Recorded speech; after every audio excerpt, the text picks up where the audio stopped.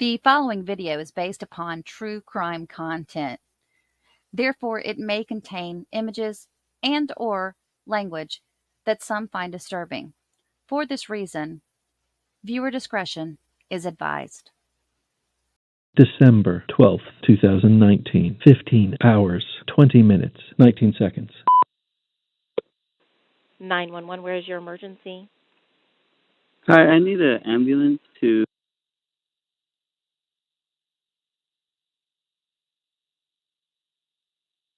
Yes. Why do you need an ambulance? I have a older male, a middle-aged male. He is breathing? Yes, he's breathing, but very, very highly breathing. Okay, let me transfer you to the medics. Do not hang up.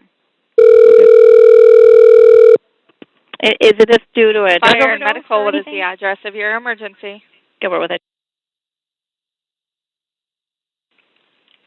Caller, are you on the line? Hello, is Hello? anyone there? Yes, this is. I'm here. Okay, you're at for. Yes, that's correct. Okay, what is the emergency? I have a older male here named Alex. He just passed out here on my bathroom. Okay, is he awake right now? I think he's passed out. Okay, you think he's unconscious? Yes. Okay, is he breathing normally, like you can see his chest rising and falling?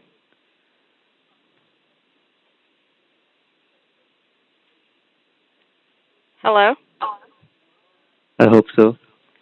I have the paramedics on the way, but I need you to try to help me with some information while they're driving there to help him. Okay? Okay. How old is he? He seems to be in his 40s. Okay. Do you know him? No, it's my mother's boyfriend. Okay. And how old are you? I'm 25. Okay. I have the paramedics on the way, so he's in the restroom right now. Correct. Gilbert, can we get you started? I'm already en route. All right, thank you. Okay, is he on his back or on his stomach? Where is he at? He's on his side. Okay. Can you lay him flat on his back on the ground? I'll try. It's just there's feces there, and I'm trying to just keep cool right now. You said he's what? There's feces on the ground. Okay. I know that's gross, but if we can just go ahead and get him flat on his back, I want to make sure he's breathing, because if he's not, we're going to do a few things. Gotcha. Did you say he's cool, like cold?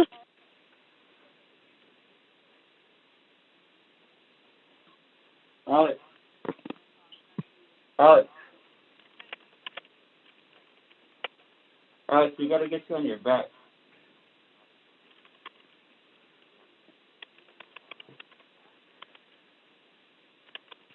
Alex. Does he seem more awake or more asleep? He's more passed out. Okay. Is he opening his eyes or moving at all? He's breathing. Okay. Is he breathing normally, like his chest is rising and falling? He's not making any weird sounds? Yeah, he's making a very exhale sound like... Okay. If he's doing that, we need to start CPR, so I need you to get him flat on his back on the ground. Okay. I'll do that. Let me know when he's flat on his back, and we're going to give you instructions, okay? Okay. What is your first name?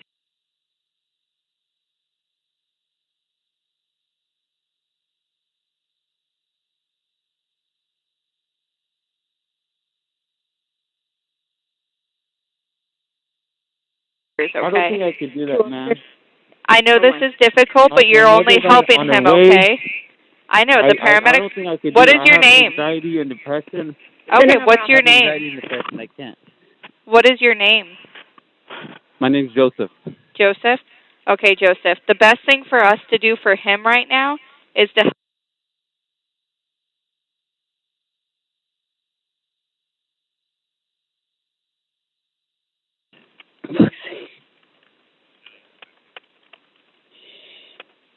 So if you'll just take... Oh, fuck. I know it's not ideal, but you're doing a really good job by helping him if you can do that, okay?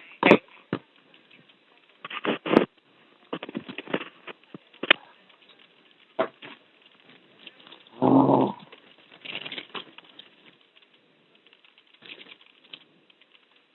Yo, Alex. Alex. He's not breathing. No.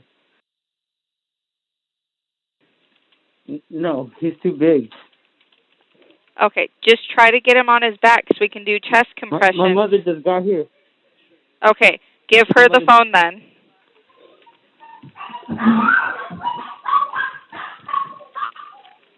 So, did she say the mother just got there? Yeah. Come here. Come here. And we're coming on Mineral right now. Really we're bad. almost there. It's really bad. Come upstairs in the bathroom. We need to get him on his back. Can you put your mom on the phone? She's right here. You're on speaker. Okay, ma'am, the paramedics are pulling up, but in the meantime, we need him to get flat on his back, and we need to give him chest compressions, okay? Chest compression. Wait. But does she know how to do CPR? Yes. She knows how. Okay. How far are you? We're pulling up out front right now, so they're grabbing their equipment and they're coming in. Are you on the first floor or the second? We're on the second floor. Second floor in the bathroom? Yes. Okay, and the door is unlocked? Yes. Yes. Okay, do you see the paramedics now? Yes. Okay, Joseph, you did a good job. I know that was really scary, but thank you for your help, okay? Joseph, before you hang up, Joseph, before you hang up, I need your last name. Okay. Joseph, let the paramedics do their business and tell me what your last name is. Lopez. Joseph, what's your last name? Lopez. Okay. And what's your date of birth, Joseph?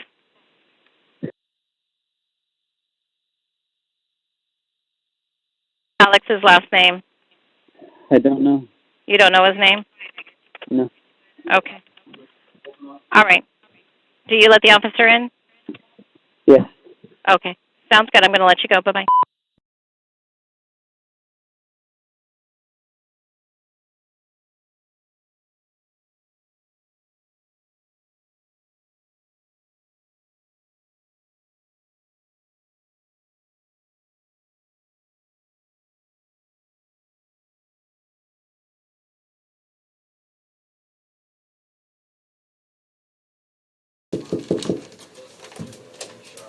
Here, please.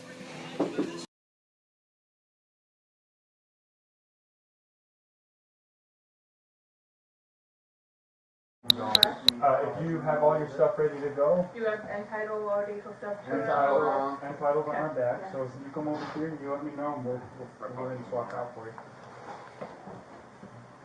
Hey Chief, did I have a suction downstairs? I don't know. Dave, do you see the suction unit right there? here at the base. Would you mind bringing? Yeah, I got you. I'm gonna go ahead and back up a little bit while we get our stuff on. Yep. No, want me to fill it? Okay, perfect. Thank you. Here you go, Jeff. Did you guys have, you said you got more info? Stop somewhere. I don't know. That's what Mike is probably one of our best paramedics. He was blue when I walked in. What's that? He was blue when I walked in until I started doing compressions. He was blue on the face. I'm just wondering, is it possible for you guys to wait outside? My kids are already going through enough trauma as it is without you guys standing right next to them. So we're definitely not trying to make things worse, ma'am. We're not trying to have anybody feel bad or be anxious, but someone died in your house today, and we're not going to leave your house until we finish that investigation. So Let me ask you this. So why are you saying that someone died in the house when he wasn't even pronounced dead until he was in the hospital?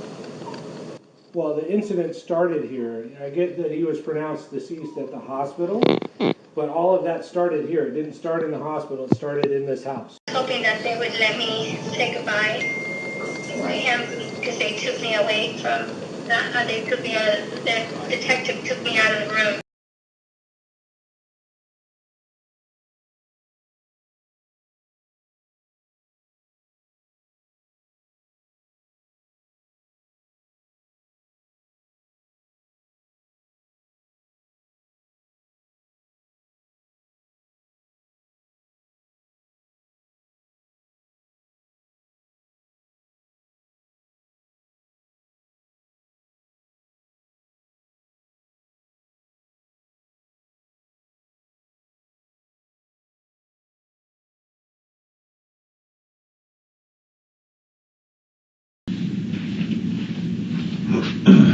Did you get my text this morning?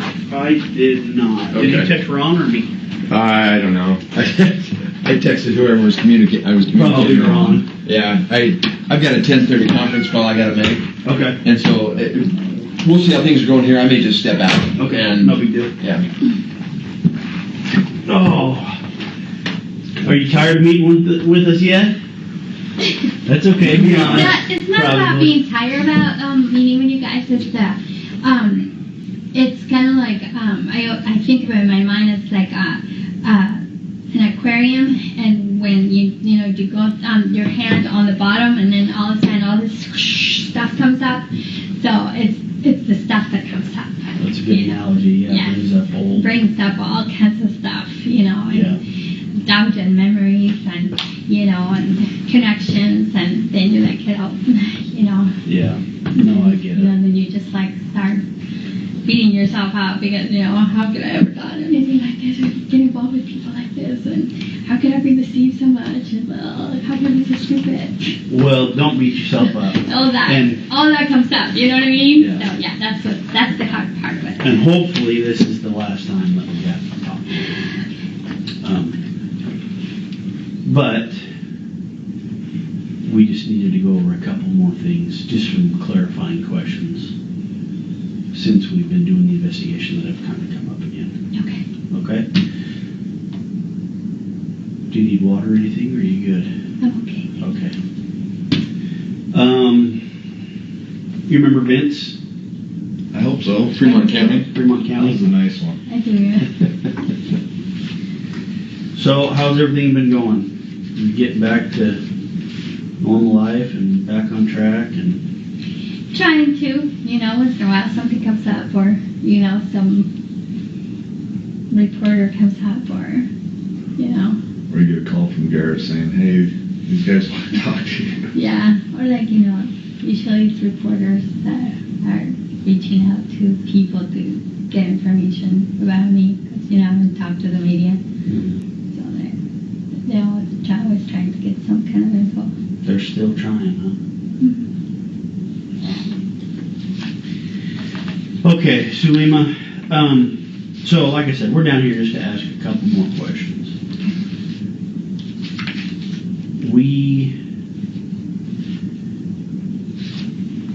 One second.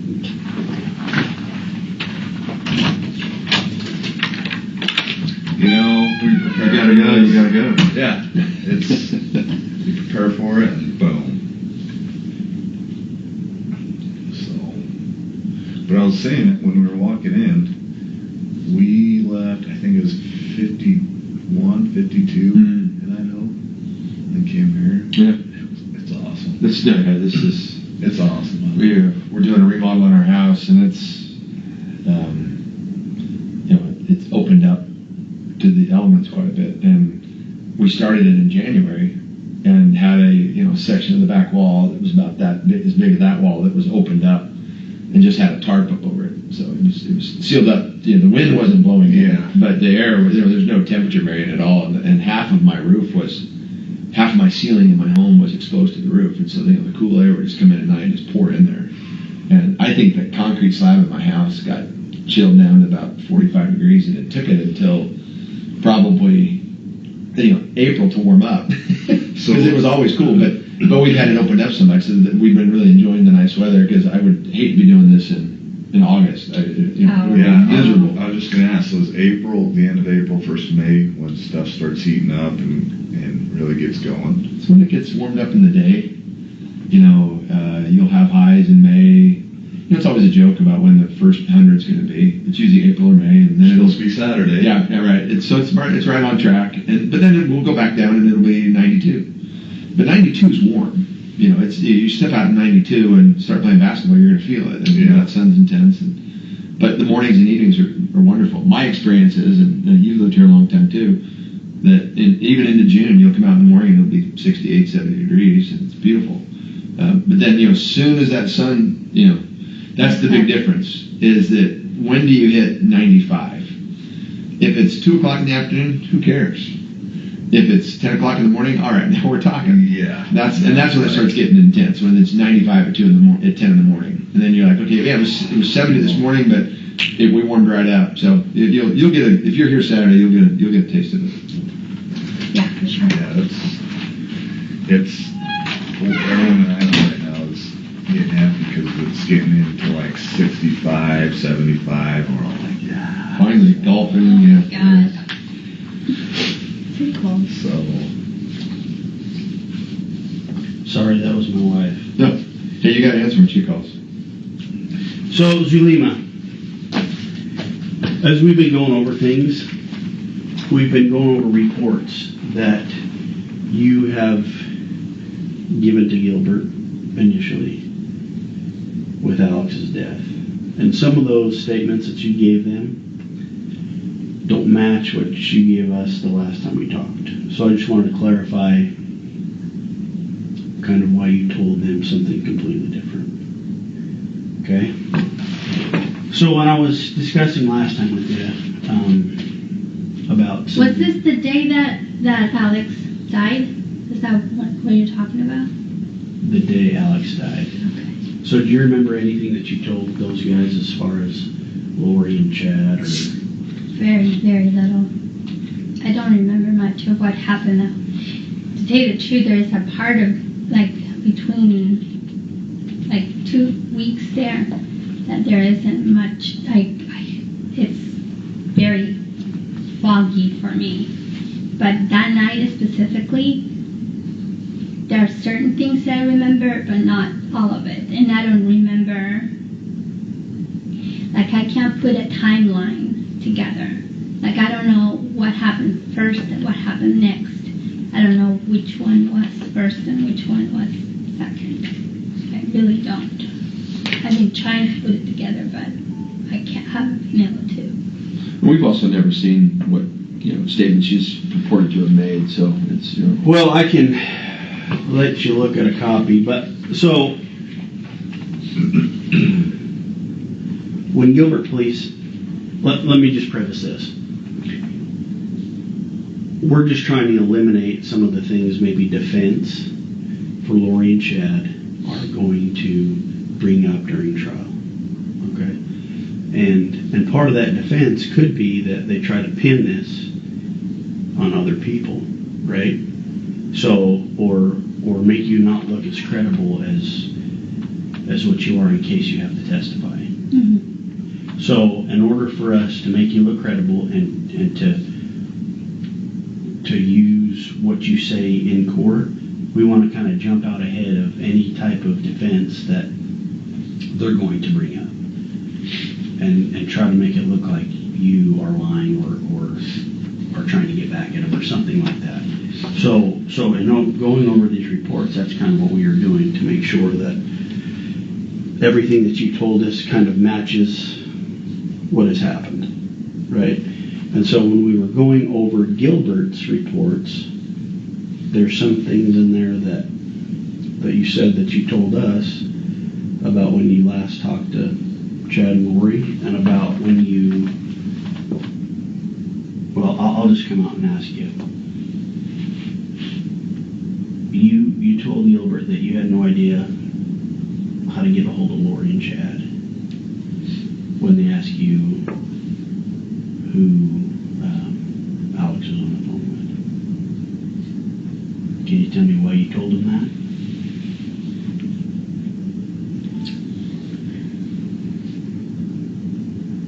I wonder why I would have said something like that, because I told them that they were on the phone with him.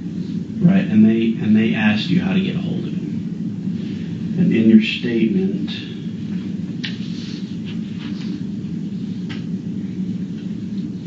You said you had only met Lori a couple of times before she moved. And you hadn't seen Lori since she moved a few months ago, and you didn't think Lori was married. Yeah, I don't remember saying that. Well, let's look at those statements.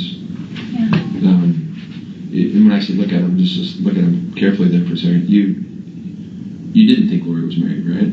Did you know she was married at that point? Yeah, I did know that she was married. Okay. Yeah, because she had sent me pictures of when she had gotten married. Okay. So yeah, I did know that. I mean, I didn't. Let me put it this way: I saw the pictures of them on the beach, her dressed in white, him dressed in white, and they were dancing and kissing. Right. And all of Seen those. We've seen all the pictures, yeah. Right. So I assumed. It was assumed that that was a wedding ceremony. When you told him, what else did she say in that statement that she hadn't talked to him in a while? What was that statement about? That you had only met Lori a few times. Well, obviously that's inconsistent with what she's told you guys. That you hadn't seen her since she moved a few months ago, and that you didn't think Lori was married. What's the timeline on hadn't seen her since she left a few months ago? Is there any explanation of that? Was there any timeline on that? Was there any clarification of what that Well, we meant? know Zeluma had gone up there. Right.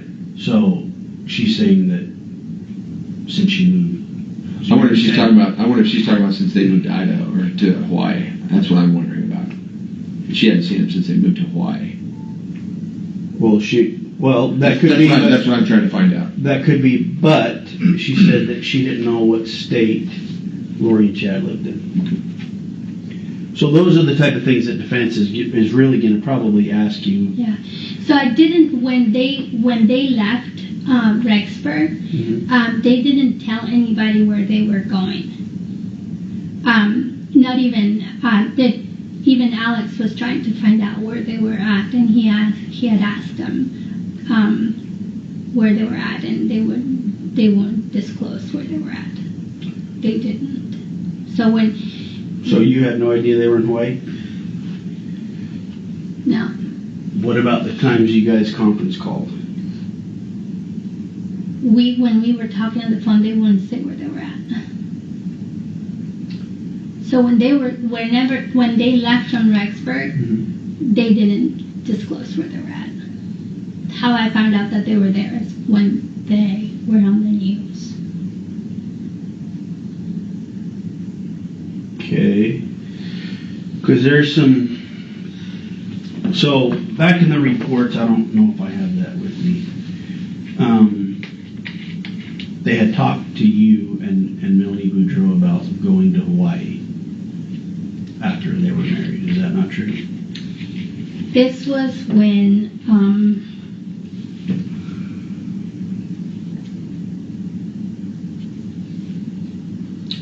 I can't remember when he was. I remember them saying that. So hold on, let me see if I can put a timeline on that. Our timeline that we have has that roughly in November, and then they go missing in December, November 26th, and then you had some conference calls with him the first week of December. You and Alex and Melanie Boudreau, and Ian was on the phone, and so I'm wondering, based on all that, and then yeah, the statements to Gilbert. So she said, "This could be you. Come to Hawaii." What day was that? That was on November 9th.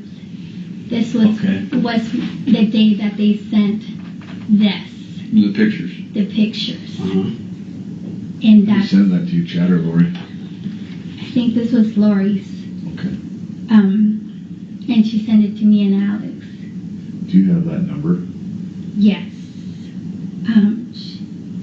Where is it? I just lost it.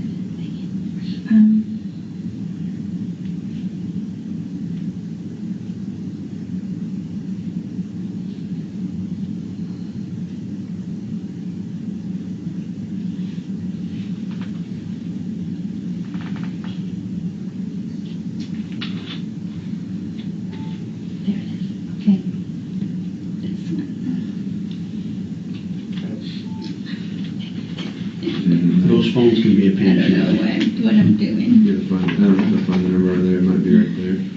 Maybe. No. It should be there. Yes. 2 participants. Okay, so that one was from 480-692-9562. And I remember this, I responded to her with a scripture. Because they were still trying to convince me to move.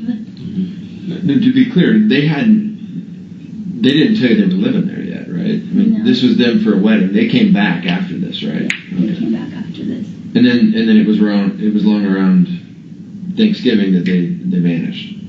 Right before And Thanksgiving. is that when you didn't know where they went? That's when I didn't know where they went, yes. So when she's saying come to Hawaii, it wasn't, hey, we're living here, come move to Hawaii with us. But I believe they had conversations saying that after they got married, they were moving to Hawaii. Okay. With Zeluma? And Melanie Boudreaux. Okay. No, I don't know about Melanie, but...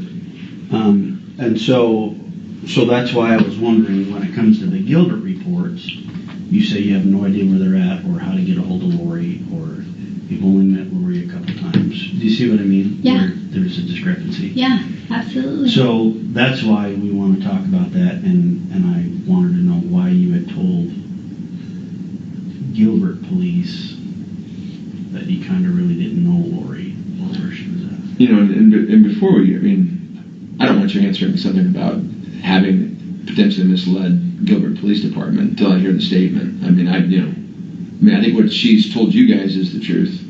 Right. And that's what the agreement was, is that she was going to come in and tell you guys the truth. So, there's a discrepancy between the two. Clearly.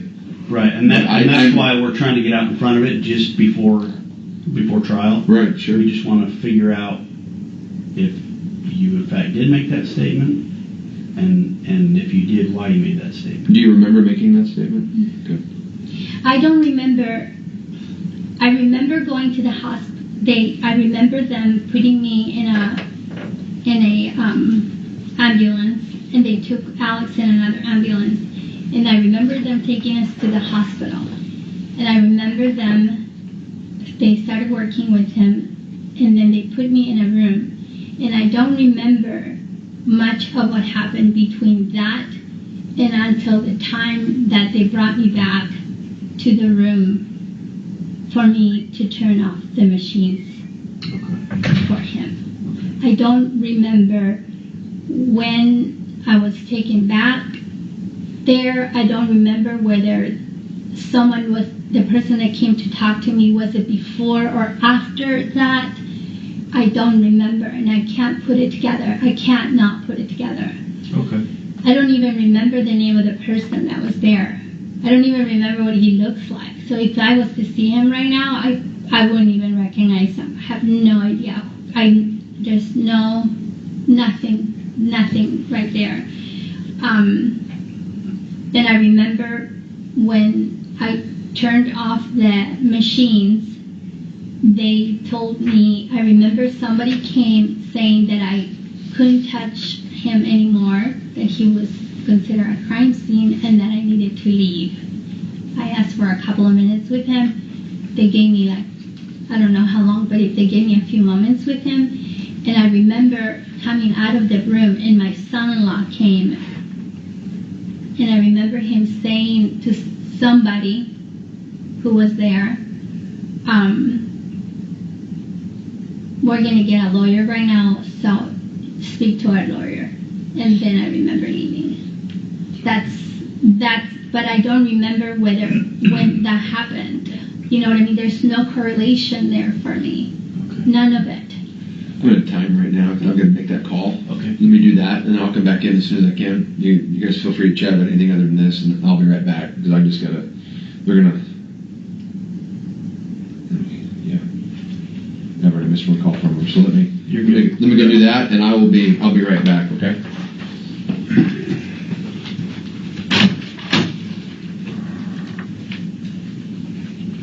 Have you been to Rexburg or Idaho since? No.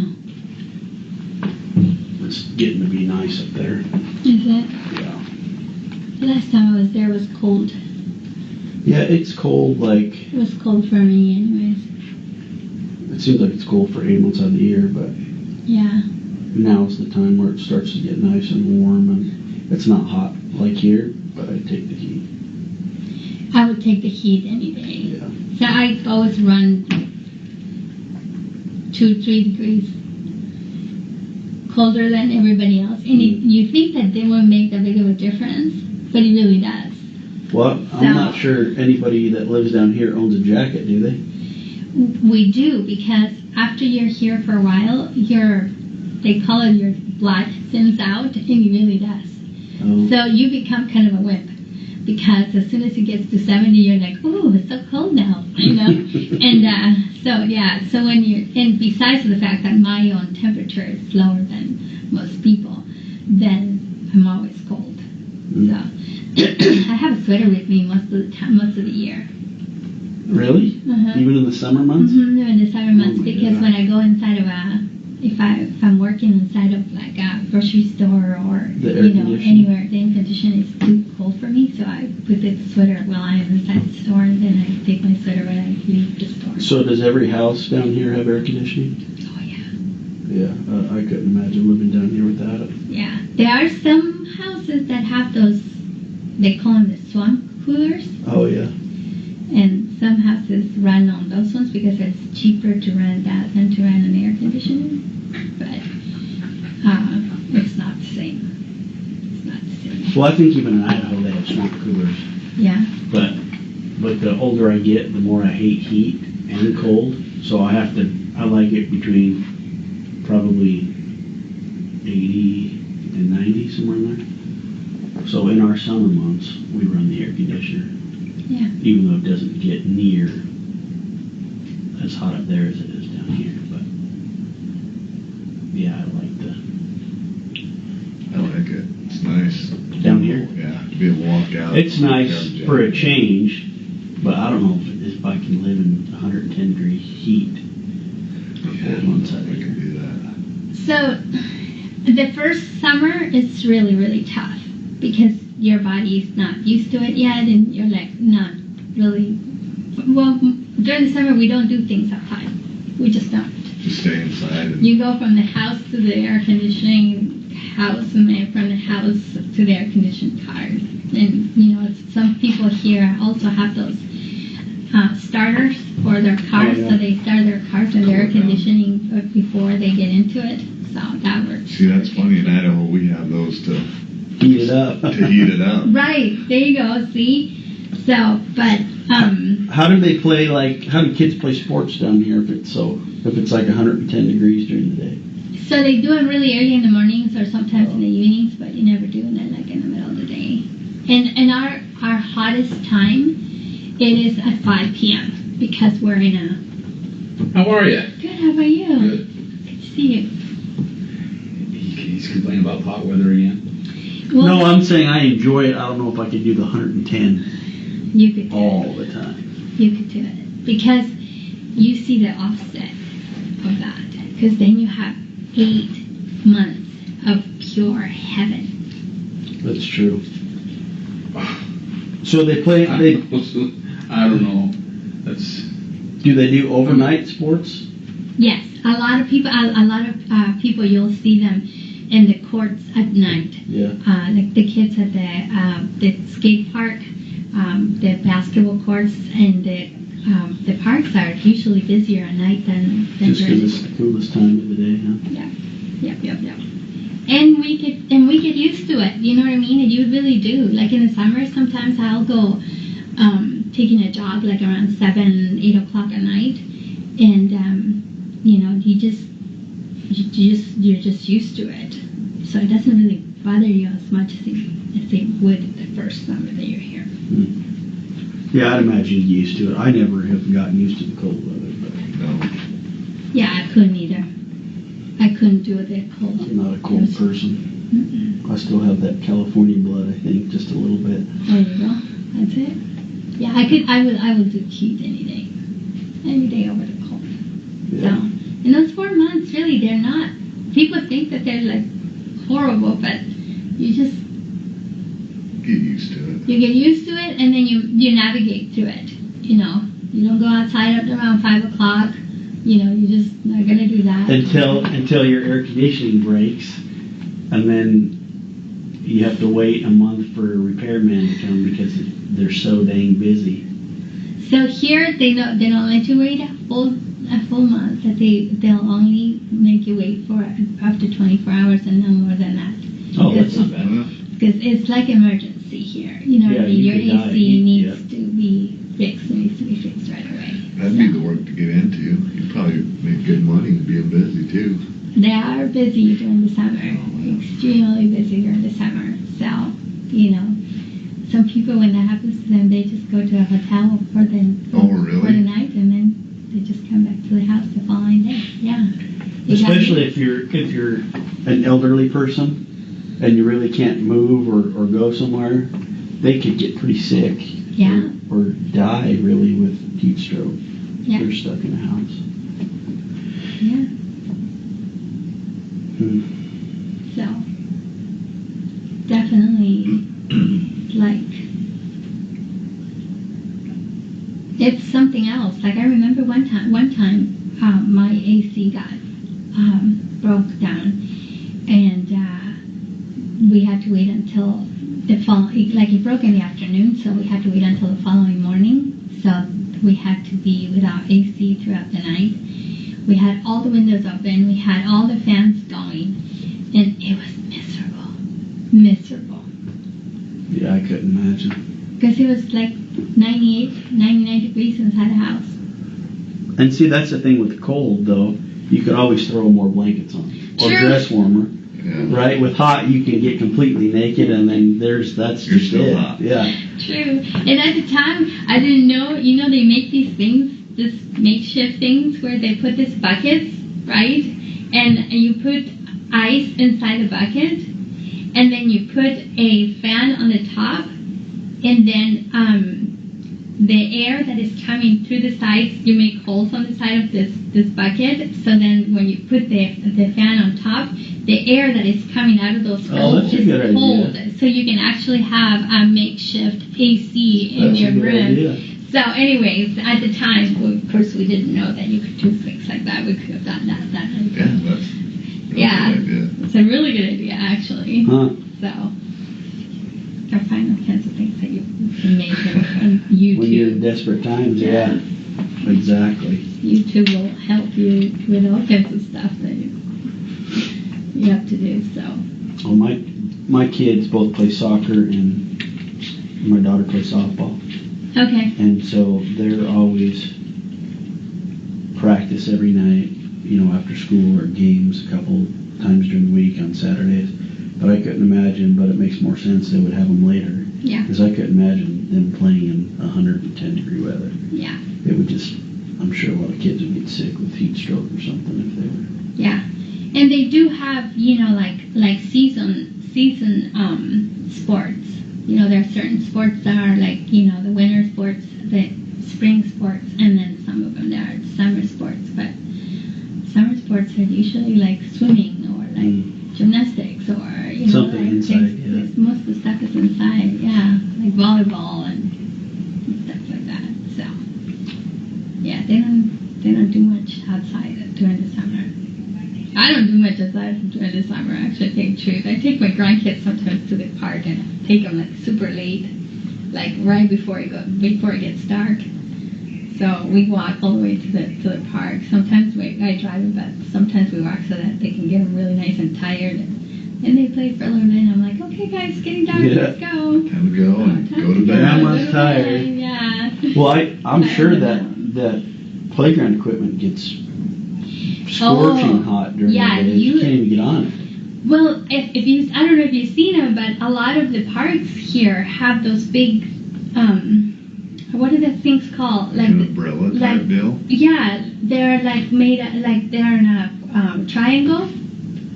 They're this big, huge like shades for the equipment, so that the kids can actually play on them, because otherwise they get too hot. Yeah, they'll burn themselves. Yeah. So yeah, most of them have the shades on top of them. Yeah, that makes sense. Something that you wouldn't see probably Idaho.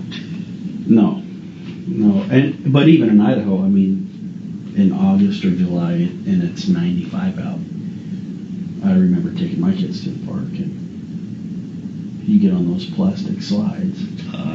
Yeah, and they burn their legs or their hands. So how far do you live from the police department here?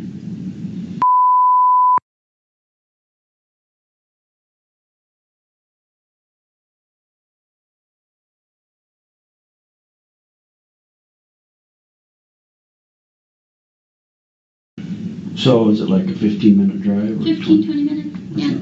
No, it's not bad at all. So, seems like, like Chandler and Mesa and Gilbert, it's like, they're so close together. It's like one city. Kind of one thing. Yeah, just kind of one thing. We ended up getting to go to a Diamondbacks game last night. You did? That was fun. That's a cool experience. Yeah. Isn't that place amazing? Yeah, that was a fun night. Yeah, you once you go on. Well, we call him Bob because the first name that he had was Bank of America Ballpark. Oh, okay. So everybody used to call it Bob back when they really built it. Now he has had like 2 or 3 different names, so depending on who's sponsoring it. Yeah. So I don't know what kind of name it is. It's now. Chase. Chase? Chase Stadium. Chase Stadium, okay. So, but it's just the experience of walking in there and seeing this, amazing structure. It's just an amazing structure they have there. Yeah. Did you guys get to see where the kids' place that they have? So up top, they have a terrace. So it's kind of interesting how they made it because it's like a terrace. So it goes out like this, so you can actually see the game, and the parents can hang out right there and watch the game. And right here they have a playground for the kids, and they have batting cages for the kids. Really? So then the kids can actually be playing and and entertaining themselves where the parents are drinking and watching the video or whatever they're doing there. Yeah, so yeah, it's a pretty amazing place. Yeah, we tried going up to the 2nd floor, and they had it shut down. Oh. Or maybe Because of COVID. Yeah, because of COVID, you had to have a special pass to get up there if your tickets weren't up there. So wherever your tickets were, they kind of made you stay on the Ah, okay. So we sat in section 135, kind of down the left field line, the third base line by left field. And those are good tickets. yeah, I was pretty impressed with it. But as soon as you walk in, you see the field, you're like, holy smokes, that's cool. It is very cool. It's an experience for sure. Yeah, and I've been to a couple other games, in Denver and Chicago. Been to games out there, but it's always cool to see new stadiums. And Did they have the top open? yeah. Oh yeah. Yeah. And when we got there, the top was closed. And then they opened it. And I didn't even know. Did you notice them opening it? I didn't even see it. The next thing I looked up and it was open. I'm like, what the heck?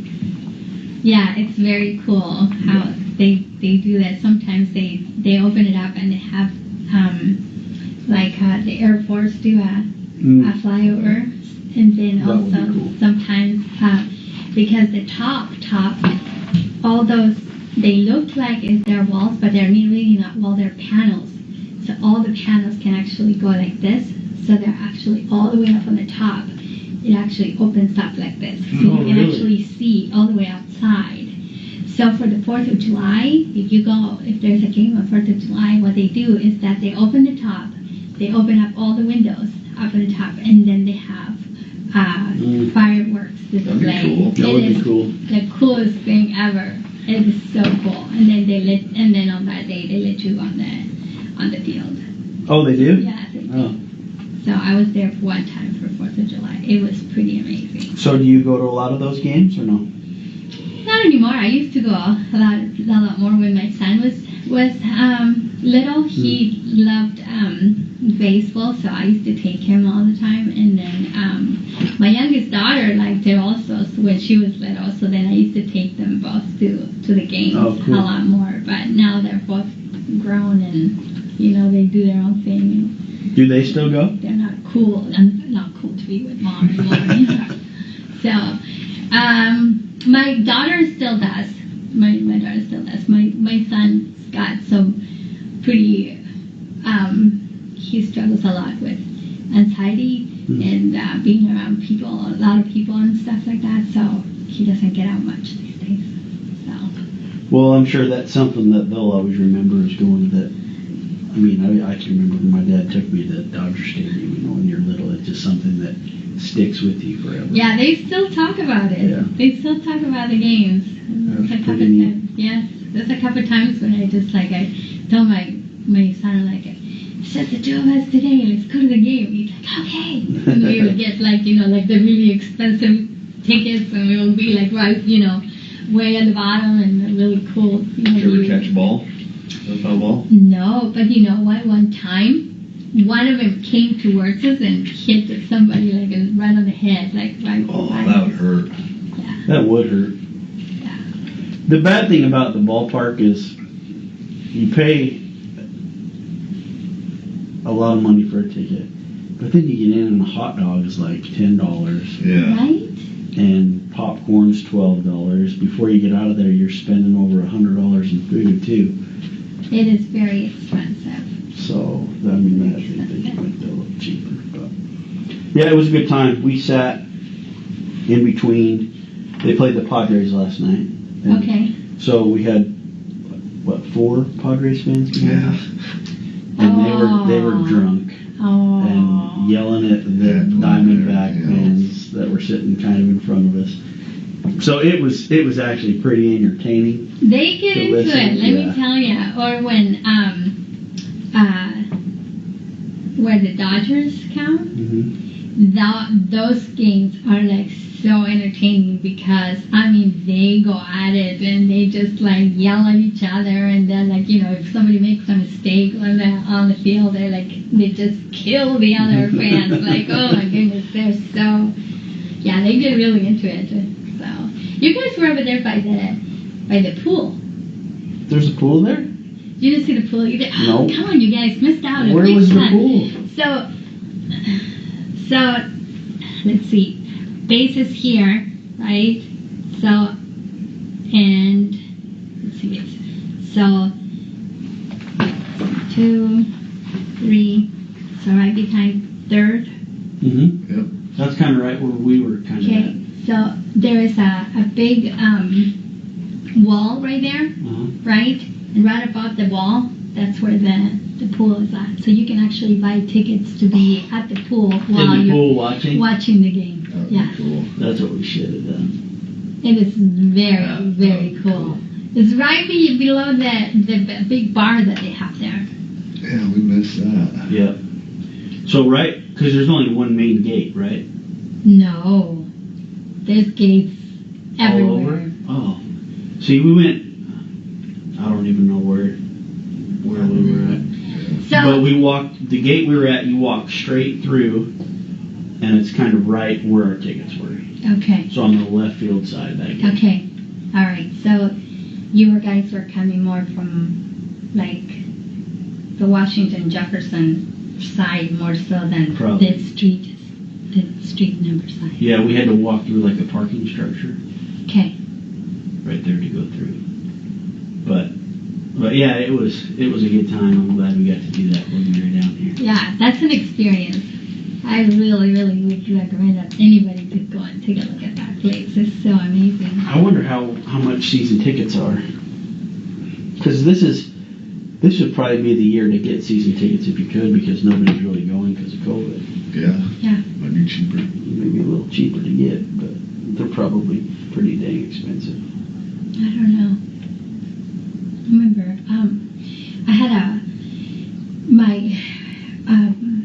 I had a friend that had season tickets, and then when he wouldn't use them, he would call me and say, "Hey, you want to use my tickets? You know, for such and such game?" Yes, we'll take them. Yeah, those are the friends to have. We'll take them. Yeah. So it was always nice to have those tickets because then, like, the same people sit there all the time, so then you get to know the people that are sitting around you and stuff like that. So it's kind of cool.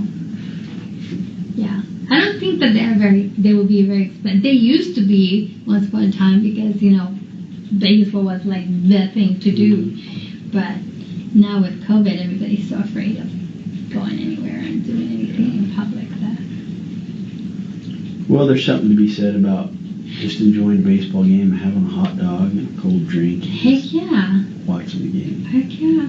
Just being in that. It's like the energy that is in there, that, the environment is so cool. I love that. Even if you're not a baseball fan, you still have to do it. That's how I became a baseball fan, by going to... Oh, going and watching? Going to watch the game. Because I never used to like it before. You couldn't understand it. And then I had somebody that taught me how, this is what that is and this is what that is. And I'm like, oh, okay, I can figure it out now. So. And it's a lot better to watch it in person than on TV, too. Oh, heck yeah. It's completely different. Heck yeah. Have you ever been to, let's see, what's the football team? Cardinals. Yes. One time I went to the Cardinals game. That'd be fun. But did you like it? It was fine, but I was pregnant with my youngest daughter at the time, and it was hot, and it was like I don't know if I want to stay here any longer. I just want to go home and just lay down kind of thing. So it probably wasn't the game. It was probably because I just needed to get some rest either a football game. So that was a long time ago because my daughter is 19 now. So imagine how long ago was that, right? Well, yeah, I don't know much for football. I mean, I liked the day that I went. It wasn't like, I hated it or anything like that. But Do you watch sports on TV at all? No. If I would watch any sport, I will be watching baseball. Yes. So, right around that time when they won the World Series, then that's when I used to really watch it. Was that, how long ago was that? Was that when Randy Johnson played? 2001, when Gonzo was the one that did the winning hit. And that was crazy. That was a crazy day. People were like going outside in the streets and like celebrating and stuff. It was big. It was big here. It's something that, Did you go to the parade? Well, the people just went outside just to like, yell, and they're just like, everybody's screaming, and why they're outside screaming, because, the Diamondbacks, and then people had the Diamondbacks flags on their cars, for the longest time after that, so. Sorry about that. That call came up last minute. We've got a response that's doing a thing by the 4th, and that's coming in quicker than we're happy about, so time for a conference call. We were just discussing Diamondbacks baseball. Well, is there anything to talk about this year? No, they went to the game last night. Oh, did you? Was the roof open? Roof was open. Oh, that's awesome. It was. Yeah. Mark McGuire hit one out the window. You know those big panels that open up? She was just telling us about he hit one out the window. Really? Yeah, I know, it was like that's 420 feet or something like that. It was just insane. Hit it out the window. But, it's this lovely stadium that's shut most of the time. Which is good. But it was open. When we got there, it was shut. And then... Well, the opening is a dramatic thing, because they cool it down, and then all the air stays in there. So they'll open it up into June, because all that cool air stays in, right? Okay. As the cool air stays, it settles and stays in, and then they can open it up and you get this feeling. Who decides if it opens or shuts, right? Who? It's the Diamondback pitcher who's pitching. Really? Yeah, 'cause, the unit, Randy Johnson, didn't like it open. He didn't like it open. So it didn't matter what the weather was, it was shut when he was pitching. Really? Except for the time he hit that bird. Did you ever see that video? Yeah, flying when fastball. Pitching, yeah. Oh my gosh. Yeah, the bird was gone. Anyway, interesting. We saw a lot of Randy Johnson jerseys still. Yeah. Well, he was a freak. Yeah. I mean, he was a freak. In the very best sense of the term. This big, tall guy that had a lefty throw. I mean, oh my word. That slider he had, ugly. Yeah, we had a good time last night. That's fun. What'd you eat? Hot dog, And Chicken chicken dog? wings, yeah. Good? Fun? It was good. Where were your seats? Where were you? 135. I don't know where that is. Maybe Right third down, base, right? third base, Yeah. left Right down area. Yeah, that's awesome. That's good seats. It was Good nice. seats. It was perfect, yeah. I'm Yeah. glad we got to go to that. That's fun. I'm glad you enjoyed that too. It's an awesome time. That's really good time. I've been at a Diamondbacks game. Last Diamondbacks game I went to was in San Diego. We were over in California. Half of Arizona goes to California for the summertime for a week or two or whatever, and we were over there for a week and went to a Diamondbacks Padres game, and it was 70 degrees. You know, it was perfect. It was That's who they gorgeous. were playing last night. Yeah, Padres are the real deal this year. So They whooped them. yeah. Well, and they had some fans letting them know, too. Yeah. It's good. Cool. Sorry about the interruption. No, you're good. You're good. Back to discrepancies. So Zeluma, like I said, we're not accusing you of lying or anything like that. We just want to get ahead of this before it gets brought up in trial. Yeah. By either Chad's attorney or Lori's attorney or somebody brings it up and tries to discredit you. Mm-hmm. So I've kind of gone. Was that statement recorded from You know, I don't know. Okay. I don't know. That would be helpful. Or have or haven't. Yeah, this is because it's hard to verify something that you don't remember making, the statement you don't remember making. Right. You know? And they may have a recording. I just was pulling the Gilbert reports. Okay. So we talked about that. So let's talk about the bag of cash that Alex gave you. Do you remember when he gave that to you? He didn't necessarily give it to me. He just a couple of days before he passed. I don't know if it was like 1 day or 2 days before he passed. He said to me, Zeluma, if anything happens to me, I want you to know that there is money in a bag in the closet, and it's for you. He said it's not much, but it's for you. Okay. And did you ever count the money that was in there? Or know how much was in there? Well, when before he passed away, no, because I just said whatever, you know what I mean? I wasn't going to touch his money. But after he passed away, I asked the police to bring it down, and my daughter and her boyfriend started counting it. They did. And how much was in there? I think that there must have been about probably between $5,000 and $7,000 or something like that. Okay. Do you remember what else was in the bag?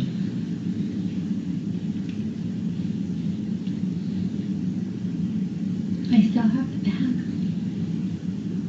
Do you still have everything that was in it? Yeah. Do you remember what it was? It was a bag. He had it in a plastic bag, like a Ziploc bag. Mm-hmm. And Sure, the money was in a Ziploc bag? Mm-hmm. In another bag? Yeah. Okay, right. And what else is in there? I've looked through that thing like I don't know how many times, and now for the life of me I can't remember what's in there.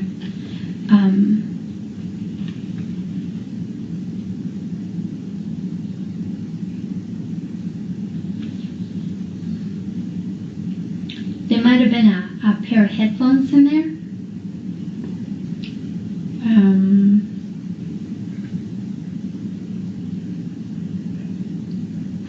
I don't know. I can look in there and take a look and tell you what's in there. You take anything out of it? Probably. I mean, I took the bag out. You know what I mean? And I took the headphones out because I started using. I'm like, I wonder if these are good headphones. Yeah, I started using them. Did you take anything else out of it?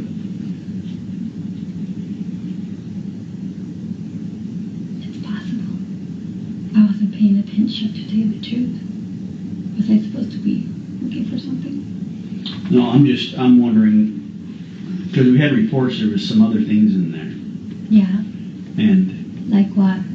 like there was a gun associated with the bag of money. Oh,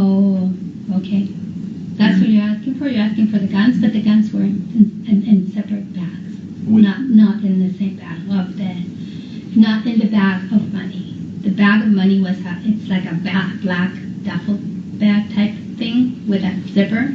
Okay. And then there's the guns that he left. They have their own case, and they have, it's like a case, like a gun case, and then the gun goes in one thing, and then they have the clips, and. So just so I understand, the gun case was with the bag of money. Next. But not inside the bag. I don't think so. No.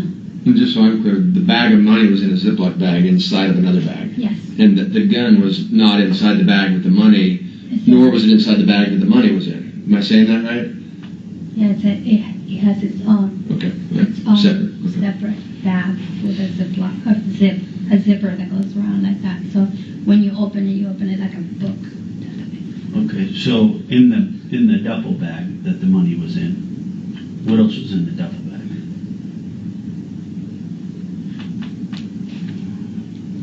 Let me ask you this: was there a phone in the duffel bag?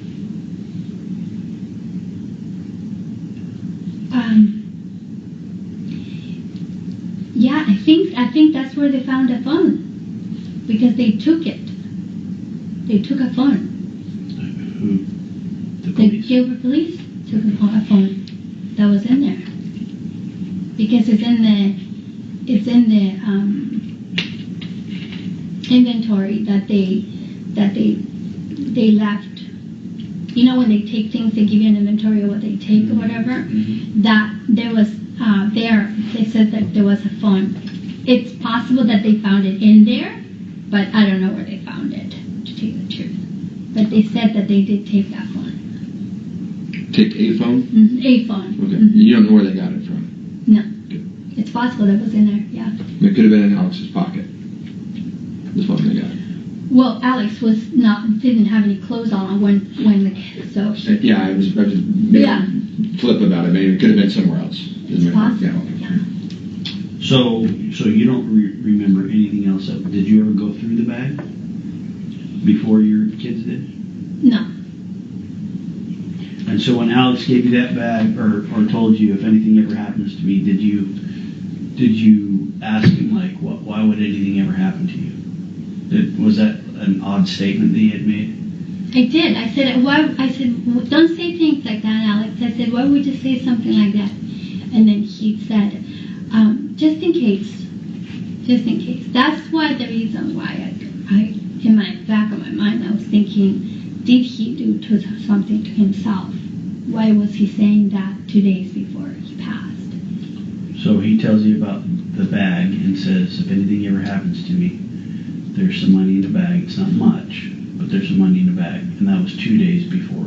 Yeah, either the day before, or either the day before he passed or the day prior to that. So in the last 2 days that he was alive. Okay. And then, so when you had that, let's go back to the conversation that you had with Alex when Tammy's body is being exhumed. Do you remember that conversation where you said you had confronted him and said, Alex, are you going to have anything to do with this? Why would you think that he may have something to do with it? So,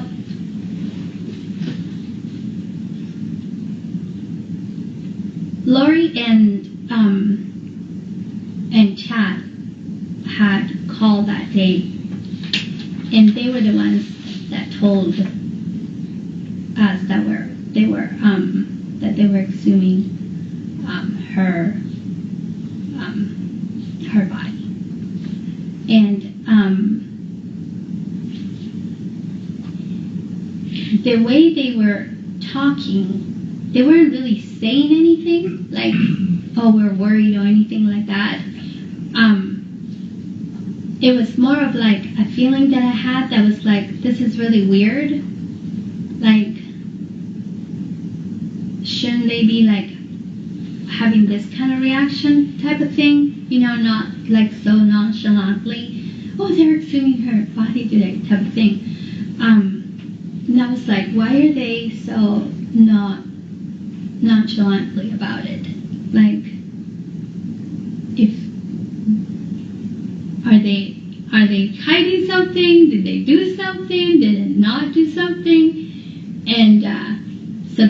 why I wanted to.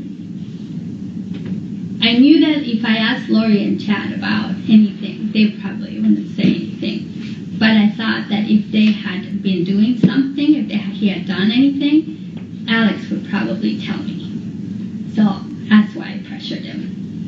I'm like, would you have anything to do with this? Like, that if they sue this body, and are they gonna find anything? Did you have anything to do with this? And he said no. But I mean, I don't know if that was true or not. Do you know what I mean? Okay. And the reason I ask is because, let's say, if my wife gets a call and they say one of her friends is being exhumed, that wouldn't be a question I would ask my wife. Is, did you have anything to do with this? That wouldn't even cross my mind. Do you know what I mean? It would be more like, hey, we're telling you it's getting exhumed. Right. Information-wise, this is what's going on. So that's why I wanted you to maybe expand a little bit on maybe why you thought or suspected Chad and Lori may have done something to Tammy, or that maybe Alex had known about something or had done something. So remember that they were saying that Tammy had become a zombie. Mm-hmm. Remember that? Yep. And they were talking. I don't know who was saying who, because they always like, oh, I was told. Lori would say, I was told, and then Chad would say very little, and then it was kind of communicated through her. So it's kind of hard to tell who the information was coming from.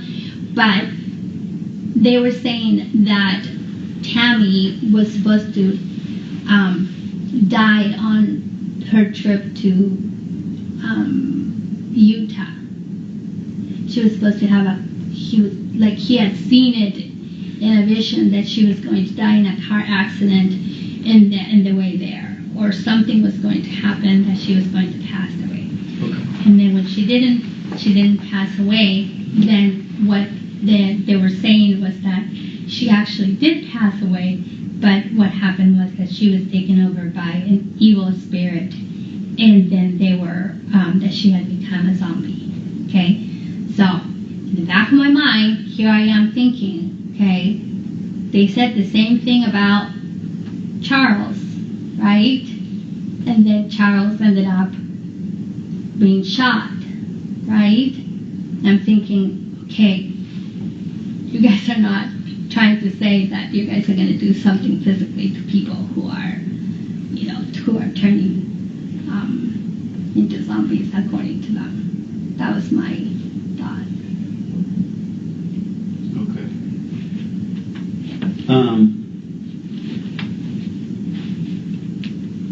So, refresh my memory again. What was Alex's response to your question to him? So he sat back and and pressed his back towards back of the bed, the headboard, and he goes, "No." And that's it. There's no answer after that. Nothing else. I was waiting for him to say something else, and I'm like, okay. I'm like, are you going to say anything else? And he's like, no. Like, okay. So I thought when he seemed so sure of his answer, I was like, well, okay, well then he didn't have anything to do with this. Okay. And is that the same conversation that's the same conversation you kind of got after, right? And we're pretty, maybe forceful is not the right word, but aggressive towards him as far as, tell me what's going on. Yeah, because that was when because right after so then I pressed for another answer, and he tells me no, right? So then then I stand up and I start walking away, because I'm like, I don't know what to think at this point. And that's when he said, I think I am being their fall guy. And I'm like, the fall guy for what? What is it? Tell me. What is it that they're trying to pin on you? What did they do? And he just wouldn't say anything else. And then I get frustrated again because he's not answering my questions. So I turn around and I'm going to walk away again, because I'm just so frustrated that he's not saying anything. And that's when he tells me either I am a man of God or I am not. Okay. Now, at the time, because I turned around and I said, what does that mean? What does that mean, Alex? Tell me, what does that mean?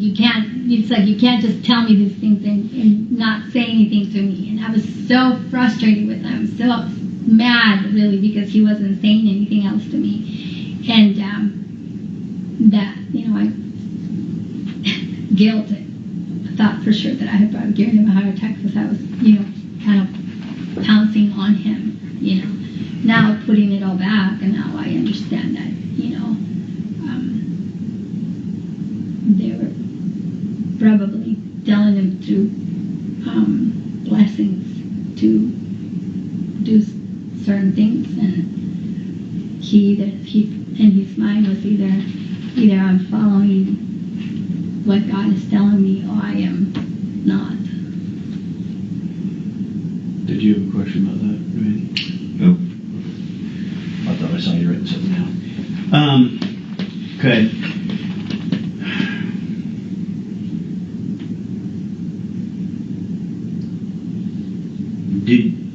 So after he had said that, I think I'm going to be the fall guy. I think I'm going to be their fall guy.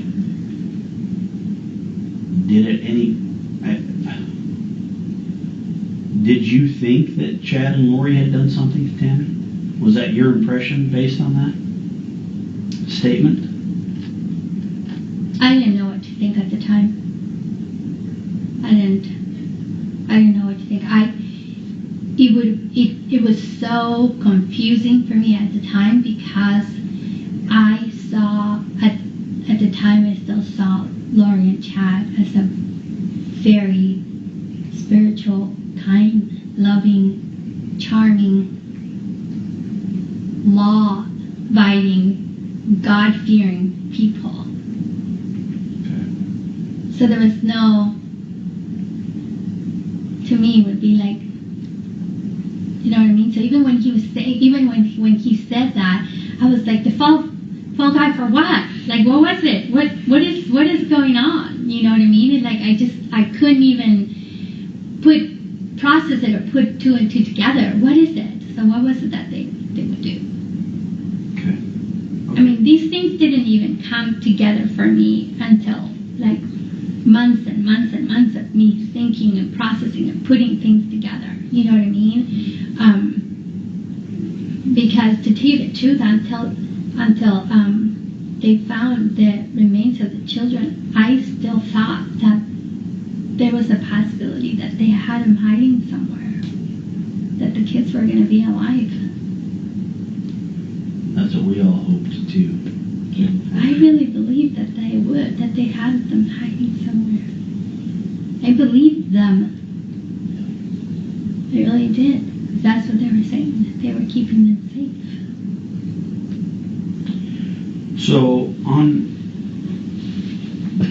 these conference calls with you and Chad and Lori, and then there was Melanie and Ian, you guys talk about a code word to make sure it's safe to talk. Do you remember talking about that with them? Yeah, because remember I told you that the day that Alex and I were going to Vegas, that day when I got back from the spa, he wasn't in the house. And so then I called him and I said, hey, where are you at? And he's like, oh, I'm in the walkway, the green field behind the house with Gib and Melly. So he's like, just come out back here and meet us back here. So when I got to where they were at, that's what they were talking about.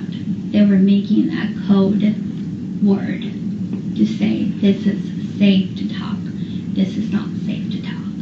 Do you numbers were. So it was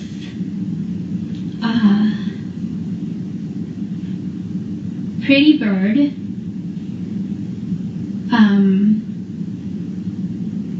and the other one was Not Happy Bob. Not Happy Bob. So which one meant it was okay to talk? Pretty Bird?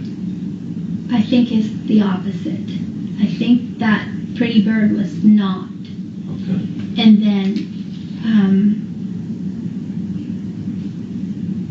Not Happy Bob meant it was okay. Not Happy Bob. Meant it was okay. Okay.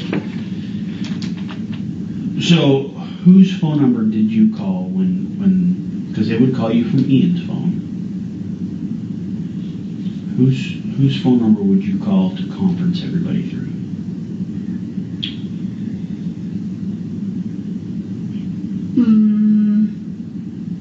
I think they had so many numbers. I don't know. Yeah, they did have a lot. And that's kind of what we're trying to figure out is whose phone you were calling to conference everybody in together. Because every time they would call you, and then you would do the calling. I think so. Or I think sometimes we will call and they will call back, and sometimes they will call and they will answer, and then three-way the other person. I think it was a couple of times it was Chad's phone, and then I think a couple of times it was the Lori's new phone number, or the last phone number known that we knew anyways. Okay. I think it was both of them. Off the top of my head, I couldn't remember which one it was. Okay. And I don't think that my phone records would go back that far. Okay.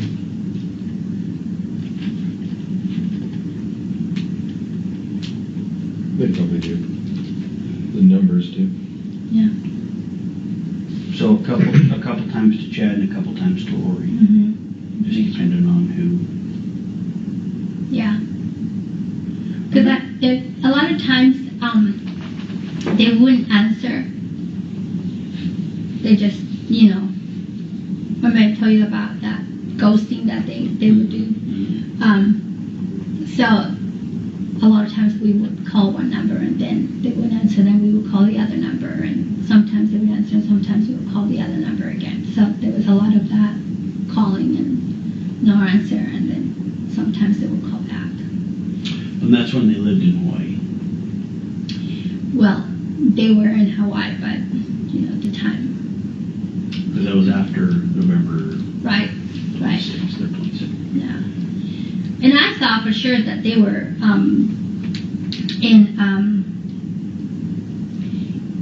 I thought they were somewhere in Utah or somewhere in there, because one time there was this conversation, and they were laughing because they said that Lori had gotten stuck in her car because of a storm, and she couldn't move in her car, and she had to spend some hours or like part of the night or the whole night somewhere until she could actually get through the storm. So at the time I thought, in my mind I thought that it was like a snowstorm that she couldn't get through, and I thought, well, probably Utah, that's what I was thinking, but I don't know if it was a storm over there, or were they here still and before they left for Hawaii? I don't know. Or were they telling you that to put you off? What was rather Right. maybe? It's possible also. Yeah. Right.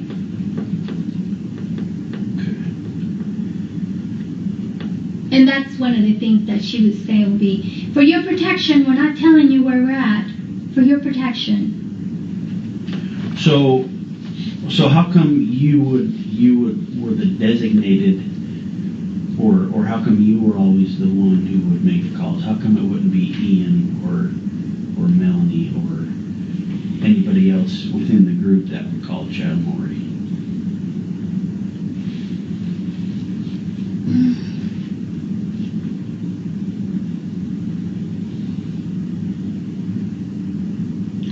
I don't know. I guess it was just kind of like a just kind of take over kind of thing. I don't know. Maybe.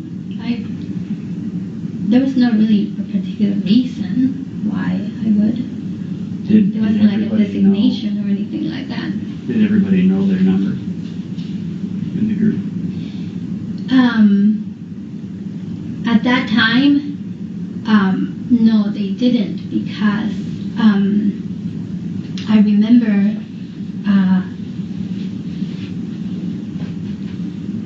one of those conversations.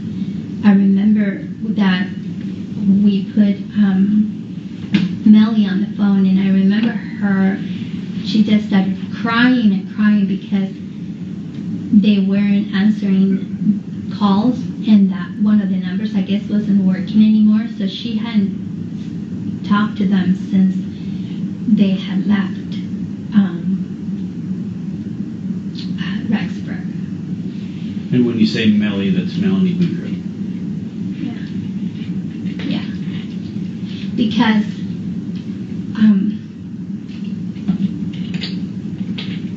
the way that they were, part of the manipulation and part of that indoctrination and getting you to be part of this, needing them and being, close to them and stuff like that, was their constant offering you a blessing of comfort, or offering you a blessing of something that was going to happen, so promising you something. So it was almost as if when you get that on a constant basis all the time, and then all of a sudden you don't, it's almost as if you're like, whoa, what happened there? You know what I mean? All of a sudden you feel like, oh my goodness, I have no guidance now. You see that? And I believe that and I can't say how Melly was feeling at the time, but I would imagine that she was feeling like, she hadn't had any contact or anything from them since they left Rexburg. So I remember her being in tears having that conversation. So kind of off what you said is, when she was in tears, and did she or anybody ask you for their numbers? If they, because they knew you had them, right? Because you were the one that was calling. So did they ever say, or after the conference call when you talked to Chad and Lori, did Alex or Melanie or Ian or anybody ask you, say, hey, well, can you forward me their number? I'd like to call them and talk to them. Or was it just you that solely had their... No, they had their number too. They had their number. If I'm not mistaken, it's probably, I can't say for sure, but I'm thinking that it was probably given to Melly that day during the call. During one of the conference calls? Mm-hmm. Yeah. I don't remember. I really don't know why that kind of became like a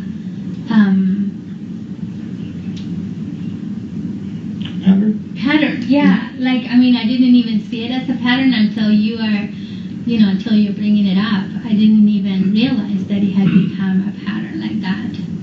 So, and it's possible that it was part of that, manipulation, part of that, you're the contact person kind of thing, or, putting you in this.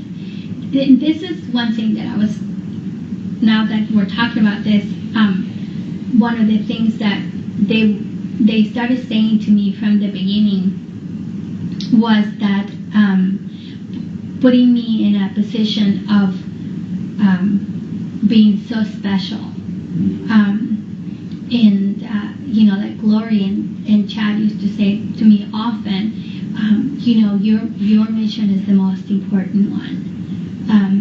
We have to take care of you more than we have to take care of anyone else, because your mission is most important and more important than anybody else's. They always said that to me from the beginning. Okay. And there was, Lori would say that sometimes when we would just get together, she would, say that, oh, everybody has to, make sure that you're praying and taking care of Zeluma, because her mission is the most important. Okay. And if they had some pretty crazy plans, I mean, now it would make sense why. Yeah. That would be the most important. If that's, that was part of the final plan. So along those lines, with you being the most important mission, and I know we've talked about this a little bit as far as your marriage with Alex.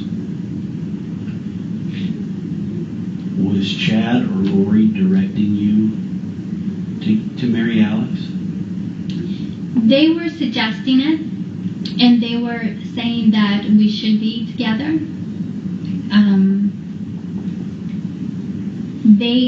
Chad did give me a blessing one time, saying that I would get married again. And I remember telling him, I don't know about that. I'm like, I already told myself that I was never going to be married again, so I don't know about that. But I do have a feeling, even though I never heard it myself, I do have a feeling that they were probably saying that to Alex. So did Chad or Lori ever tell you, as part of your mission, that you need to marry Alex, or that part of your mission is marrying Alex? So the way that they presented it was that in order for people to finish their missions, they always had to have somebody that was going to be equal in their, in their spirituality, equal to them, and that they were going to be a helper to complete that mission. So then they started saying, Alex will be part of that for you. He will be the person who will be able to help you with your mission, and he will be the supporter that you will need, and things like that. So did you believe that in order for your mission to be complete, that you needed to marry Alex? Did you believe that?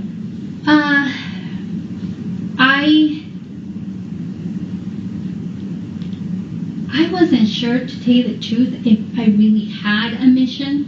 I kind of took their word for what they were saying.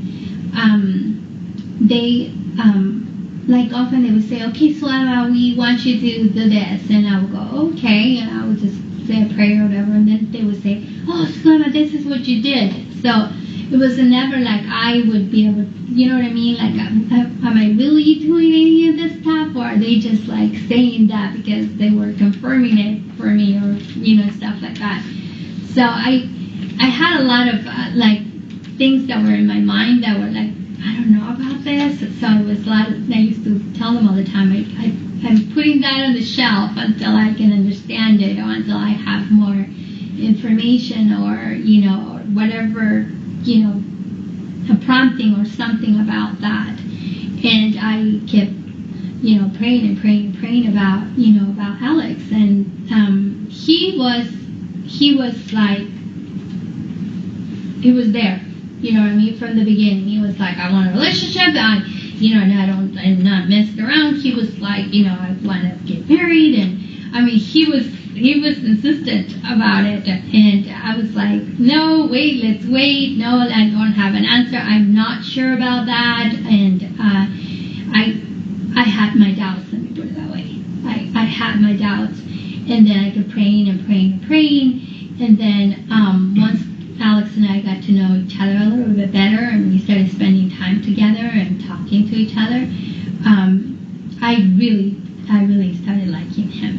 And the things I liked the most about him was that he was the kind of person that I could go deep conversations and deep discussions about the scriptures, and he knew the scriptures very well. And sometimes we would sit on the phone for like 2 hours discussing scriptures, and I'm like, I've never been able to do anything like that with anybody. I mean, much less, someone who was interested in me. You know what I mean? So when I went there, I think I went there in October, I think it was, around October 7th. He was ready to get married. He was like, he said that he had called, I guess another county where you can just go, kind of like Las Vegas type thing. You can just go and you can get your license and you can get married right away. And he was like, he was ready to go. He was ready to go, and I was like, no, Alex. I'm like, I am not 100% sure that I want to do this, so I need to wait. I need to wait. And he's like, okay, we'll wait for as long as you want to. We'll wait. I mean, he wanted to, but he wasn't like pressuring me. You know what I mean? He just said that he was ready. And then when he was coming back down from Rexburg for when he was coming down for Thanksgiving, a couple of days, I think it was the day before he arrived, I was praying and I was asking, and I just got this feeling that, like, okay, I think that it's time for me to marry him. Do you think Alex was pressuring you because Chad and Lori wanted him to get married to you? Mm-hmm. It's possible. And this might be a tough question. Do you think Alex truly loved you, or was just doing it because Chad and Lori told him to? I have asked that myself many times, and I don't know if someone could actually fake it that well. Do you know what I mean? Yeah. If I didn't love somebody, I don't know if I could be that doting over that person. At least I couldn't fake it. Maybe he could. And if he could fake it, then he was a really good faker. Okay? Because he was like, he doted over me. And maybe that's one of the things that they told him to do. Maybe that's what maybe that was his orders that they had given him, was for him to be doting over me. But he would, like, from the minute that he got up until he went to bed, he made sure that I was happy, that I was taken care of, that I had everything. Like I told you, I mean, one day I was like, what sounds really good right now, Alex? He's like, what? I was like, salsa and chips. And he got up and he picked up his kids and goes, I'll be right back. And he was out the door. He went and got me chips and salsa, and he came back. He goes, here you go. And he would say it all the time, as you wish. As you wish. So I don't know. It is a possibility that, yes, he could have faken that, yet. So it had to be a really, really good faker. Were you in love with him when you got married, or were you doing it because Chad and Lori? I loved him. I loved Alex very much. I'm just going to go back on a couple questions on this. Before we stopped the first time, we were in the hospital with Alex, and I think it's Chandler or Gilbert that was in there. Gilbert Police in the hospital as well. Your son-in-law said that he has an attorney now, so if you want to talk to us, talk to the attorney. What did he need an attorney for at that time? You mean, what did he need an attorney, or what did he need an attorney? And I might have misunderstood you. Before Garrett stepped out the first time, you were telling Ray, once Alex was in the hospital, you were there, and I believe your son-in-law was there, and the Gilbert police were asking something, and he mentioned to him that either he has an attorney or there's an attorney for Alex. So talk to the attorney now. Was he talking about Alex having an attorney at that time, or was he talking about himself having an attorney? Does that make sense? Yes. So he was talking about, he was saying that his attorney, to talk to his attorney because he was going to be representing me from then on. Talk to Alex's attorney? No, to my son-in-law's attorney. Okay, why would he need an attorney? I guess is what I'm asking. Why did he have an attorney? Yeah, why would he need one at that time? So what happened was that my son-in-law came out of a parking lot from, I think it was... Let me cut you off and tell the story. I don't think he cares why your son-in-law knew the attorney. Did your son-in-law need an attorney under this investigation? Under this, no. Not under this investigation. Okay, so the police attorney was for her. Oh, he contacted an attorney that he knew for her. Okay. Yeah, and I guess that's what I'm getting at. Why did you feel you needed an attorney at that time? I didn't. He felt that I did. He felt, okay. All right, that's what I was, sorry if that was confusing.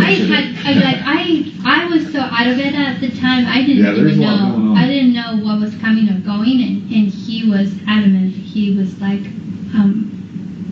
nope, you are not speaking to the police without an attorney. And then I remember when I got home, they tried to interrogate me again. This time they said that they were going to separate me and the kids and interrogate us again. And then again my son-in-law called and said, your attorney is going to be calling the person, and said, just because he had taken me to his car, and so he's like, just get out of the car, tell him that he needs to talk to your attorney, go inside, tell the kids that you're not answering any more questions, and that to talk to the attorney from now on. So I went inside and I told the kids that. Was there a reason why he thought you needed an attorney? Did you know? Or was it just, he knew, did you know? He had a really bad experience with the police just prior to that. That's the reason why he knew that. A really bad experience. And he just... didn't trust the police. Yeah. During the time when you talked to Lori and Chad and Melanie, did you ever have any other phones? Or did you always just have your one phone? And the reason why I ask this is because throughout this whole investigation, there's been throw phones over here, throw phones over there. You mentioned throw phones last time you and I spoke here. Did you ever have any other phones or phone numbers? No. Okay. This is the only phone number I had. I did get a phone, like I told you guys, the day that Alex died, because the police took my phone and I needed to have a phone until they returned it. Okay. So. And that might have been bills enough or something. You might have already talked about this. Well, I know we talked about the code words and all that. When would you need to use code words, and why did Chad and Lori think that code words were necessary? So the way that they had expressed it was because, you were a high-level 6 dark person, and so was you would have been too. I mean, that's just so was your partner, right? I'd be his boss. And you guys were seeking their destruction, and you guys were working with Kay seeking their destruction, and they needed to have protection because, they were saying that the kids were safe and they had them in a safe place.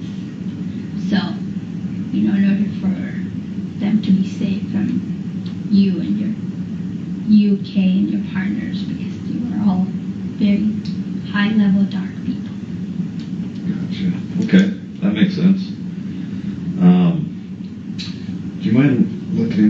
see if I've got a number, and I was wondering if it might match up to someone you might know. Okay. It's 602 290 7288. 602-290? Yeah. Nothing comes up. But for some reason that 290, isn't that part of Alex's number?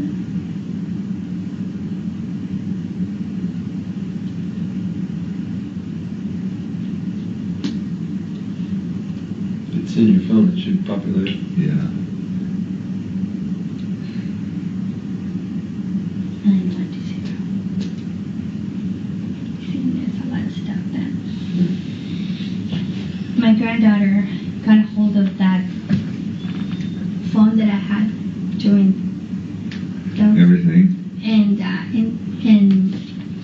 don't know if you knew this, but I didn't know this, that if your phone and your old phone are connected to the same Wi-Fi, that if you do something on the old phone, it will show up on your new phone.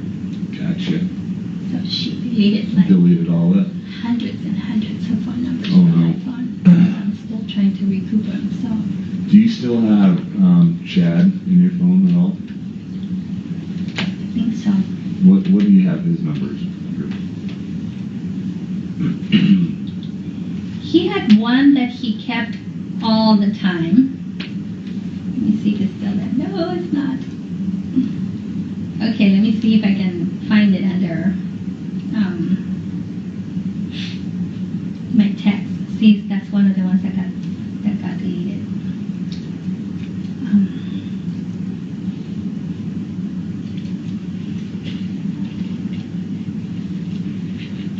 Okay, I have 208-690-9374. Okay.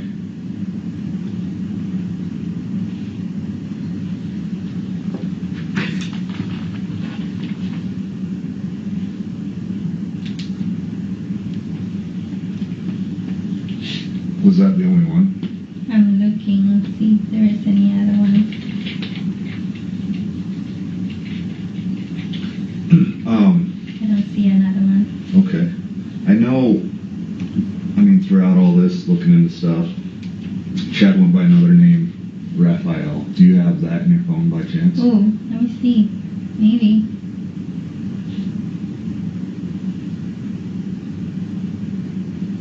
No, I don't. But. Does that ring a bell with you though, the Raphael? Mm-hmm.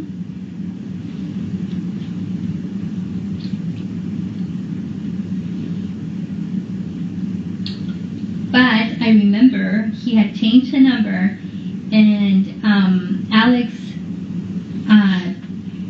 asked me for it, and his number was 602-290-7288. Is that the one that you were just asking me for? Yep.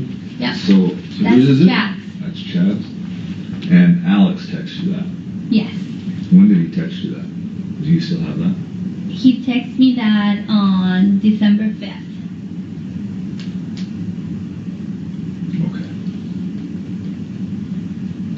So on Zeluma, on a couple of those recordings, you referred to him, Chad, as Raphael. Is that what you called him normally, or did you normally call him Chad? I would call him Chad. Chad. Mm-hmm. So when did you call him? Sometimes you just call him Raphael, because on one of those you say, "Let me call Raphael's calling through." Is that just sometimes you would call him that, or yeah, during sometimes. certain times? I think that Alex used to call him Raphael a lot. So if I was saying something like that, it's probably because Alex was with me, because he would call him that. Gotcha. So. Well, you still had it in your phone. That's good. The number. Yeah. I mean, I don't have that particular number in my text or in my phone, but I remember him asking me for that number. And I remember me saying Raphael just reached out to me, and he has a new number. Oh, nice. And that was on the 5th of December? On the 4th. Oh, 4th. And then Alex asked me for it on the 5th. Gotcha.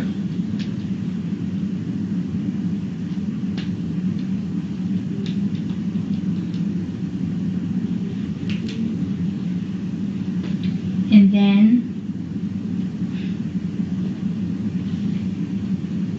on the 6th, I remember he went and got pizza for all of us to have dinner.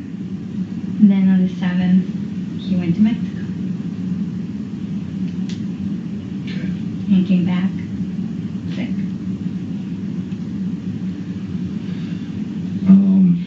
I was just doing follow up on that. Did you have any more? Do you still have some? No. Yeah, Zeluma, we appreciate it. I know you hate to talk about this stuff, and I want to help. And we appreciate it, and that's why, I don't know what the defense plan is going to be with Chad and Lori.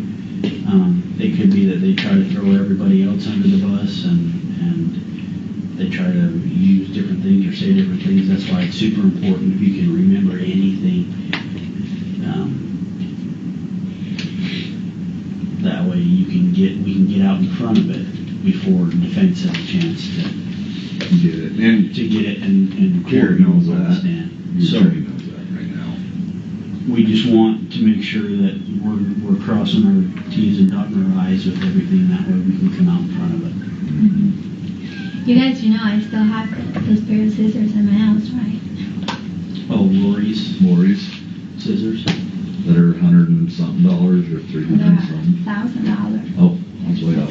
Serious scissors. But yeah, like Ray said, we appreciate it. I always have that feeling that there was something really nefarious about her giving me those scissors. I still do. And she gave them to you when she came home from Hawaii, right? When you met him and when they had just gone back for getting married. The layover or whatever. Yep. And for some strange reason, in my mind, because I'm trusting people, in my mind, I was like, oh yeah, she can't take him on the plane with her, so And then my daughter said, Mom, she just got off of a plane with him. Why couldn't she take him back on the plane with her? Well, let me do some checking. Maybe do you want them, or do you? I don't want to have anything to do with I mean, maybe we can just. It's just it's so bizarre. Why would she hand me those things? It makes absolutely no sense for her to hand I wonder me those things. how she got on the plane with him in the first place, and then didn't want him to go. Does she check bags? Do you know? Because they could be in check bags. Yeah. Oh yeah, I guess it could. If there was a check bag, or it could have been missed. Lots of possible explanations. And the other thing that I remember that I was telling Garrett was that when we were in Vegas, I don't know if you guys knew, but Alex was a massage therapist, and my back was bugging me, and after the trip there and in the car, and he said, he's like, I'll just give you a massage and just fix your back. I'm like, okay. So, but for some strange reason, this is really weird. Like, for some strange reason, at the time, of course, I didn't think anything about it, but now I'm like all creeped out about it. He said that we needed to find a Walmart because he wanted to buy this big, huge piece of plastic to put on the bed so the oil didn't get on the bed. But it was one of those ones that you put on the floor when you paint. Okay. And we went to Walmart and we got it and he put it on the bed. And this is when you were in Vegas? When we were in Vegas, yeah. It was the day after we got married. So you put it on the bed And he gave you the massage, and then what did you do with the weirdest thing about it was that, and this is when it gets even weirder, because after that, I fell asleep. Okay, because I was so relaxed after the massage. I was so relaxed, fell asleep, and then I remember waking up. I was in and out, and I could hear him talking, and I was like, "Who's he talking to?" And I kept like trying to wake up, and finally I made myself wake up, and I'm like, "Alex," I'm like, "Who are you talking to?" He's like, "Nobody. I was talking to myself." I'm like, "Okay." So then I remember I took a bath, and I said, let's watch a movie. And he was on his phone, I think playing his game or something. And he was like super quiet. It was totally eerie for Alex, because Alex usually he was like joking, and he would you would say something and he would find one way or another to make it into a joke and make it funny, and he was always making you laugh and laughing at himself or making a joke about something, but he said nothing for the rest of the evening. Nothing. Well, that's really weird that he had you lay on plastic. So maybe I'm just a little too crazy now because of all the stuff that's happened, but in my back of my mind, I keep thinking that who was on the phone was Chad and Lori, and that was supposed to be my last day, and he was supposed to. And it very well could have been. When you woke up, did you feel normal? I mean, did you feel like, when you said you were in and out of consciousness, like you were trying to wake up or you didn't feel right? Like I was really down, I was really, really one of those ones when you're trying to wake up and you can't wake up kind of thing. I was thinking, why am I so relaxed and I can't wake up kind of thing, you know what I mean? Did you feel drugged? Drowsy, I was kind of really drowsy. I was like, what? What time of day was it? In the middle of the afternoon. Did he give you anything to drink before that? Or make you a drink or fix you anything to eat?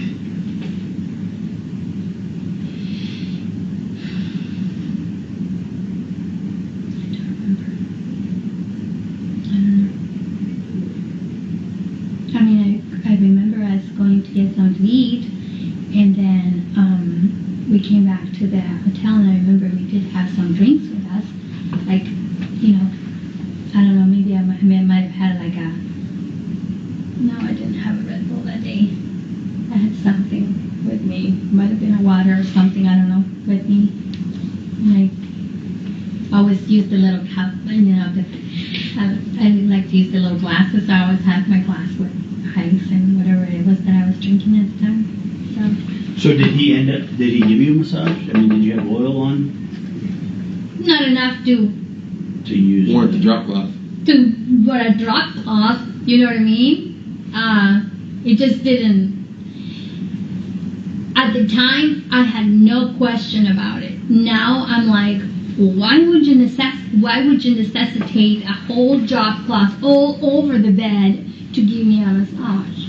That just doesn't make any sense to me at all. So and then the fact that he was quiet for the rest, that he said nothing after that. He was quiet, and that's so not Alex. Alex is not quiet.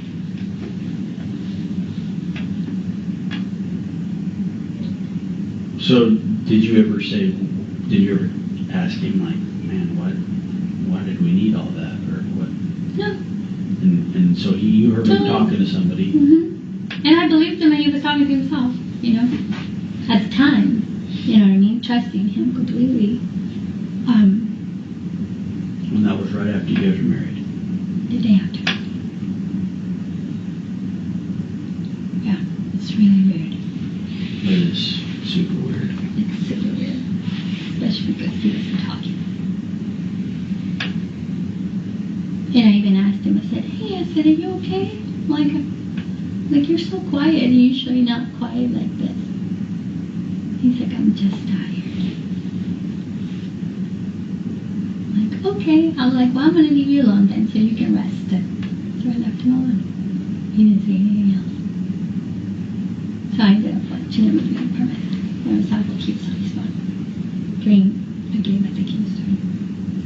And it's little things like that that we're super interested in. So if anything like that comes to you again, something that you may think is super small, please let Garrett know, or we'll communicate it to you for sure. That was super weird. Let us know. Yeah, just little things like that that help us put pieces together. Was that the only time that happened? Yeah. Had he given you massages before? No. Okay. Did he since then? No. So that was the one time he offered to give you a massage. When we would get together, sometimes he would come and he would put his fingers on my neck and go. He would say, "What is it with you people? With you translated people that have such big, stressful shoulders," or something like that. He would say that, but I wasn't the only one that was receiving it. He would do it to everybody else. Just kind of like relax my, the neck. And then when we got back from Vegas and we were at my house, sometimes in the mornings I have a really hard time waking up, and then in the mornings I would like turn my alarm off and just sit there trying to like get up. And I remember he would like rub his finger like up and down my back and go, "You can get up, you can wake up," kind of thing, like kind of waking me up, and not a massage like he did that day. So when you woke up from that massage, did you feel like you were way too groggy than you should have been? I was super. I thought, I'm like, oh my goodness, he's like must be a really good, massage therapist, because I am so relaxed right now. Like I am, like so relaxed. Like I felt like, like when you get out of like the sauna. When you get out of the sauna, you're like so relaxed, you could actually take a nap. That's what I felt. So you didn't feel out of it. No, it was just relaxed. Very relaxed. Yeah, like super. That what was really weird though was that in and out that I had when I was laying on the bed, because I could hear him talking and I was trying to wake up, but I kept going back down, and then I kept hearing him again talking, and I couldn't discern what he was saying. I could just hear him talking, and he was in the bathroom talking. Does he kind of talk to himself much? Well, not really. Not like that. Like he was actually having a conversation. Like he sounded like he was having a conversation. Right. You know what I mean? Like when I talk to myself, I'm always like, say one thing or two things. Or I think I'll go to McDonald's for lunch. Something like that. But no, I think Wendy's. You have this. He was having a conversation. So it, now of course putting all this together and processing after, over a year, I keep thinking that he was actually on the phone with somebody when this was happening. There was no way that he was going to necessitate a big old drop cloth for that bed to give me a massage. When you guys got married, or prior to getting married, did you guys talk about insurance or life insurance, or did you add him to anything, or did he add you to anything? Not that I know of. I know a couple people have asked me that too.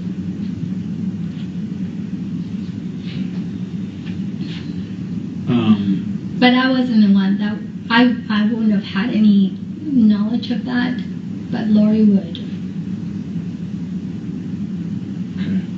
Because Charles was in that business.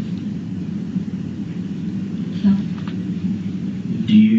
We're here till Saturday, so if you want to give us those scissors, we'll be more than happy to take them off your hands and you just lock them into evidence. Okay. If you don't want them. No, I don't. We can take them from you. You don't need me. Just bring them by here anytime. It's important. Yeah, that would be great. We'll be here till Saturday morning. Yeah, I think so. So anytime between then, that'd be fantastic. Yeah, that's not a problem. Yeah, because I think tomorrow is my report day, so I don't have any cases tomorrow, so I'll just drop them off sometime tomorrow. Maybe I'll just make it into my lunch hour so I can get a nice little break from being in the computer for Enjoy the nice warm weather. Zulima, do you have any questions for us? Anything we can answer? Anything at all? I have a lot of questions. Well? A lot of questions. I have a question on these people's sanity. I was asking myself whether it's because these people are insane or because they're just led by evil,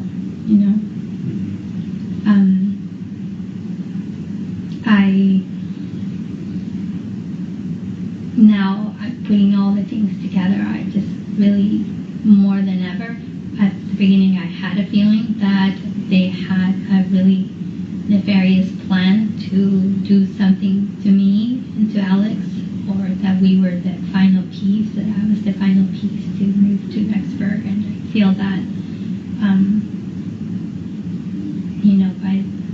by the grace of God, I didn't move there. And I always feel that kind of like dodged the bullet by not moving there. And if I would have moved there, things would be very different today. Probably. I would have thought. And now more than ever, I think that they had. And of course, the question is in my mind about, was Alex being true? Was he lying? Was he being told to do what to do? Did he really have a relationship with me because he just was following what Chad and Lori were telling him? You know what I mean? All that. And at that time in Vegas, was he supposed to kill me that day? Was he being instructed to do that? And I was thinking, like, okay, he couldn't go through with, killing me, but then it's a possibility that he would have gone through to kill himself. So, all that, I have a lot of questions. That's a lot to weigh on your mind. So. Well. And I'm sorry, I can't remember much of that night. Alex passed away.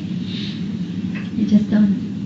I can't even put what happens first and what happened that time at the hospital. Okay. Can't remember much. Well, like I said, if you have questions or you want to reach out or something, go through Garrett or always. You still have my card? I do. Yep. I've got you in my phone. So, I may not have the card, but I've got you in my phone, so it's better than the card. That's it. Cool. Okay. Well, thank you again. Thank you. Thanks. Thanks, guys. Good to see you again. Yeah, I hope you guys got to enjoy. Good to see you. April and Phoenix. Yeah. Well, and you got us to go see a Diamondbacks game. So next time you guys gotta go to the pool. Yeah, exactly. You guys still on track for July? I'm not sure. Probably not. Yeah. We were talking about that. I said I would be surprised if it went, but yeah. Okay, we're back on the record on CR 22-211624, State of Idaho versus Lori Vallow. The state's continuing with its case in chief presentation. Ms. Smith, if you'd like to call your next witness, you may. Thank you, Your Honor. The state will call Zeluma Pastene. Very well. Thank you, Judge. Good morning. Good morning. Okay. Please introduce yourself to the ladies and gentlemen of the jury and spell your last name. My name is Zeluma Pastene, Pastenes. Okay. Ma'am, where do you live? In Gilbert, Arizona. Okay. Do you have any family? Yes, I have 3 children. Okay. And do you know someone by the name of Lori Vallow, now Lori Vallow Daybell? Yes. Okay. How do you know that person? I met her in 2018. Okay. What time of year was it? Fall.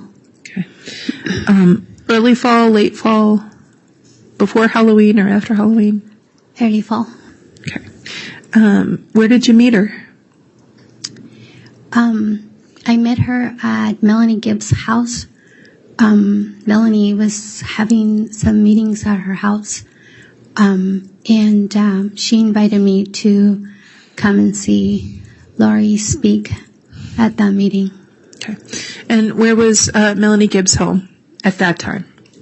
In Gilbert, Arizona, very near my house. How did you know Melanie Gibb?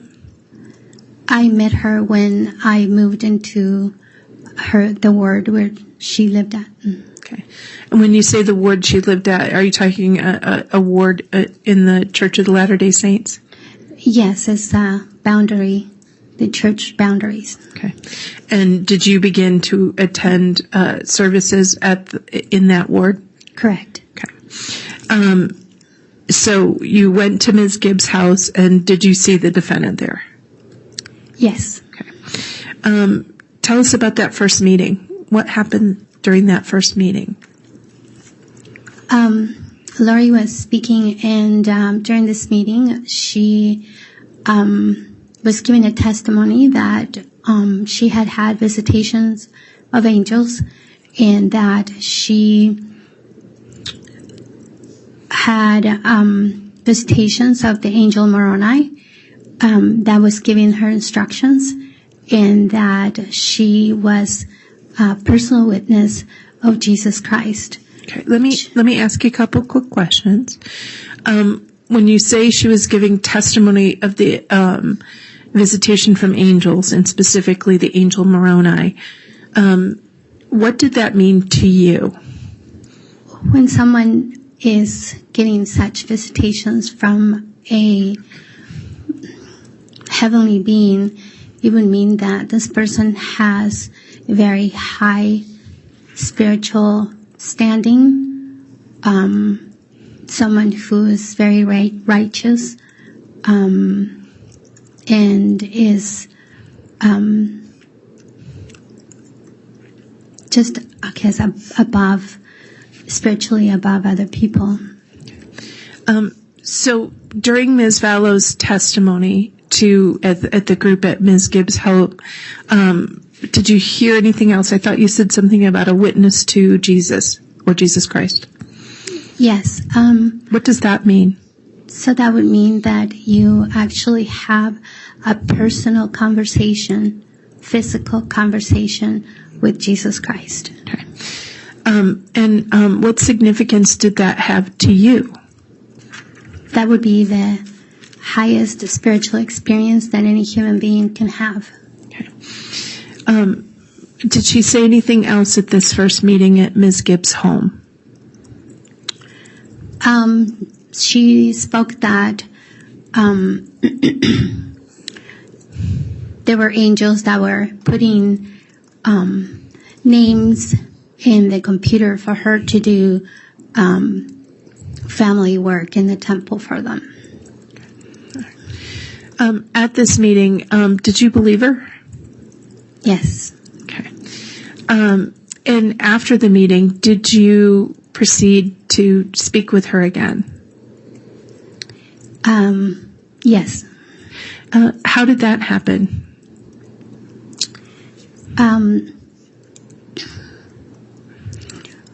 I got her phone number, and then after that, we took a trip to St. George to go to a conference together. Okay. So between the time you met at Melanie Gibbs' house and the time you went to, did I hear St. George? Correct. And is St. George in Utah? Yes. Okay. So between those two time periods, did you have any communication with Ms. Vallow? How did you set up the trip to St. George? Through text and calls. Okay. during the text and the calls, did you begin a friendship with Ms. Vallow? I think it was an acquaintance at the beginning, and then during the trip to St. George, we drove there and we sat next to each other, and that's when we started talking, and that's where our friendship developed. Okay. And tell us about the conference at St. George. What was that? It was a Preparing a People conference. Okay. And what's a Preparing a People conference? It's conferences where they teach you how to be better prepared for anything that may happen, like a disaster, but as well as preparing you for the second coming of Jesus Christ. Okay. And so you went to a Preparing the People conference in St. George, Utah. Correct. Okay. And while you guys were in the car, you guys developed you became closer and learned a lot about each other. Correct. All right. At the St. George conference in Utah, did you meet anybody you already had known? Yes. Chad Daybell was there. Okay. And how had you known Chad Daybell? There was another Preparing a People conference in Mesa, Arizona in July of 2018, and I had briefly met him there while I purchased a couple of his books. Okay. So then you saw him again at the St. George Preparing a People conference. Correct. All right.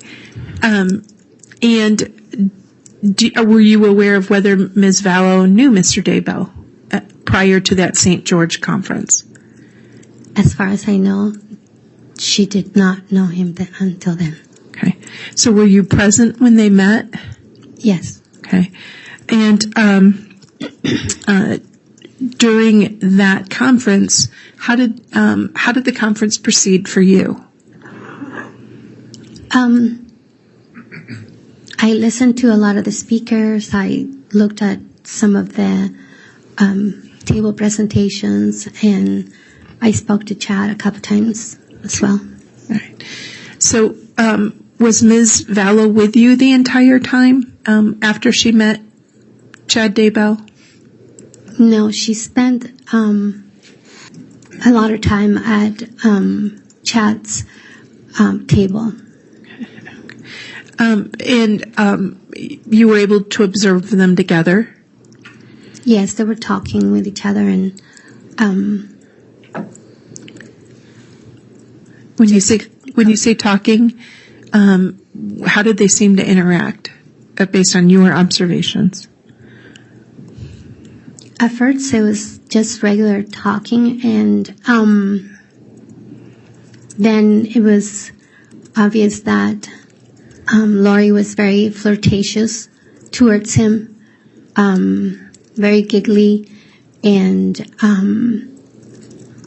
putting on the moves on him. Okay. Did you see any interactions about his books with Ms. Daybell or Ms. Vallow at that point? She said she was going to stay at his table until she was going to sell all his books for him. And based on your observations, did she stay at his table a lot? Yes. Okay. How did the conference end? We helped Chad pack up his table, and I think he only had perhaps maybe one box left of books. He has sold the rest, and we helped him put all his stuff in his car, and then he left, and then we went to the house where we were staying at. When you say we, who was in the car? It was Melanie Gibb, Lori, two other ladies that were the ones that were driving, and I. Okay. Was Ms. Vallow in the car? With us, yes. Okay. Now, During that ride back from Utah to Arizona, were there any conversations with the defendant?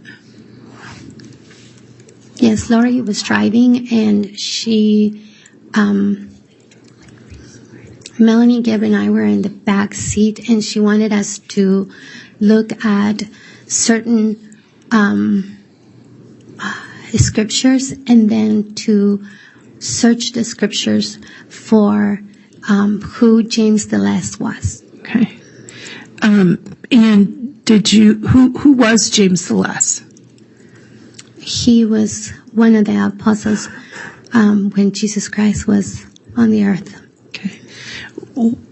Why did she want you to look up who James the Less was?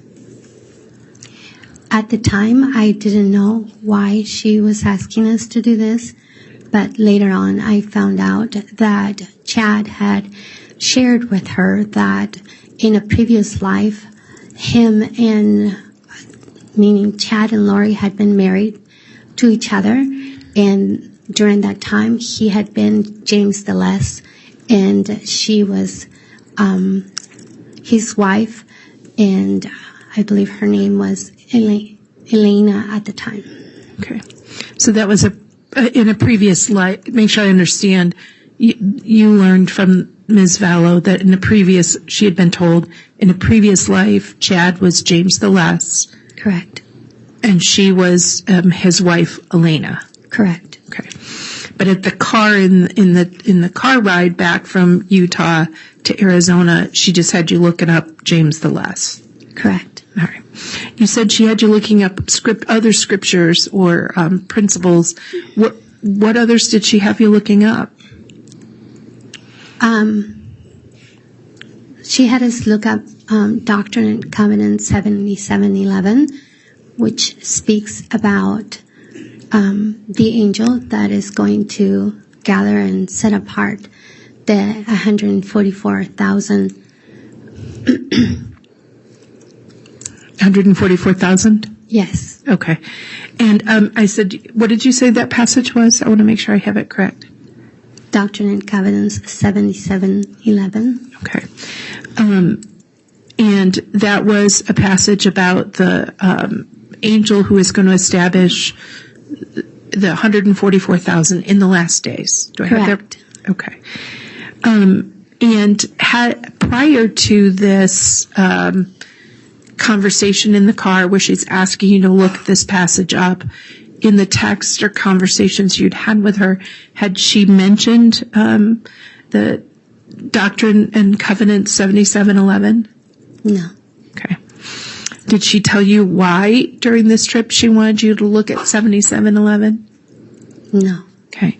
Did you look it up for her? Yes. Okay. Did you read it and discuss it?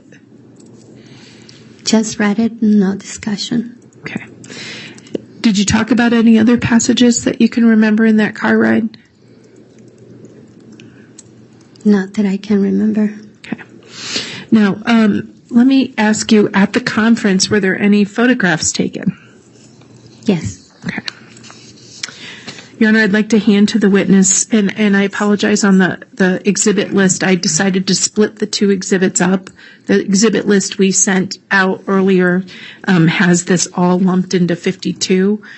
We have an updated exhibit list printing for the court, but the exhibit list it states exhibits 53A, 53B, and 53C, copies of which have been given to both counsel and provided to the court. And I apologize. We'll get you an updated exhibit list, Judge. I meant to do that at the break, and it got away from me. Okay. Thank you. And Judge, this may be a good time to bring up the fact that we have asked for an exhibit list, and the court has also inquired about the exhibit list, and we have not yet received it from, I know the court brought that up a couple days ago. I'm sorry, counsel. You don't have an exhibit list from us? You've been given one. Up to. May we approach, Judge? No, well, this is a matter we can take up outside the presence of the jury at the conclusion of court today testimony. Okay, because that's just not true. Okay. Maybe the witness be given those exhibits? Yes. Thank you, Judge. Take a look at each of those, please. Okay. Did you look at each of them? We need to hear you. Yes. Okay. What are States Exhibit 53A, 53B, and 53C as a group? These are pictures that were taken at Preparing the People conferences. In which Preparing the People conference? The first two are from the Preparing the People in St. George. And I believe the third one was taken at the Preparing the People in Boise. Okay. Which you attended? Correct. Okay. And do each of those, and there's water available if you need it. Okay. Yeah. All right. Are each of those fair and accurate pictures of people who attended the Preparing a People conference, conferences that you've mentioned? Yes. Okay. And do they reflect individuals that you've testified about today? Yes. Your Honor, I believe that misstates her testimony. She said that she was at a St. George conference, and then she's testifying that these photographs were taken in Boise, which would be a different location. If I may clean it up, Judge? Yeah, okay. We do need that. Okay. Just for now, which ones are the Preparing a People conference in St. George? Look at the sticker on the back, and if you can give us those numbers. 53C and 53A are from St. George. 53B is from Boise. Okay. Let's put aside 53B for a minute, and then we'll talk about 53A and C. Do each of those pictures reflect the people who attended and were with you at the St. George conference of Preparing a People in the fall of 2018? Yes. Okay. You're going to move for the admission of 53A and 53C. Any objection? No. No All right. objection. Exhibits 53A and C are both admitted and may be published. Thank you. Thank you, Your Honor. Okay. Thank you. You also have a screen available to you if you want to look at it, and there's one behind you if either one works better. This is States Exhibit. Let's start with 53C. Who is that? Who are in those pictures?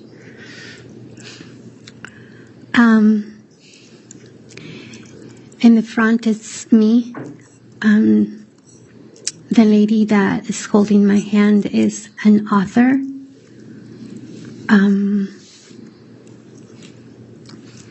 I cannot recall her name. To my left is Melanie Gibb, and to Melanie Gibbs is, I believe her name is Michelle, and she was one of the ladies that was driving to this conference. Okay. So to make sure I understand, you're here with the dark hair, where my finger is? Mm-hmm. Okay. And Melanie Gibb was to your left, this lady right here? Yes. Okay. And the lady in the checkered? Yes.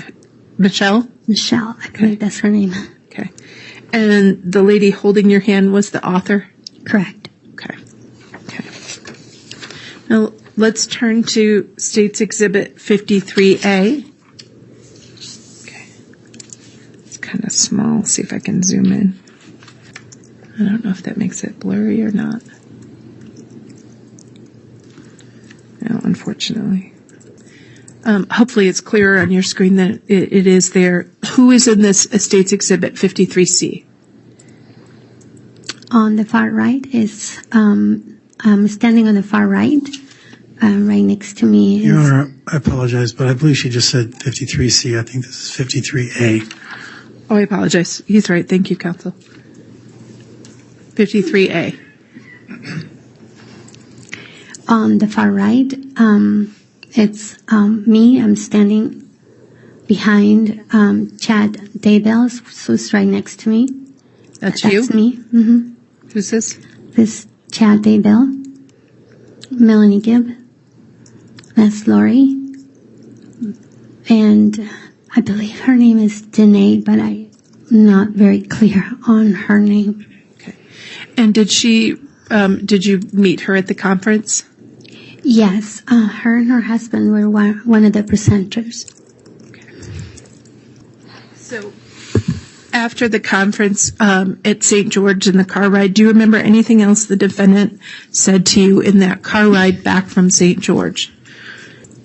I can't hear you. I don't remember. Okay. All right. Do you need some water? Yeah, thank you. Yep. Okay. Now, when's the next time you saw the defendant, Lori Vallow, after the St. George conference? After the St. George conference, there was another Preparing Our People conference in Mesa, Arizona. Okay. And how did you get to the conference in Mesa? I drove by myself. Okay.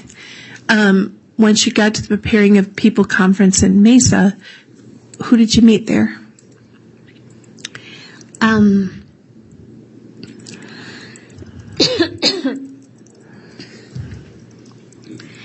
Chad Daybell was there, and he had a table like he had at the previous conferences. At this time,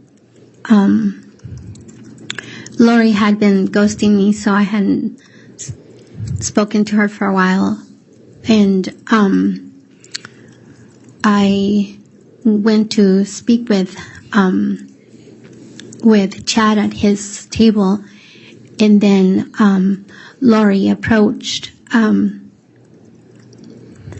very sweet, and invited me to come to her house because she was going to have a small gathering after the conference at her house. And did you talk to her anymore at the conference? The one in Mesa? Yes. What else did she say?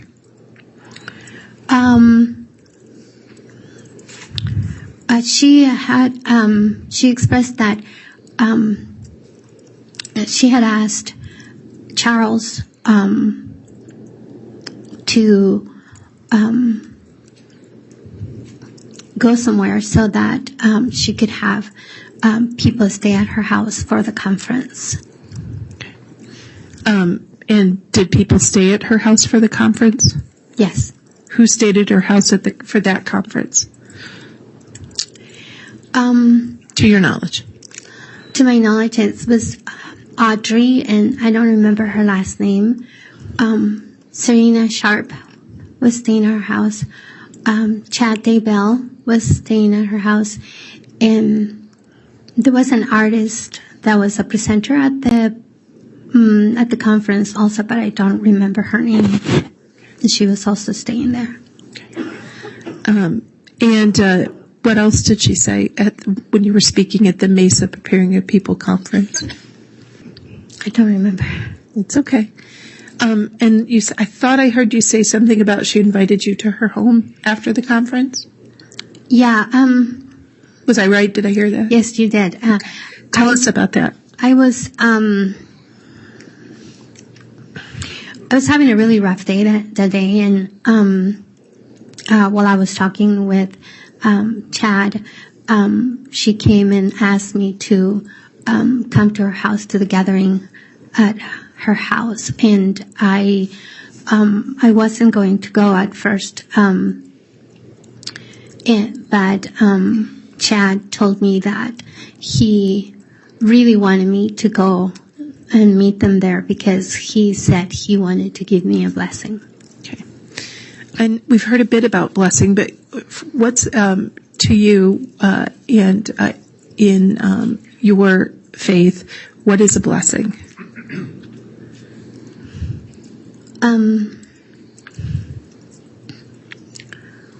A priesthood blessing means that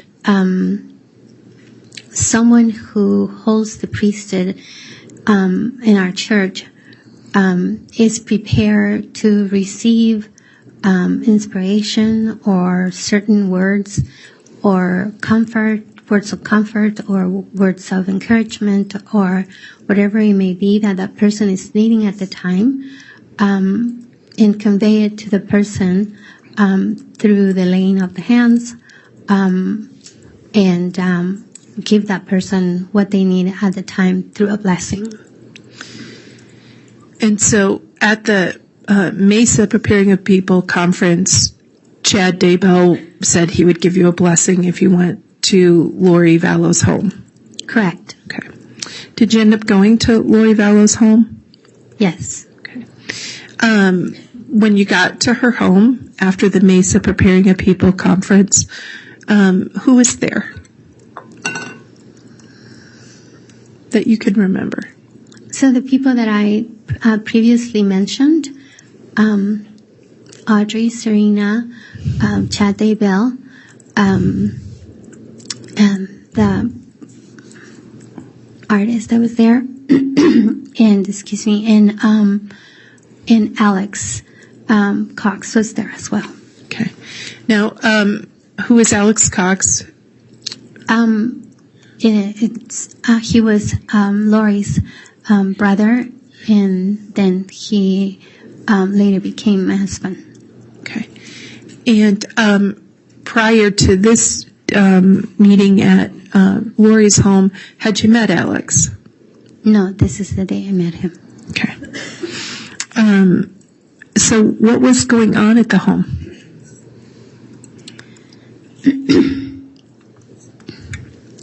Everybody was just visiting and talking with each other, and then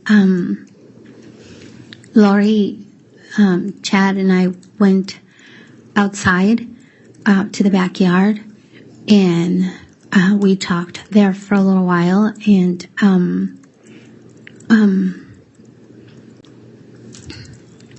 okay. What did you talk about? I don't remember what we were talking about. I just remember she was playing basketball and asked Chad to play basketball with her. And I felt a little awkward. Why? I felt like a third wheel. Because of, I think, Laura, the way that I saw it was that Lori was being flirtatious with him, and it made me feel uncomfortable, so I decided to go inside. And Chad said that he was going to go inside with me as well, and Lori made a comment of the likes, why are you scared of me? And then they stayed outside for a little longer. Okay. Now you had said Chad had offered to give you a blessing. Did Chad give you a blessing at Lori Vallow's house? Yes, after they came back inside, Lori took me to, excuse me, to a separate part of the house, room, separate from where everybody else was at. And Chad said he was going to give me a blessing, and he gave me a blessing that night. Okay.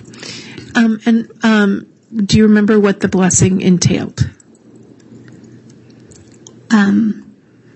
Yes, he said that I was a very special person, that I was a very special being, and that I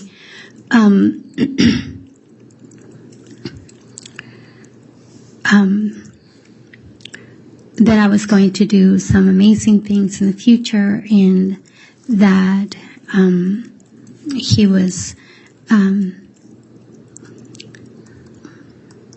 I guess, grateful to know me, and it was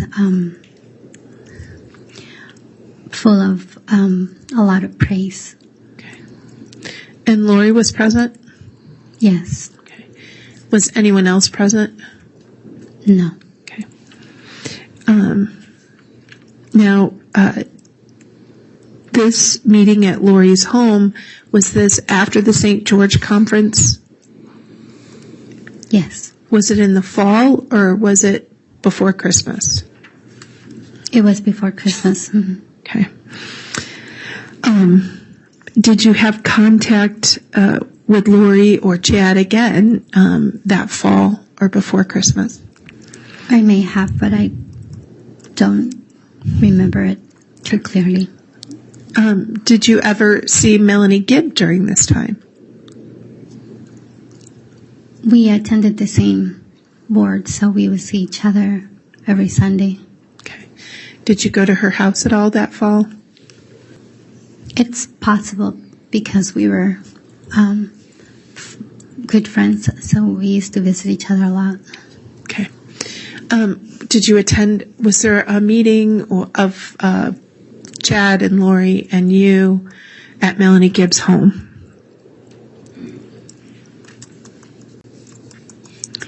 Yes. Can you tell us about that?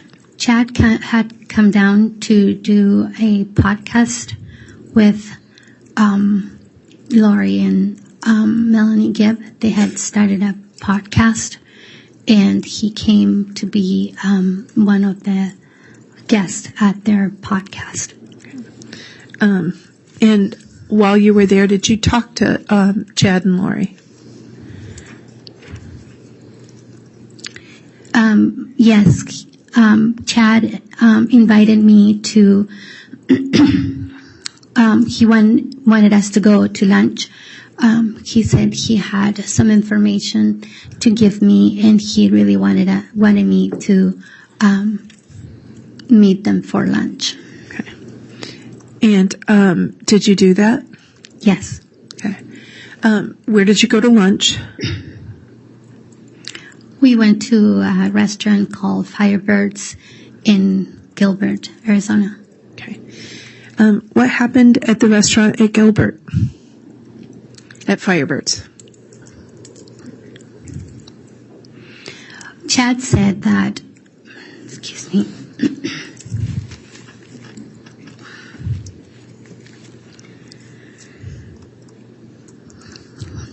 Chad said that he had some information to give me about my prior lives and privations, and he really wanted to speak with me in regards to that. Okay. Who was present at this lunch? Melanie Gibb, Lori Vallow, and Chad Daybell. Okay. So what did he tell you about at the lunch at Firebirds?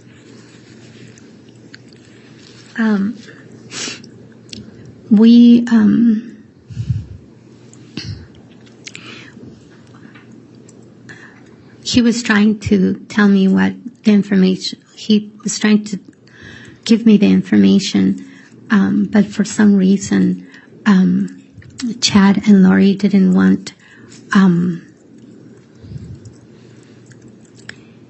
Melanie to hear what he was going to tell me. So he just told me what kind of information he was going to give me.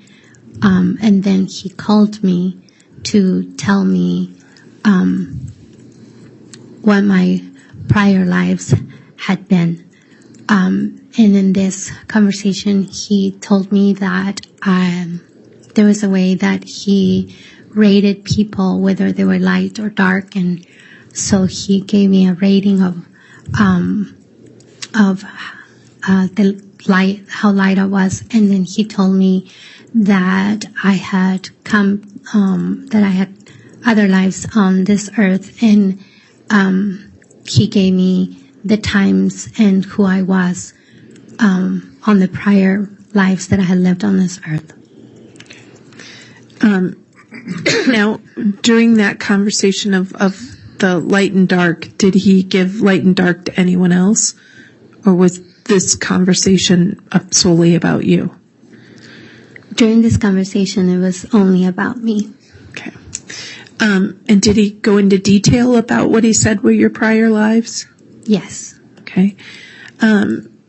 Did he talk about any of your prior lives in terms of how you passed away in that conversation? He said that, I believe it was the second time, excuse me. I believe it was the second time that I had come to the earth. He said that I was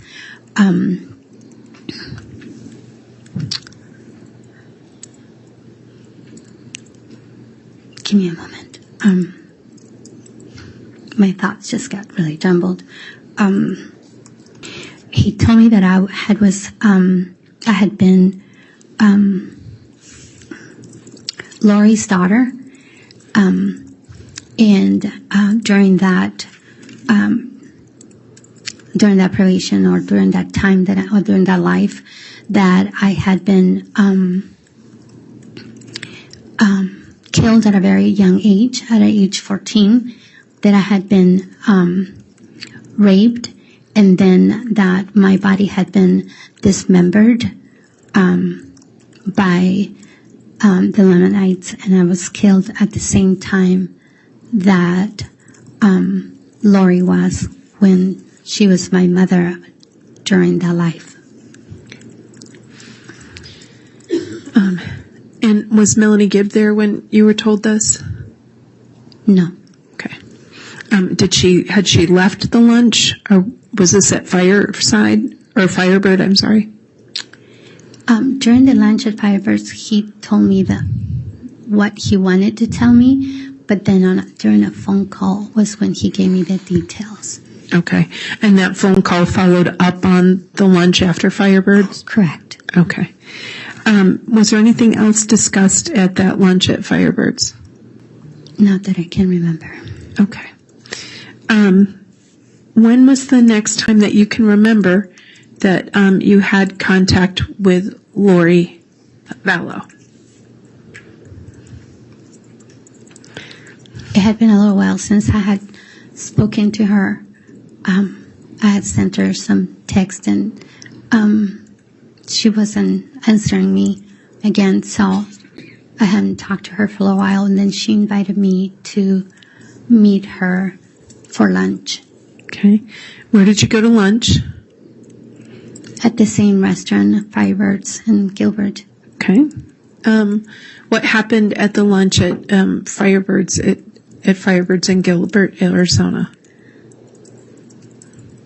During this lunch, Lori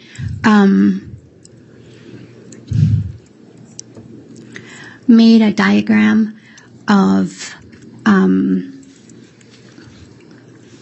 how different creations are created, and how many worlds there are, and how many probations one person can have, and how people are either light or dark.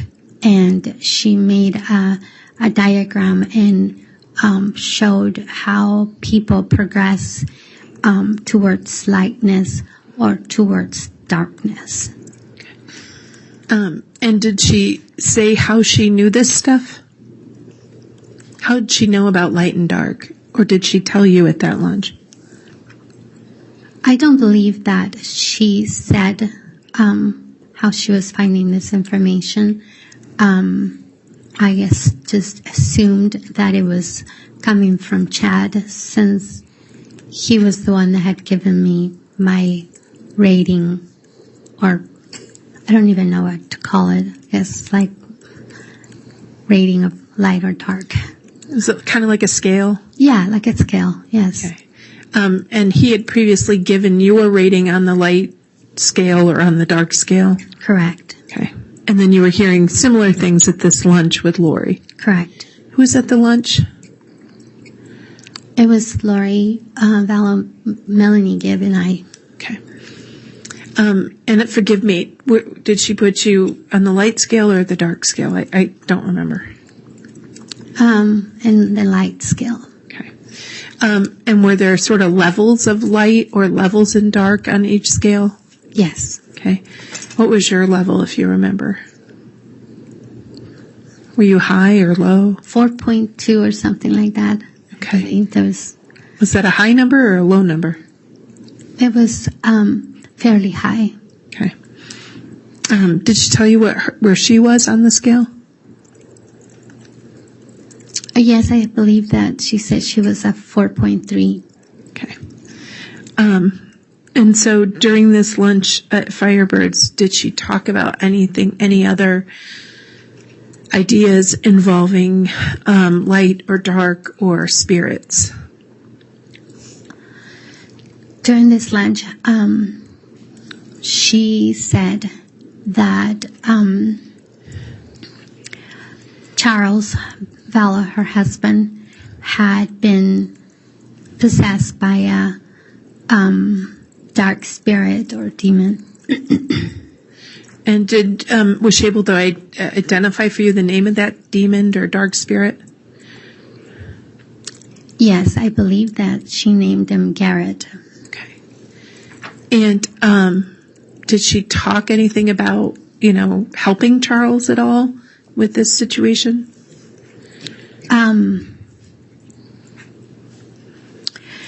She expressed how different he was. He was acting different. He was more organized than he was before, that he was a completely different person, that he even looked like he was shorter than he was before, that this evil spirit had been following him for a couple of years so that he could learn everything about him, and then now had possessed him. Okay. Now, was this near the time that you had, before Christmas or after Christmas? After Christmas. Okay. Was it winter out or spring out? I believe this was around February.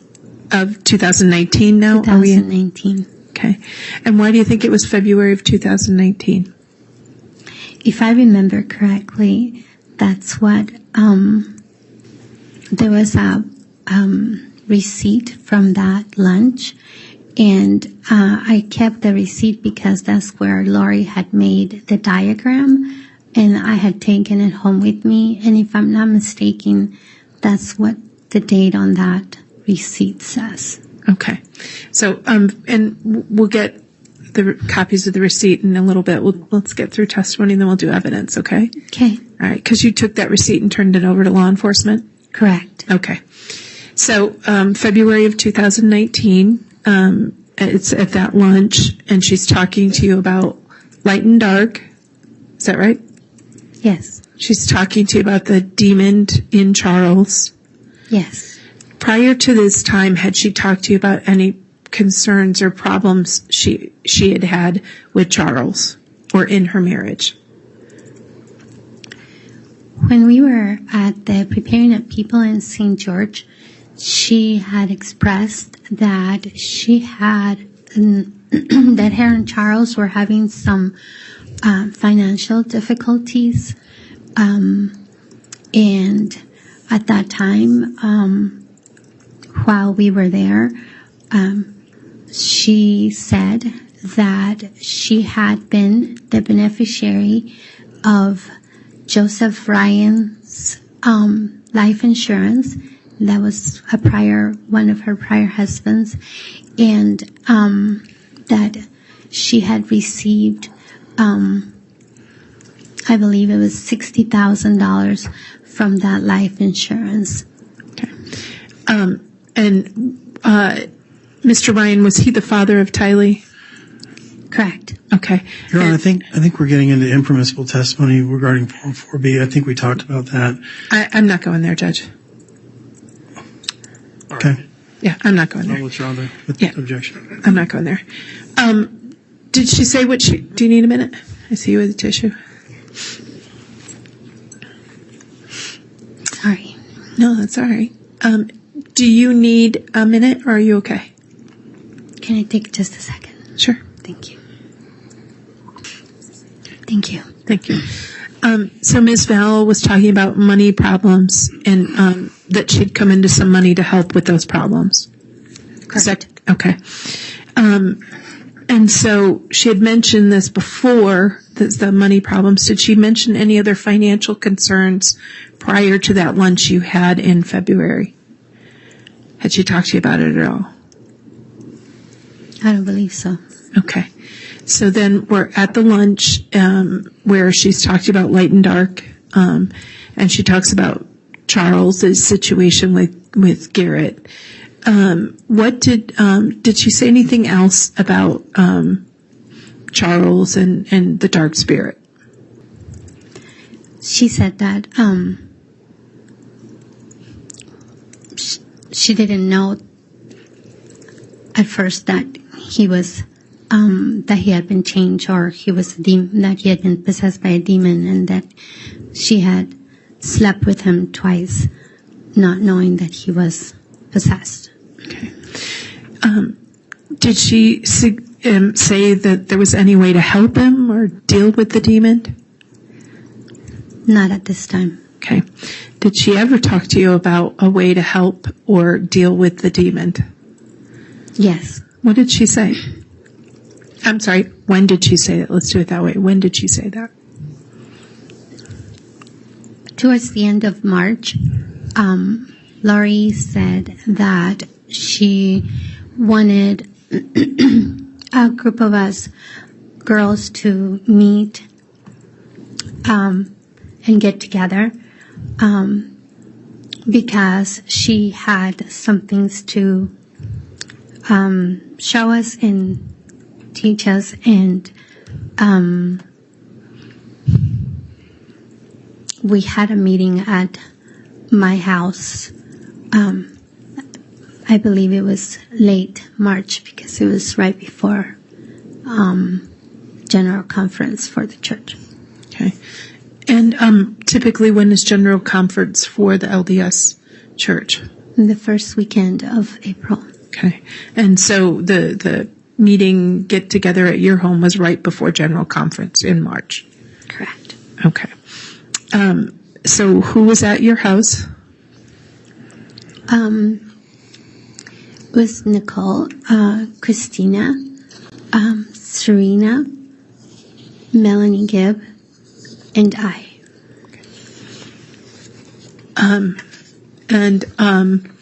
Was Lori there? Yes. Okay. Sorry. No, I'm just asking. So when people got to your house, what happened when people got to your home?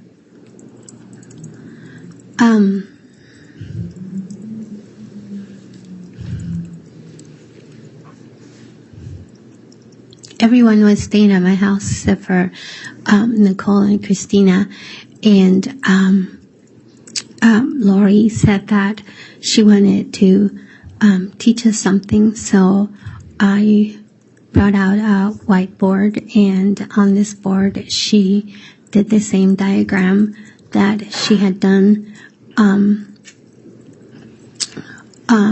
at the restaurant, and she taught that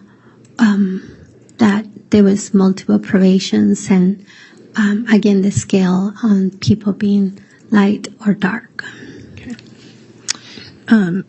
Okay. What else happened?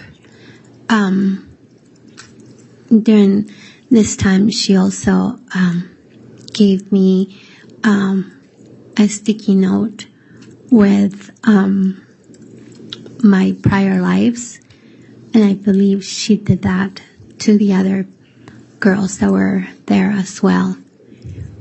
She also said that we needed to cast out the demon from Charles and asked us to do a casting on him. Okay. Was that the first time you'd ever heard of a casting? I had read about it in the scriptures in the New Testament when Jesus cast out evil spirits, but in a personal way, yes, that was the first time. Okay. Did Lori talk to you about a method or a tool to do a casting?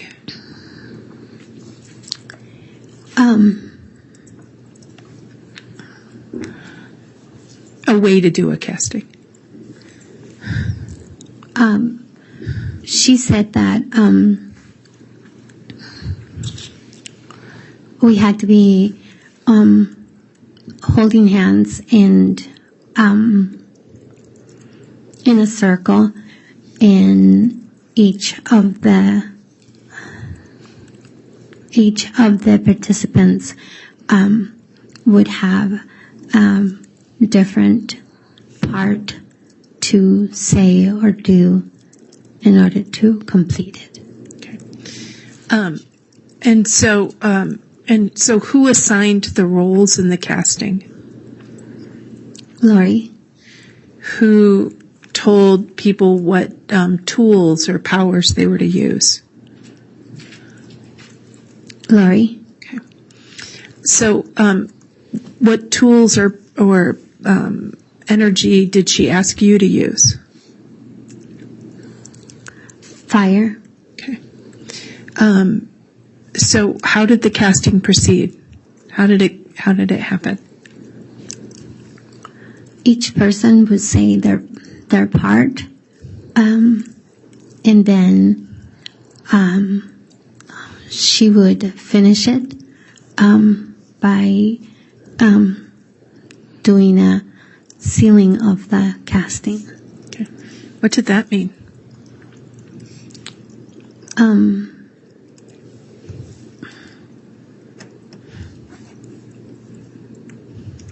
I'm not sure how to explain it, but sealing would be like to make it concrete or make it final or make it valid, or not sure if I'm explaining it correctly. To kind of finish it and give it some authority? Correct. Yeah. Like that. Okay. So, and who was the casting on? This time was to cast out Garrett that had, that Lori had said that, Charles had been possessed by. Okay. And during this conversation about, Charles being possessed, did she talk about any of the troubles she had with Charles?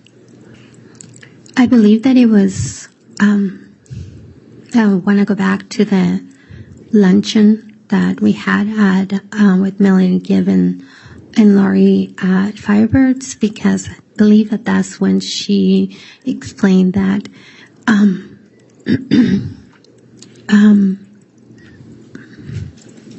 sorry, my memory is a little fuzzy at times. It's been so long. She had explained that they had been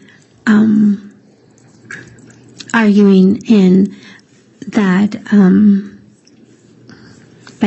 by March they had separated because from that meeting she was coming from Hawaii, and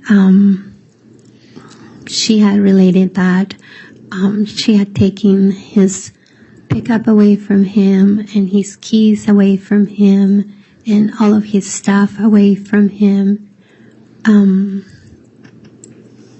Did she say why she took all those things away from Charles?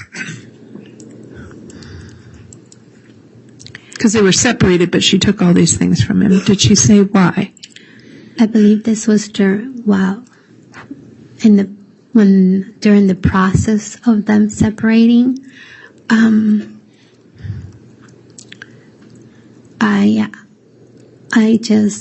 I asked why not just leave him? Why take all his stuff and go through all this trouble of taking keys and clothes and cars? And she said she was being instructed to do this. And so she had shared this situation with Charles and the separation with you. And was that before the casting or during the casting on Charles? Before. Okay. And so then going into the casting, this information had been given to you and maybe others in the group. I know Melanie Gibb knew that information, and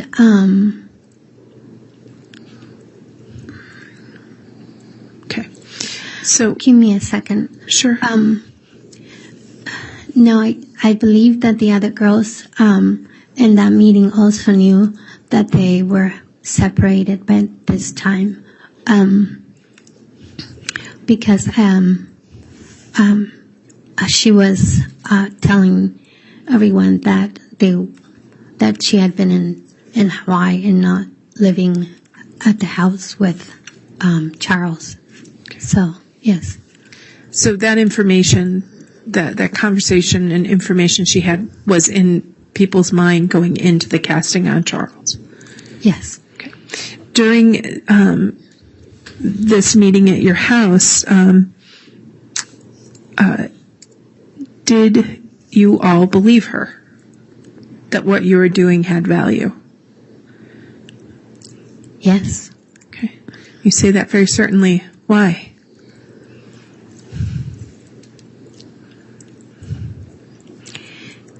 Lori is very convincing, vivacious way of expressing things, are very charming and believing, plus the fact that she had expressed before that she had been visited by all these heavenly beings. Therefore, if someone is telling the truth about that, I wouldn't be questioning them. I would be believing they're telling the truth, because I would never think that someone would lie about something as sacred as that. Were there pictures taken that night at your home? Yes. Okay. I'd like to show have the bailiff provide the witness State's Exhibit 52A and 52B.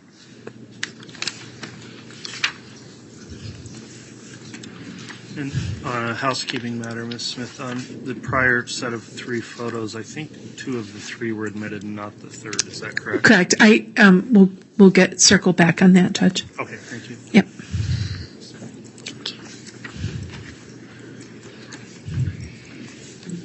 Okay. Do you recognize 52A and 52B?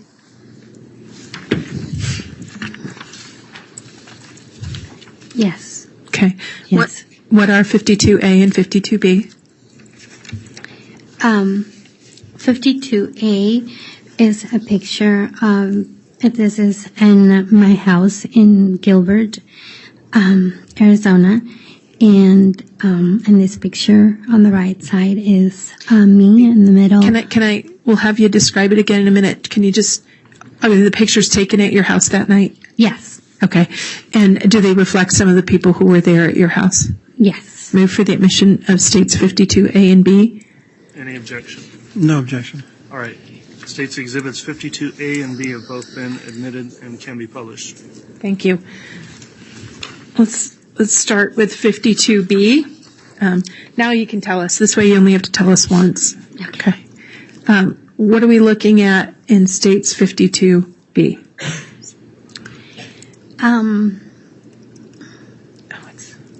We'll start on the left. On the left is Melanie Gibb. In the middle is Serena Sharp. And then on the right-hand side is me. Okay.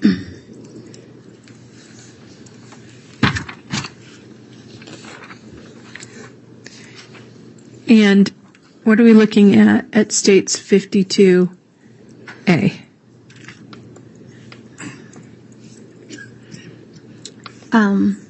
On the left-hand side is Serena.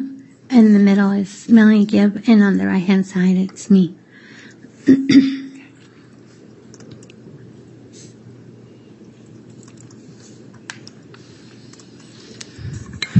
Is this the first time that you had done a casting or participated in anything like that? Yes. Okay. Did the conversation about casting come up again? Yes. Okay. Was there another casting done? Yes. Okay. When was that? Or where was that, if that's easier? It was also at my house. Okay. How soon after the first effort in March was there another casting? I don't remember exactly when it was, but it was after March. Okay. Who was the casting on? Let me back up a little. Objection, non-responsive. It's all right. Sustained. Okay. So let me ask you, had you done any other castings? Yes. Okay. What other castings had you done?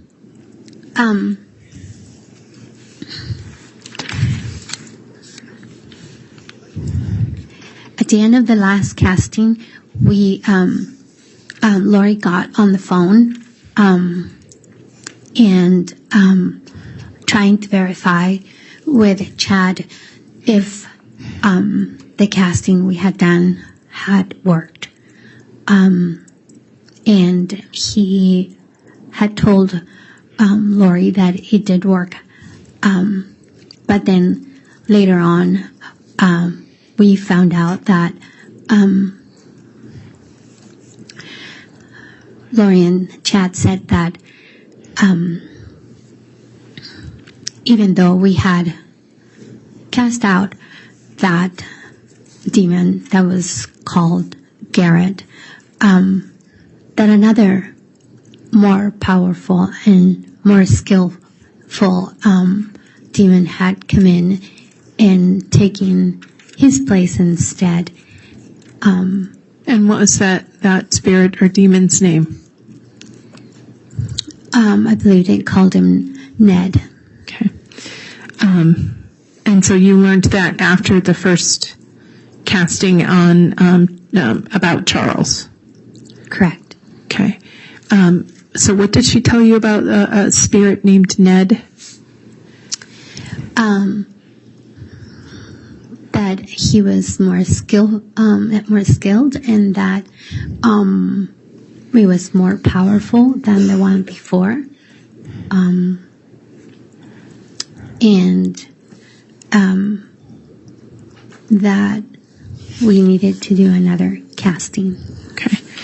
And then was that next casting on Charles to get rid of Ned? Where was that? At my house. Okay. Who was there for the casting on Charles this time?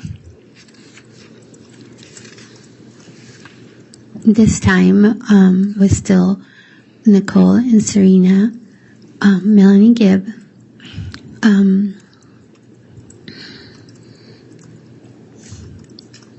okay. Alex was there also. He had been invited.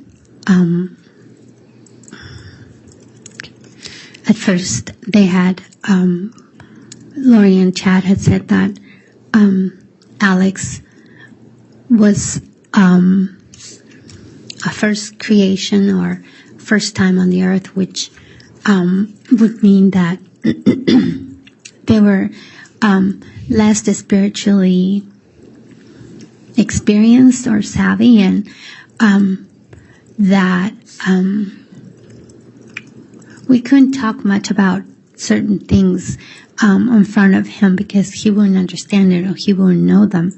But by this meeting, they had changed their rating on him, and by this time they said that Alex had been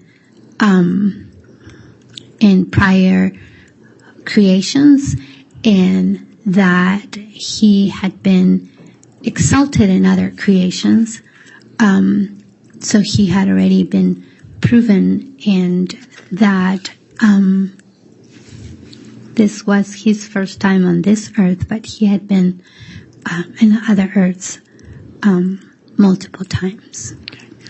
And so in that sort of status, did that now make him a powerful spiritual being? Correct. Okay. Did Alex believe that? Most The action calls for speculation. If you know.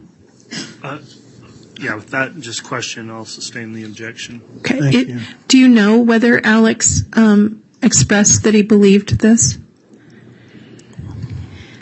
Yes, he spoke about how he was very excited to find out who he was. Okay. And so, now that Alex is the strong spiritual being, did he participate in the casting involving Charles and the entity they labeled Ned? Yes. Okay. Tell us about that casting. Again, everyone had different parts to do. What was Alex's part? If you remember. I believe that Alex was the warrior in that casting, so he would have done something. I don't exactly remember what he was. Okay. But who assigned the roles in this casting on Charles of that night at your home? Lori. Okay. Were you given information by Lori that the casting to remove Ned worked or not?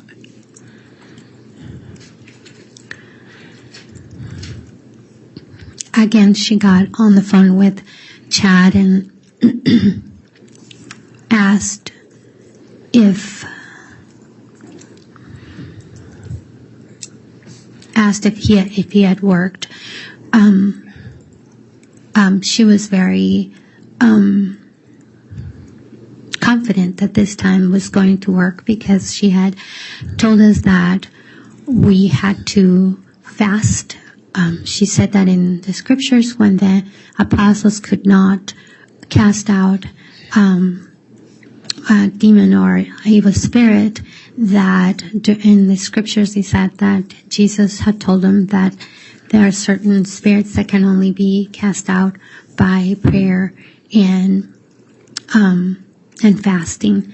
So she had told us to fast. So we all fasted, and she told us that we couldn't eat until after we had done the casting.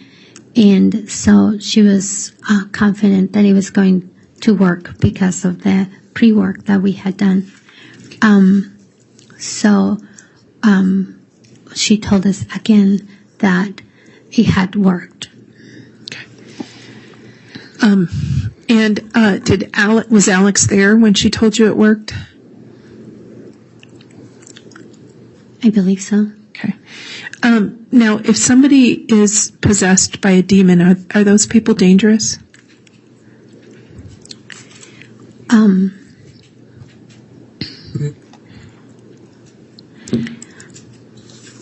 They're considered to be dark and to bring only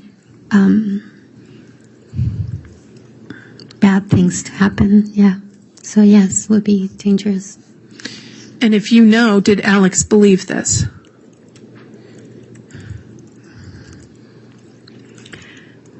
Alex believed it more than anybody else there.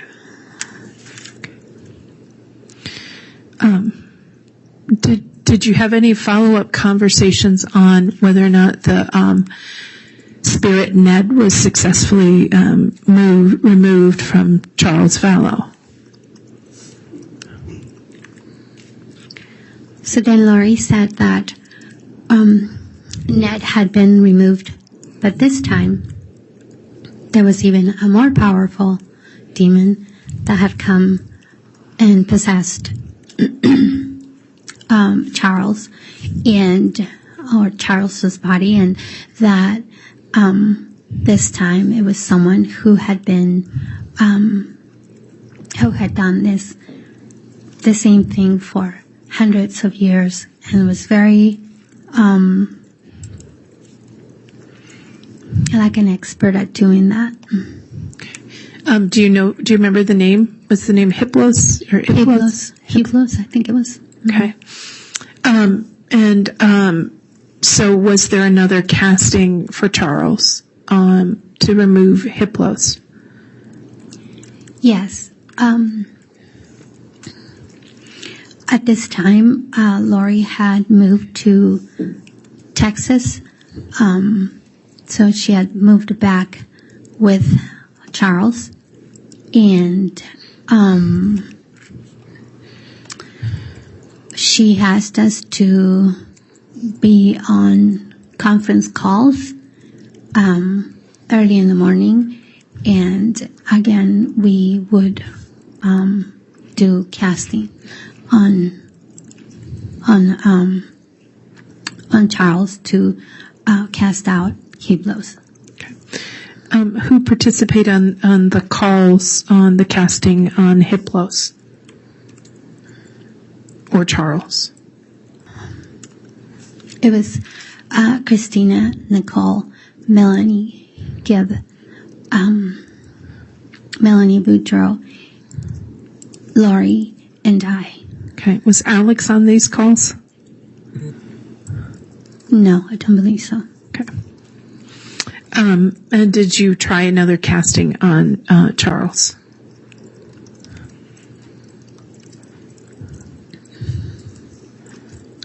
There were several castings that we did on Charles during that time. Okay. And did Alex participate in in any of these castings other than ones? Let me ask you a better question. Did Alex participate in the castings involving the spirit Hiplos in Charles? Not that I can remember. Okay. And did you learn at any point whether the casting to remove Hiplos worked? No, Lori said that this one was a very powerful demon, and that the reason why Charles had moved to Texas was because there were doctors there that helped these kind of people who possess other people's bodies to stay alive, and helps them to keep the body alive and going. Did you, to your knowledge, was Alex aware of this issue with Charles being possessed by an exceptionally strong spirit? Yes, he knew. Okay. Did Lori say why she was stayed with Charles when he was possessed with a bad spirit?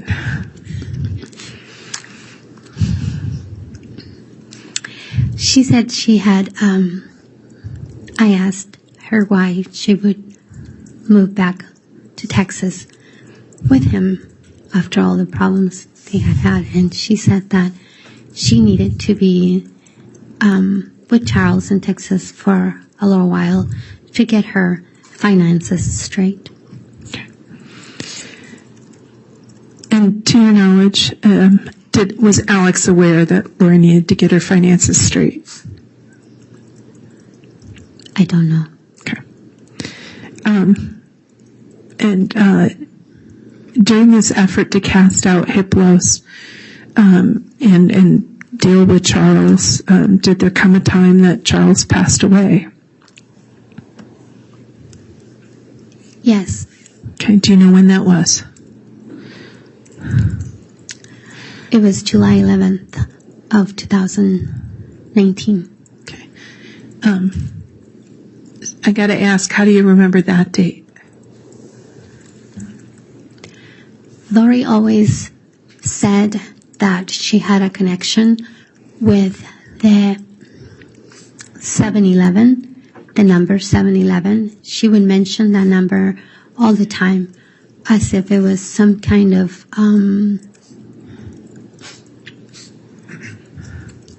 she had some kind of a spiritual connection with the number 711. And when she told me what had happened, she said that it was 711, therefore it had been all orchestrated by God. And she felt that because it was 711 and it was her numbers, that Charles or Hibla's had been delivered to them, to him, to her and Alex. Okay. So when you say she told you about what happened, are you saying she told you about what she said happened to Charles Vallow? Correct. What did she say happened to Charles Vallow on July 11th?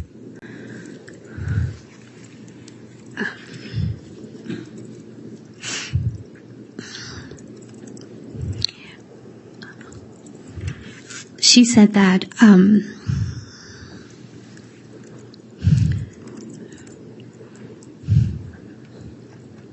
Charles had rented a house in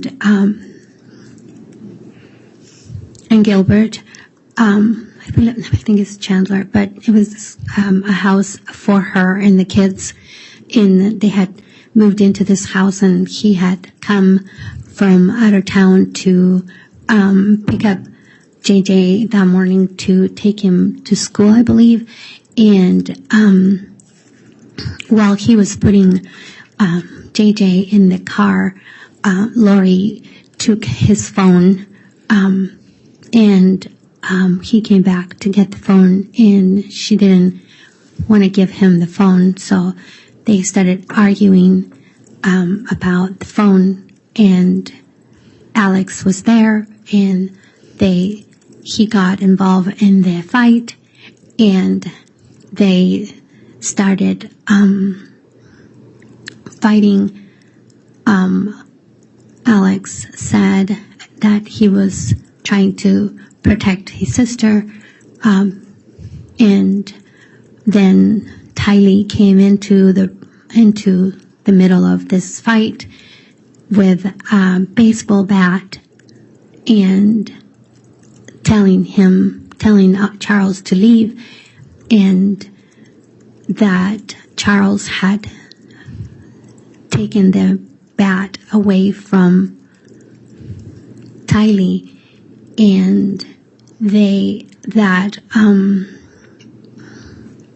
Charles had hit Alex on the back of the head with the bat, and Charles and Alex wrestled around fighting, and at one point Alex got his gun and he shot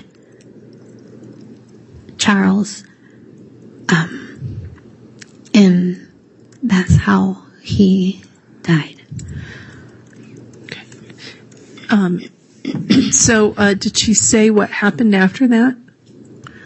She said they had called the police, and the police had interrogated them, and they had deemed it to be in self-defense. Did you talk to her after this, after she told you about what had happened to Charles, what she said had happened to Charles? Did she talk to you again about what was going to happen next? Lori said that there were certain things that needed to happen before the second coming could happen, and there were certain things that she was instructed that she needed to do in order to usher the second coming, and one of them was that she needed to cleanse the earth from evil spirits. So every time that something would happen will be something like another step ushering the second coming. So was Charles's death, what she told you, part of the steps towards the second coming? Yes. Okay. And if you know, did Alex believe this? I don't know. Okay. Now, did at some point you have a conversation with her about her staying in Arizona or her moving? She had said that she wanted to be in Arizona, but then Chad Daybell told her that she needed to move to Rexburg, and so she packed up her house and moved to Rexburg. What was significant about Rexburg, Idaho? Chad had said that Rexburg, Idaho, was going to be a place of refuge where there was going to be invasions of other countries coming into the United States, and that Rexburg was going to be a place where there would be soldiers and warriors that would be defending that area, and that area had been prepared by the church to accommodate people to come towards that area to be as a place of safety. Okay. And so did Lori move to Rexburg? Yes. Ms. Smith, we're getting right to the lunch break. If there's a logical breaking point in your questions that you think would work in the next few minutes. This is actually one of them. We're moving to Rexburg right now. So. Okay, let's go ahead and take our lunch recess then. All right, we'll go back on the record on case CR 2221-1624, State versus Lori Vallow. All right, I'll just remind you, Ms. Pastene, you are still under oath for your testimony today. And with that, Ms. Smith, you can continue your examination. Thank you. All right, good afternoon. Good afternoon. Okay. Now, I think we were talking about the time in the summer of 2019 after Charles Vallow died, that Lori Vallow moved to Rexburg. Correct. Okay.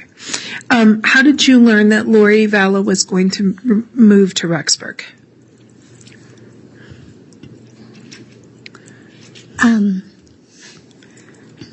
She told me that she was moving. Okay. And I believe you've told us that she told you why. Do you remember talking about why she moved to Rexburg? She said that that part of her mission was for her to be there. Okay. And so who moved to Rexburg with Lori Vallow? Alex. Okay. Where were Lori Vallow's children? With her. Okay. And Alex, did Alex and Lori end up living in the same apartment complex? Yes. Okay.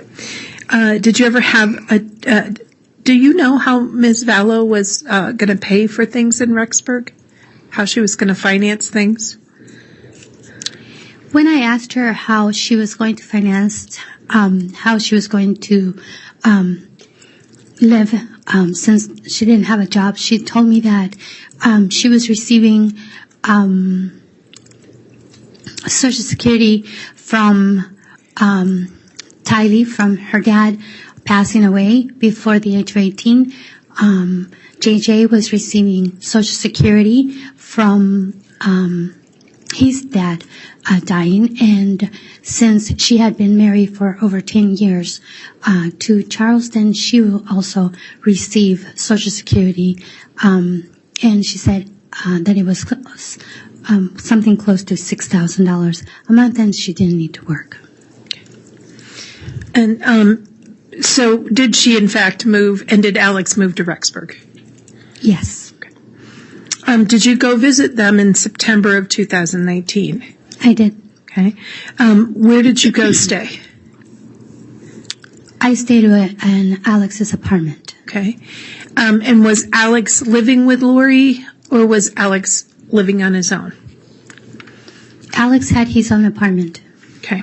So you stayed at Alex's apartment. Where did Lori stay? Lori was in her apartment. Okay. When you visited, did you see Tylee at all? No. Okay. Did you ask where Tylee was? Yes. And what did Lori tell you about where Tylee was? She said she had to be free. When she said she, who is she? Tylee. Okay. And who said this to you? Was that what Lori said, that Tylee had to be free? Correct. Okay. Did she say where she was staying, where Tylee was actually staying? When I tried to ask her what she meant by that, she lifted her hand and put it up to my face and said, "Don't ask." All right. Now, when you were there, after she talked, did you ask about JJ as well after she talked about Tylee like that? JJ was there. Okay. What was JJ doing? He was playing outside with his neighbor friends. All right. And did Lori say anything about how JJ was handling being in Rexburg? She said that he had some toiletry issues since they had moved. Okay. Did she say anything about JJ being attacked by demons? She said that she started saying that before they moved to Rexburg. Okay. So she had told you prior to the move to Rexburg that JJ too was being attacked by demons. Correct. Okay. What did she say about whether Tylee was being attacked by demons or evil spirits? Right before she moved to Rexburg, she said that Tylee had been possessed by evil spirit or a demon, and she called it Hillary. Okay. Do you remember how many times she talked about Tylee being possessed by the spirit Hillary or the demon Hillary? About 2-3 times. Okay, more than once. Correct. Okay. What about JJ, but him being attacked by demons? Did she say this once or more than once? More than once. Okay. How many times? It was a few times. Okay. Do you know whether JJ ever had a comfort dog or a service dog? Yes. Okay. What was that service dog's name? I believe it was Bailey, something like that. Did she ever talk about any issues with Bailey? Yes, she said that that there were evil spirits attacking JJ, and they were going into the dog Bailey because it was easier to possess the dog. Okay. And so did she give away or get rid of Bailey? Yes, she did. Was that before moving to Rexburg? Yes. After Charles died? Correct. Okay. And then did she, and then once they were in Rexburg, did she repeat any concerns about Tylee being possessed by Hillary, the demon Hillary or the spirit Hillary? No, Tylee was not there when I went there. Okay. Did she say anything about JJ being attacked by demons when you were in Rexburg visiting? Not that I recall. Okay. What was JJ doing when you saw him in Rexburg? He was playing outside with his toys and with his friends from the neighbors, the neighborhood kids, and then he came inside and asked for a popsicle, and then he went back outside, and then he came back inside to ask for a snack, and then he went back outside, and then I guess it was around 7 o'clock, and Lori brought him inside and started getting him ready for bed. Okay. And while you were there, was Melanie Gibb there? No. Okay. And did Lori say anything about how it was caring for JJ now that Charles was gone? She said she had hired I don't know whether it was a babysitter or a nanny that was helping her take care of him when she needed. And she also said that she had bought subscription to one of those bounce places so that he could she could take him there to be entertained. Okay. So did she and then how did you see Chad at all while you were in Rexburg? Yes. Okay. Tell us about that. How did that happen? Let's start that way. How was it you were able to see Chad? Because at this time, Chad's wife, Tammy, was still alive, correct? Correct. And he was still living with Tammy, even though Lori's now in Rexburg. Right? Yes, he asked me to lie for him and to send a text to him saying that I was speaking at a conference or at a presentation, and that I wanted him to come and see me speak. Okay. And did you send that text? I did. Why did he have you do that? And you said lie for him. Why did he ask you to do that? So that he could have an excuse to his wife to come over. To Lori's? Correct, to come over to Lori's apartment. Okay. And did you do that? Yes. Okay. Did Chad come over? Yes. Okay. Did you talk to Chad at all during this time? We did. Mm-hmm. Okay. Was Lori there as well? Yes. Tell us about that conversation with Lori and Chad. Lori and Chad were very aggressively trying to convince me to move to Rexburg. And we talked a lot about him saying that I needed to move to Rexburg. Why did they want you to move to Rexburg? They kept telling me that part of my mission was to be there and that I needed to help them build Zion there and that I just needed to move there. Okay. Now, do you have a job? Yes. Okay. Do you have family in Arizona? Yes. Okay. What did Lori say about, how you would, if you gave up and quit your job, how were you supposed to support yourself? I said that if I was to move to Rexburg, there's no jobs there for me for my experience or my past jobs or anything that would match me, and what would I do there for finances. And she said, don't worry about it. Melanie, meaning Melanie Pulaski / Boudreaux, she has enough for all of us. Okay. Now, so at this time it was Melanie Boudreaux. That was her name, right? At the time, correct, yes. Okay. And so Melanie Boudreaux was her niece? Yes. And Melanie Boudreaux was in the process of divorcing her husband, Brandon? Correct. And she received a fairly substantial divorce settlement? Correct. Several $100,000? Yes. Okay. And so what did Lori tell you about Melanie supporting people? What exactly? I want to make sure we get the words right. What did she say? She said, don't worry about it because Melanie has enough for all of us. Okay. What did you say to that? I said, that's her money, not my money. Okay. And did Lori have a response? No. Okay. Not really. All right. Did you ever talk to Melanie Boudreaux about the idea that her money was going to support all of you? I told her about what Lori said after Alex had died, and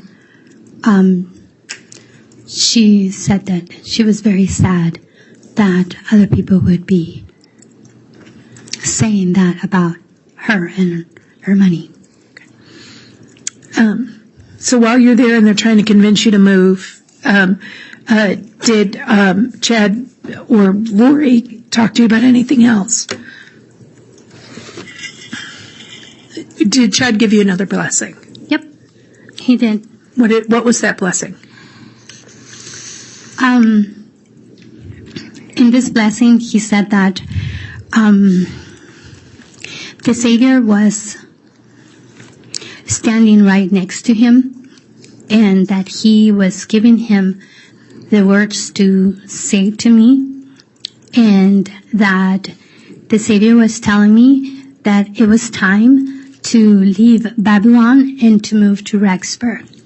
He also added that the Savior was telling me that all my sins were forgiven. Now, who was here when you were getting that blessing? Lori, Chad, Alex, and I. Okay. Now, it's my understanding from what you say a blessing is from somebody in a priesthood or almost anybody can give you a blessing, but it's personal to you, right? It has to be a priesthood holder if they are going to be using the priesthood power, and it is specifically for you. Okay. Yes. So why was Alex there? Alex also received a blessing that day. Okay, in front of you? Yes. What was Alex's blessing from Lori and Chad? In this blessing, Chad told him that the Savior was standing right next to him, and that he was giving him the words to tell him as well, and he told him that all his sins were forgiven. Okay. What was Alex's reaction when Chad and Lori told him all his sins were forgiven? He started sobbing. During this blessing for you and then blessing for Alex, did the concept of marriage ever come up?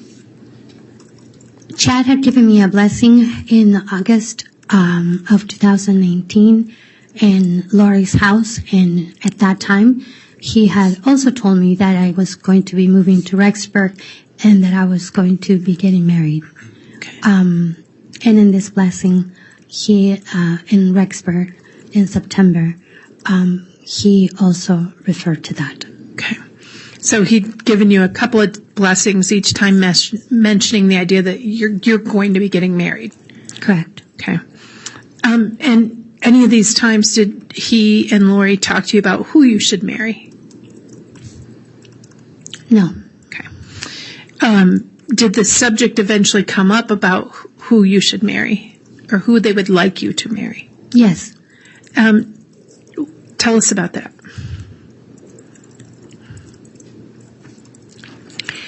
Lori and Chad were teaching that a man and a woman should always be together because they're stronger as an entity than as two separate people. If they are together, then they can have the priesthood together and they can be stronger and be more effective in whatever it is that they are going to do. So she, once Alex and I started dating, then they started saying that we should be married. Okay. Now, at the visit at Lori's house in Rexburg in September, when Tylee wasn't there, but JJ was, were you dating Alex at that point? We had gone in one day before he moved to Rexburg. We went out to dinner, and on this trip that I went there, we just were getting to know each other, just talking a lot, and he was really funny, so we had a lot of fun watching movies and talking and just getting to know each other. So after your trip in September, how long did you stay in September? I believe it was only like 2 to 3 days or something like that. It was a very short trip. Okay. Do you remember if JJ was going to school on those days, or do you think it was a weekend? I believe it was part of the weekend and then part of the day. Okay. And were Melanie Gibb or her boyfriend David Warwick there at all? No. Okay. Now, you mentioned that you guys were getting to know each other. Did there come a point where your relationship with Alex actually became dating or kind of took off? Yeah, Alex came to Arizona on October 31st. It was Halloween, and he came over. Lori had asked that Alex and Melanie Boudreaux would stay in my house. This is down in Arizona? In Arizona, And when they came down, Alex and Melanie came over to my house, and I gave Melanie my bedroom, and Alex and I stayed up talking most of the night, and that was the first time that we held hands or the first time we kissed. And was that Halloween? Yes. Okay. And so after Halloween of 2019, did there come a point where you actually got engaged? Yes. What day did you guys get engaged? It was on my next trip to Rexburg in November. November 7th? Correct. Okay. So you go back up to Rexburg November 7th, and when you're up in Rexburg, Alex gives you an engagement ring? Yes. And you agree to marry him? Yes. Okay. When you're back up in Rexburg November 7th of 2019, did you see JJ? JJ was not there. Lori was not there. Chad was not there. What about Tylee? No. Okay. Now, you guys got engaged. Do you know where Chad and Lori were at the time?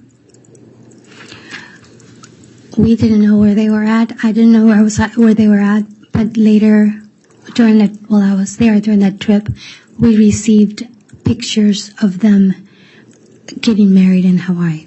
Okay. And was there any communication once you got the pictures of them getting married in Hawaii? I believe so. Okay, what was that?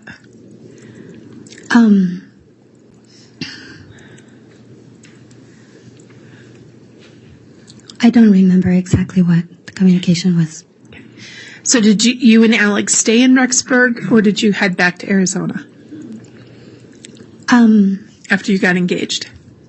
I came back to Arizona. Alex stayed over there. And I invited him to come down to spend Thanksgiving with me and my family. And did he do that? Yes. Okay. Did you have any communication with Chad or Lori on Thanksgiving? No. Okay. To your knowledge, did Alex? No. Okay. Do you know if Alex was having regular communication with Chad and Lori sort of from the time you got engaged until around Thanksgiving? I know they were having a lot of communication all the time, daily and on a daily basis, several times a day, perhaps. But when he left Rexburg to come down to Arizona, he told me that they had stopped communicating with him. And even though he was trying to call them and sending them text, they weren't answering him. And what was his reaction to sort of going from lots of communication to no communication? He was upset. Okay. He said something like, can you believe they're being such jerks after how much I have helped them? Now they don't even want to talk to me. Okay. Now,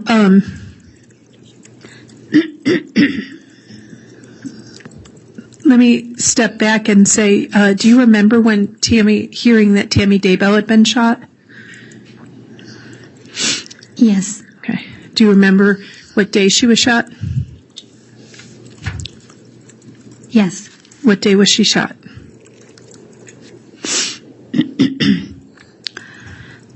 If my memory serves me right, it was October 9th. Okay. And were you having, do you believe she was shot that day or shot at that day? Shot at. Okay. How did you find out about that? I don't remember. Okay. Do you remember hearing about Tammy actually dying and being killed? Or shot, I'm sorry, I apologize.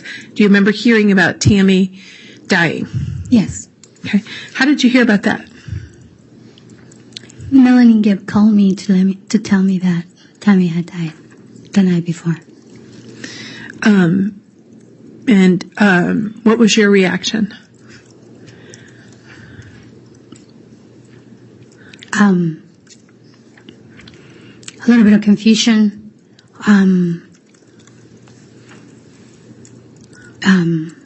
I didn't know how she had died. I didn't know what to think. Okay. But prior to do that, you had learned that she had been shot at by someone. Yes. Okay. Were you ever present with Lori around that time that Tammy was shot at? Yes, the same night. Okay.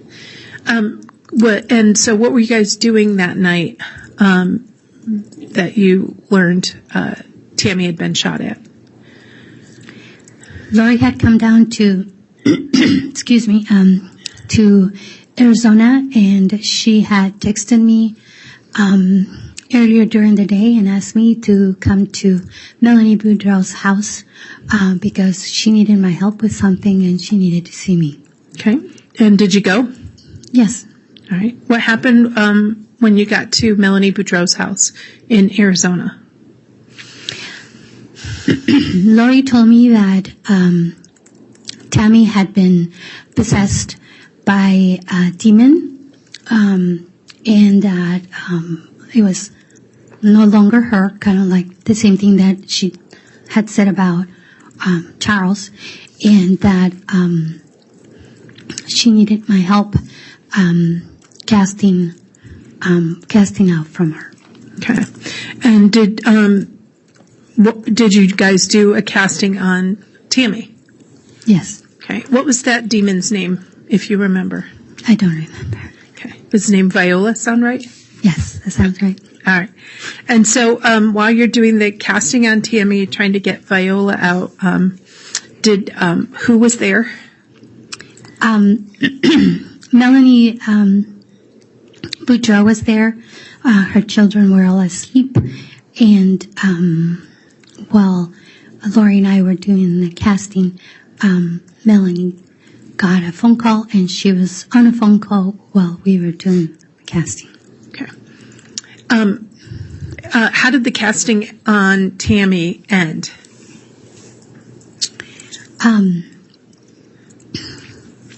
Lori said that she had received some new information on how to do a casting, that it could work, and we were going to be using the Cosmos, and can't remember exactly what other things, but no, we were going to be using this. And then afterwards, she gave me tons of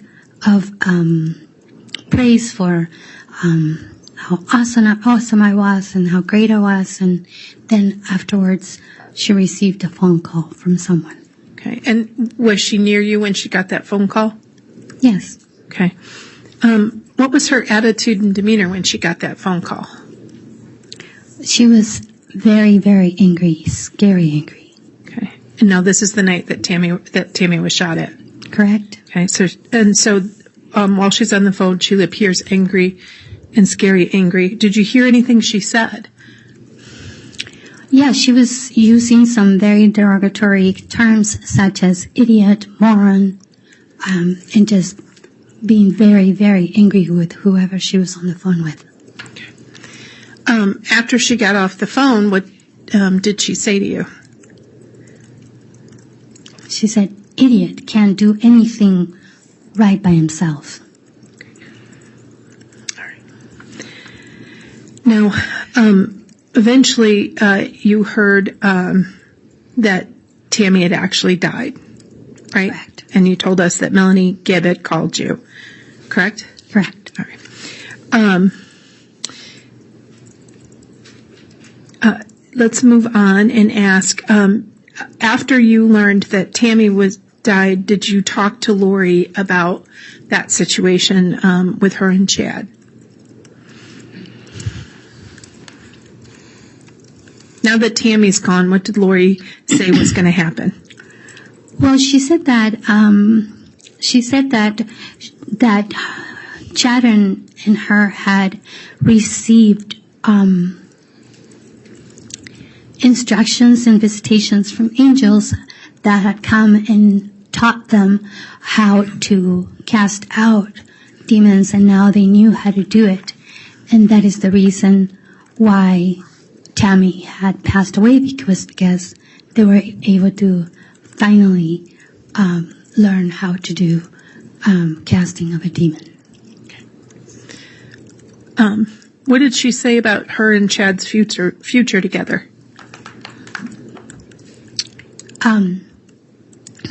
Well, at first, she said that Chad and her were saying that they were going to be in Rexburg, and that's where they were going to be building Zion, and that this was going to be a place of refuge. And then all of a sudden they said that they were going to be going somewhere else. Did she say in the few days after Tammy died, did she say where Chad was going to be living? Yes, she said that the day after the funeral, Chad was going to be moving into her apartment. What was your reaction, and did you say anything? I did. I said, "Isn't that a little too fast when there should be some time for grieving?" And what did she say? Nothing. Okay. So you mentioned that she and Chad had been talking about everybody kind of creating Zion in Rexburg. Did they tell you, that things changed, or that they were leaving and going somewhere else? They didn't say anything. They just left. Okay. And then you learned they got married in Hawaii. Correct. Okay. Did there come a point where they came back from Hawaii and visited you in Phoenix? Yes, on the way back from Hawaii, they had a layover in Phoenix, and they were staying at a hotel in Gilbert, close to my house, and they asked me to come and see them at their hotel, and they asked me to go have dinner with them and then drop them off at the airport. Okay. And did you do that? Yes. Okay. During that dinner, did you ask about either Tylee or JJ? I asked where was JJ and who was taking care of him if they were in Hawaii. And what did they tell you? She told me that JJ was with Kay and that she had given him to her. Okay. Now, did there come a point, and I don't think I've asked you this, so I apologize. What day did you marry Alex Cox?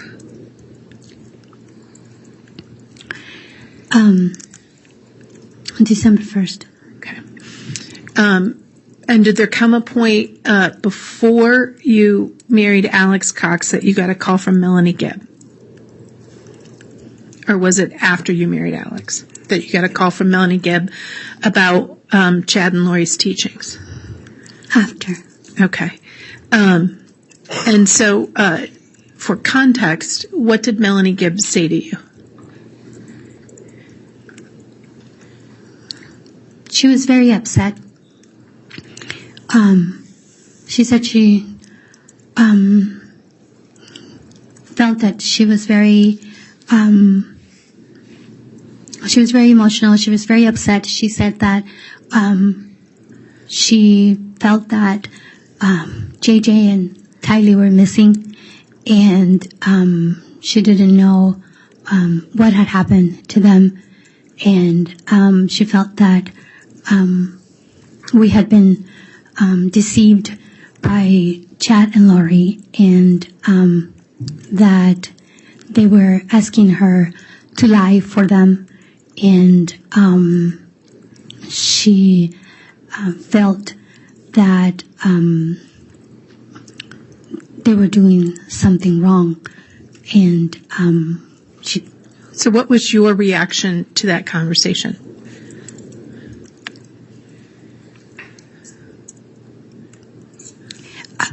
Utter confusion.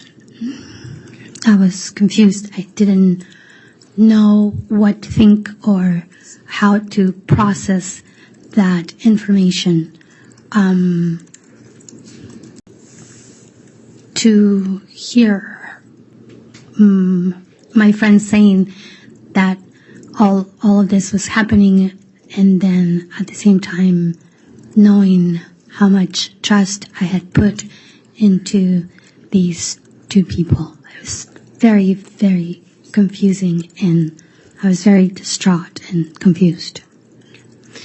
And did you turn to Alex, who you were married to at this time, and ask him about it? I did. What did he say? He was very quiet, not himself, not his usual self. I asked him, how can Kay be looking for JJ when JJ is supposed to be with her? How can the person that's taking care of him be looking for him? And what did he say to you? He said, I know. And did you ask him more about it? He just didn't answer me. I'm sorry. I'm just being distracted. That's okay. You okay? I was just distracted by what's happening at the back of the room. Okay. Okay. Sorry. No, that's all right. It happens. Okay. So you were talking to Alex about the call you'd gotten from Melanie Gibb, mm-hmm. right? And did he say anything about Tylee missing? Did you ask him about that? No. Okay. At some point, did you learn that the police were looking for JJ, Tylee, Lori, and Chad?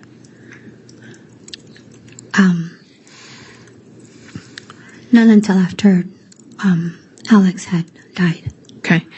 So let's do this. So what day did Alex pass away? December 12th. Okay. Had you received information about anything going on in Rexburg, or actually in Utah, the day before Alex passed away? I had a very long day at work, and I came home probably around 7:30 p.m. And when I came into my bedroom, Alex was on the phone with Chad and Lori, and they were telling him that Tammy's body was being exhumed on that day. That was December 11th. Okay. And were you present in the room with him while he was on the phone with Chad and Lori? Yes. Okay. Could you did you ask him about that conversation? After they were done talking, after they hung up, yeah. Okay. What did you ask him about? I was very confused about the reason why they would be exhuming Tammy's body. And I was asking him, why would they be exhuming her body? If she had died of natural causes, or, and I asked him if he was involved in anything that to do with Tammy's death. And then what did he say? He said no. Okay. Did you ask him anything else? Yes, I kept pressuring him.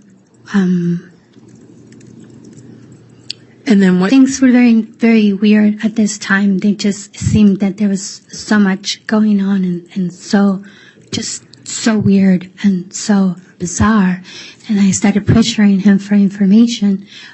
So I told him, I said, what is going on? What is happening? How come they are not here? You don't even know where they're at. We don't even know where they're at now. When you say they, who are you talking about? Lori and Chad. We don't know where Lori and Chad are at. What is happening? And what reaction did he have? Ultimately, what did he say? He was very quiet and unresponsive. And then he said, I think I'm being their fall guy. Meaning. And what did you say? I said, fall guy for what? What is it that you have done? What have you done that you would be the fall guy for? It was like I kept pressuring him, and I was so frustrated because he wasn't answering me. So I would walk away, and he would say something, and then I would come back, and then I would pressure him again, and then he said, one of the times when I was walking away from him, he said, Zulema, either I am a man of God or I am not. Okay. And then Alex passed away the next day? He passed away the next day. Okay. Now, I have some additional questions, but let's talk a little bit. You had mentioned earlier about journal, correct? And some drawings that you had from Lori or that you gave to law enforcement? Yes, correct. I keep a journal all the time. Okay. Your Honor, may the witness be handed State's Exhibit 54? Yes. Okay. Now, defense counsel has a copy of all of this, but I'm not sure he's seen the envelope. Oh, actually, he did see the envelope. But I like to see it right now. Okay.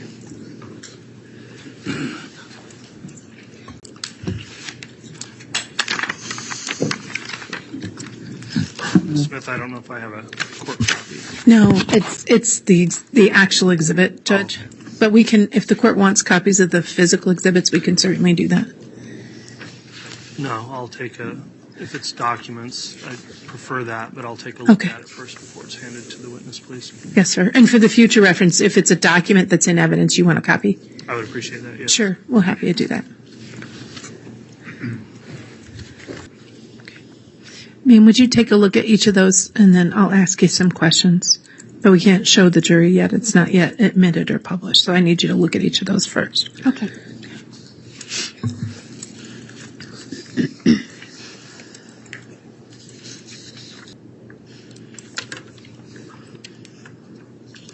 Yeah, these are all the pages from my... I'm sorry, what are those? These are all the pages, not all of them, but the pages from my journal. Okay. That you referenced showing and giving to law enforcement? Correct. Okay. And are they true and accurate copies of the pages of your journal that you've referenced in your testimony today? Yes. Okay. Move for the admission of State's Exhibit 54, Your Honor. Any objection?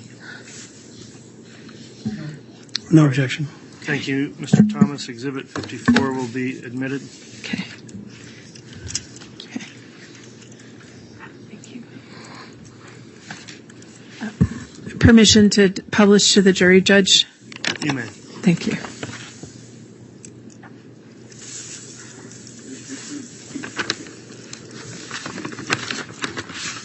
Okay.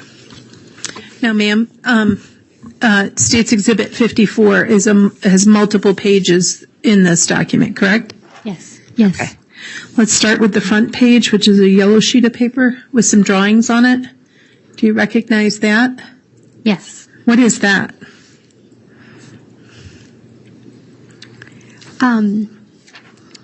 This is a diagram.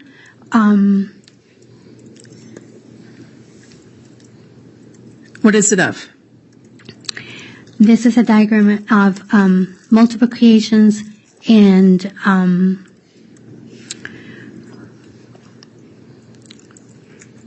multiple worlds that one person can come to. Okay. And is this a diagram based on teachings given to you by Lori? Yes. Okay. Lori and Chad. And so what is on, for me, it is on the left side of the paper. What are those words in that drawing? So, those are creations, or those are five worlds that were created, and each one of them there is a Satan and a Savior. There is each one of those worlds or creations were done separately, and the fifth creation or the fifth world is the Earth, which is the lowest and the darkest world. This depicts what Lori and Chad said that I had lived. According to them, I had lived 5 times on the third creation, 4 times in the fourth creation, and 4 times in the fifth creation. On the side, on the bottom, it says limbo. And this is where Lori and Chad taught that the spirits who had been pushed out by if a person dies, there is a 2-minute window in which a demon can take over that body and inhabit it. And such as what they were saying that had happened to Charles and had happened to Tammy. And the spirit, the original spirit of that person, goes into limbo. It doesn't move anywhere. It can't go anywhere. It's just in limbo because it's waiting for the body to be put to rest. So let me ask you, so when a person's spirit is pushed out of their body and the evil spirit gets into their body, the person's spirit goes to limbo. Correct. So for Charles, his spirit was put into limbo, according to Chad and Lori. Correct. And again, did Alex Cox believe this? Oh, absolutely. Can you put that back to source one? Is there anything else of relevance on it? Yes. See where it says a brother of Heavenly Father in Jesus? Yes. Chad had claimed that in another of those creations, he had been the brother of Heavenly Father in Jesus, and in another creation, he had been the Holy Ghost. Okay. And if such things were true within the circle of people around Chad and Lori, would that have given Chad authority and power? Oh, absolutely. He would have been spiritually the highest of anybody that we would know. Okay. And where was Lori's rankings in all of this? Well, he had chosen her to be his wife, so, and they had already been married 7 times before on this earth, and they had actually been in other worlds together also. So they had been married and exalted together in other worlds. So then that was his companion, therefore put her in the same spiritual standing as he would. Okay. And did Alex believe all that? Absolutely.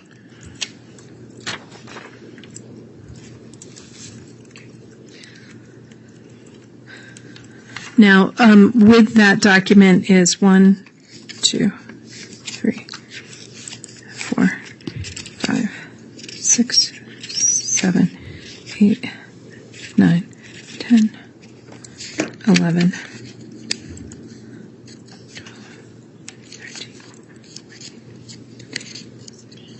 18 pages from your journal, right? Yep.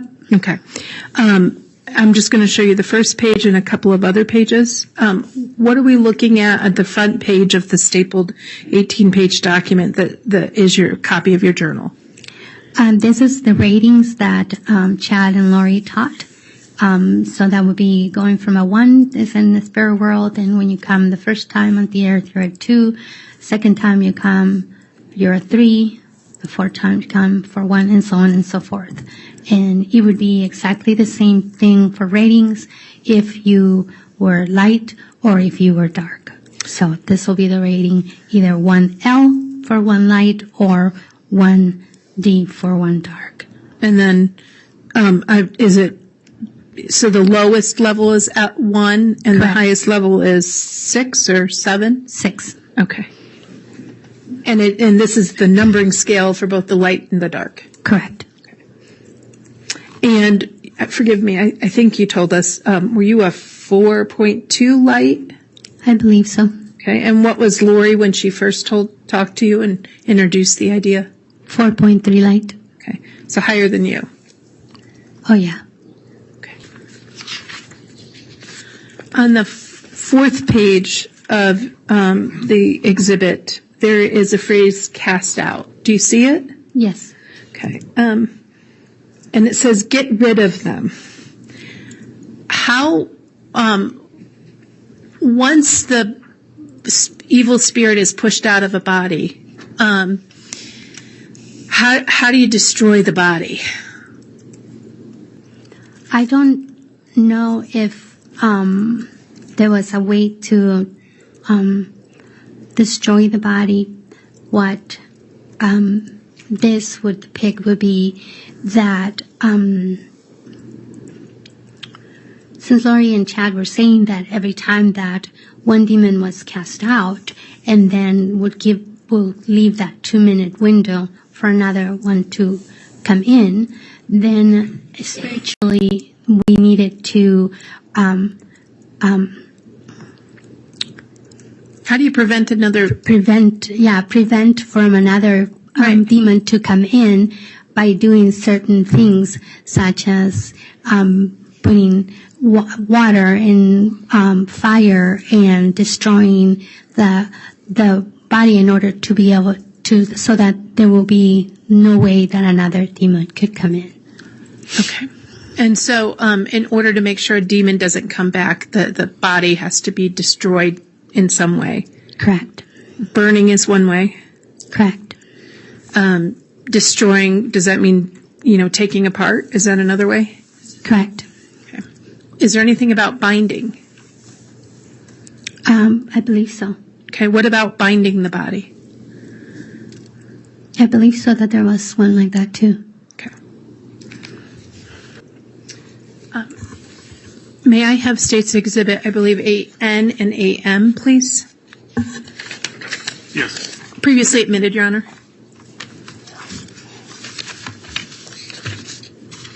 Thank you, sir. Do you want to take this one so I don't accidentally forget to give it to you?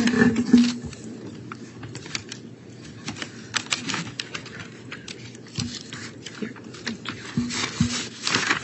Clumsy. Thanks. All right. Ma'am, these exhibits have been previously admitted, State's Exhibit 8M and 8N. Do you recognize what these scales are, if you could see them? Let me see if I can zoom in. Focus. I may just have to show the witness the exhibit. Can you see it? Is it focused for you? Yes, it is. Okay. Do you know what these are?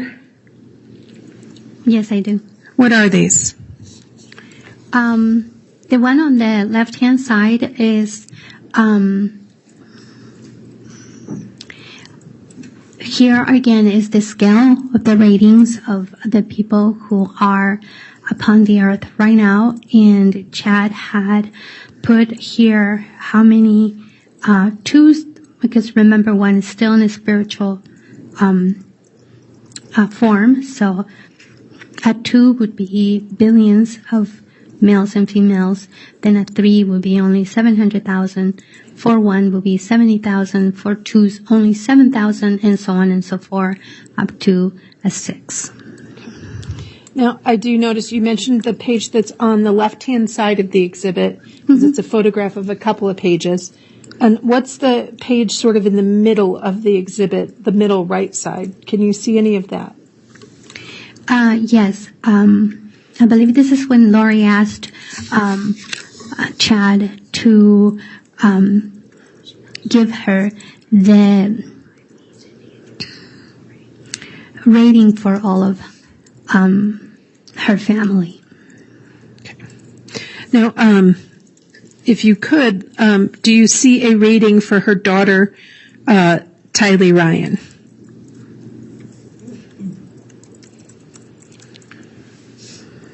Judge, I'm going to object, and may I voir dire in aid of an objection? Yes. All right. Ms. Pastene, had you seen these Yes. Before? Yes. Before today? Yes. And who showed these to you?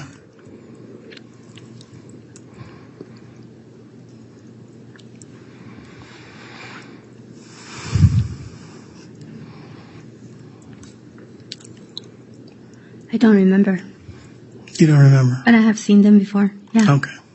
Lori didn't show them to you, did she? I don't remember. Chad didn't show them to you, did he? Actually, Chad did have this on his computer, and then, yes, he did show me this in his computer. When? At the meeting in August of 2019 at Lori's house. And did it have all at Lori's house in August of 2017? Sorry, one more time. What was the date on that? I believe it was in early August of 2019. 2019, early August. I believe that's what the day was, Okay. to the best of my recollection. Okay. And did it have all this handwriting on it? No, No.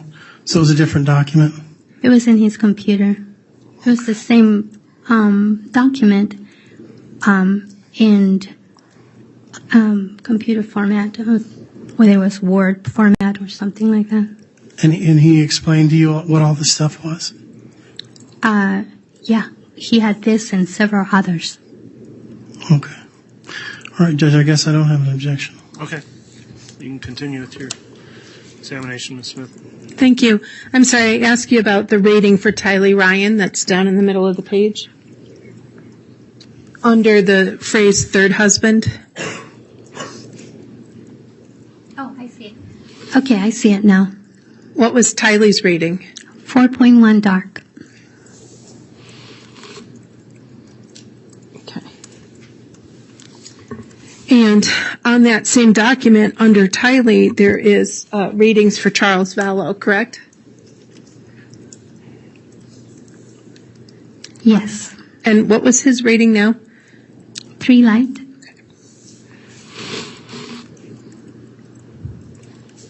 What was the rating for Melanie Boudreau? I believe that's down at the end, and I know the print's hard and the scale, the lighting's hard in here. 3 light. Okay. And what about Brandon? What was Brandon's rating? 3 dark. Okay. And this was based on teachings from Chad? Correct. All right. Thank you. Now, previously you have talked about States Exhibits 52 and 53. Do you remember talking about some of those? Okay. Let me show you,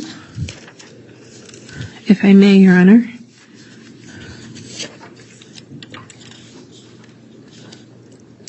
Show you States Exhibits 52, C, D, and E. See if you recognize those. Or, 52, C, D, and E. May I show those to the witness, Your Honor? Yes. Do you recognize those? Yes. What is 52, C, D, and E? These ones are pictures that were taken at the Preparing a People conference in Rexburg. Okay. And who was at that Preparing a People conference in Rexburg? Chad Daybell, Serena Sharp, Melanie Gibb, and I. Okay. Was Lori at that conference? No. Okay. And are each of those true and accurate pictures of the people who attended the Preparing of People conference? And was that in 2018 or was that in 2019?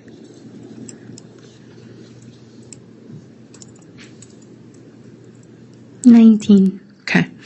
Are those each of those true and accurate pictures of the people who attended that conference? Yes. Move for the admission of 52C, D, and E. Any objection? No objection.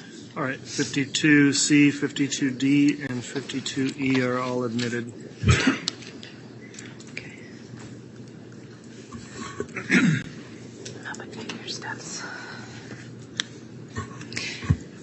All right, ma'am, let's turn first to 52C. I apologize, Your Honor. Permission to publish? You can. I got ahead of myself.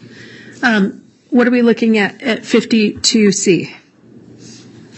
On the left-hand side, it's me, Audrey, Danae, and Serena Sharp. Okay.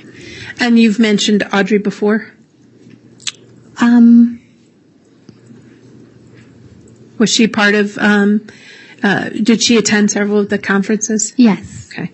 Was she friends with Chad? Yes. Okay.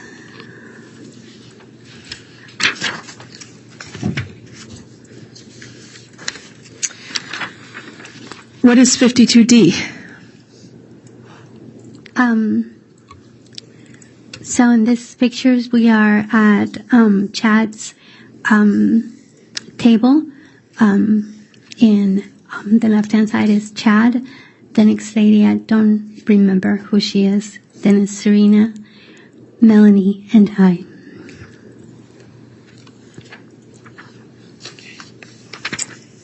And 52E?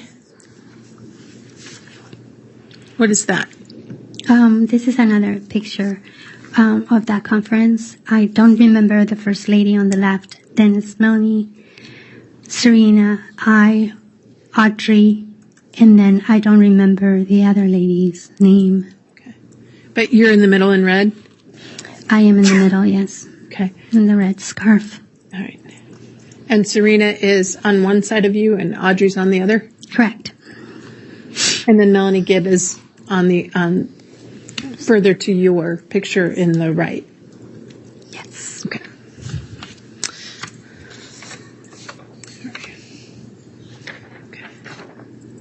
And if I may, Your Honor, State would like to show the witness State's Exhibit 53B. Yes. Thank you, Your Honor.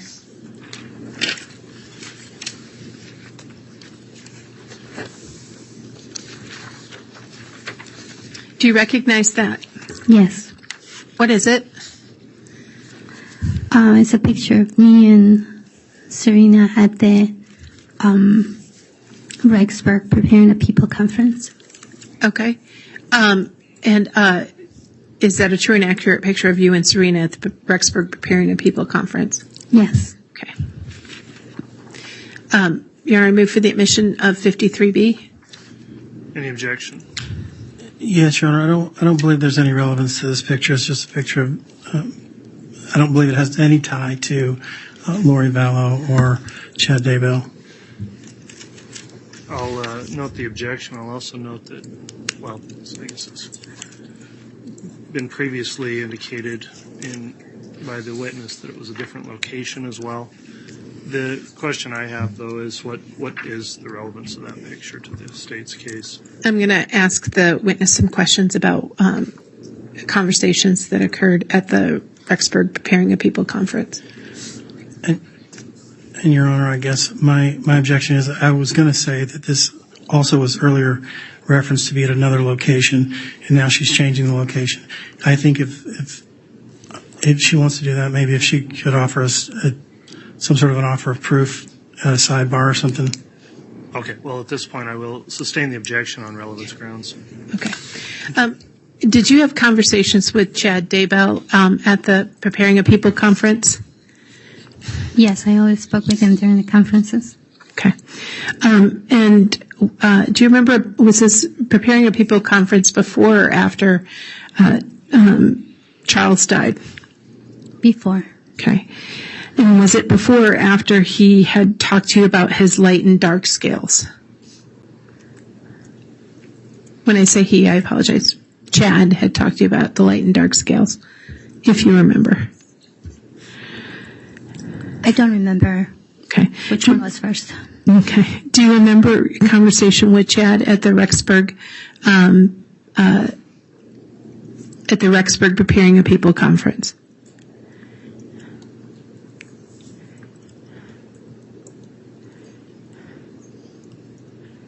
I'm sorry, I'm thrown off by the question because this is the Boise. Okay. This is the Boise conference, and yes, I did talk to him. Okay. During that conference. So let me make sure I'm clear. Can you look at the exhibit sticker on the back? I just want to make sure we have it straight. What's the number on the back? 53B. Okay. And I apologize. What conference was it that this was at? This is the Preparing a People Boise conference. Okay. Did you have conversations with Chad Daybell at the Preparing a People conference in Boise? Yes, I had conversations with him during the conference and after the conference. Okay. We were staying at the same hotel. Okay. And was this when was this? Before or after Charles died? Before. Okay. Was it before or after Chad had met Lori? After. Okay.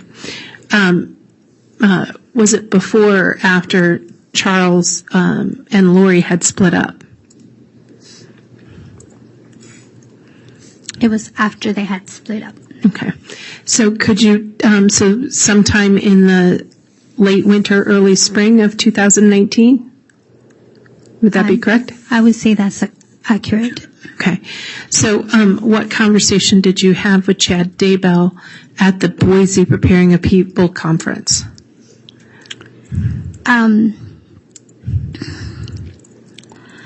We talked about Lori was supposed to be at this conference, and we talked about how she was unable to make it because she canceled her trip at the last minute because she was thinking that Charles was going to serve her during this conference. We also talked about. Can I ask you, serve her how? At this point, counsel, we've had an offer of an exhibit. We had an objection with some questions, a native objection, and I thought we were back just laying foundation, but it sounds like, I don't know if we've moved on from the exhibit or you're still laying foundation to get the exhibit in. I apologize. I thought the court wanted me to continue to lay the foundation. That's what I was going for. I just wondered if we were still in a foundational line of questioning. I can do it either way. I can move for the admission again, having laid additional foundation, or I can finish this section up. Let me just ask, Mr. Thomas, is there an objection continuing at this point with the additional questioning and answers you've heard here? No, Judge, will not object. Okay, so 53B was offered. It's now been admitted, and you can continue your questioning, Ms. Smith. Thank you. Sorry. What did Chad say about Lori not being there?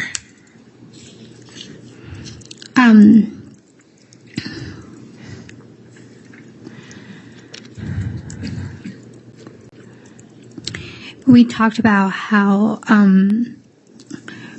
it was best for her not to be there so that she could be protected because in that way the person that was going to be there to serve her couldn't find her. Okay. And why was Lori not getting served with divorce papers in a way of protecting her? I don't know. Okay. And who was present with you at this conference?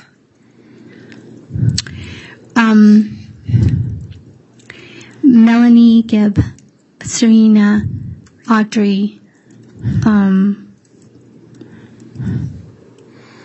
and I were there. Okay. Your Honor, at this time I will renew my request for the admission of State's Exhibit 53B. It's already been admitted. Oh, thank you, Judge. I'm sorry. May we publish it to the jury? Yes.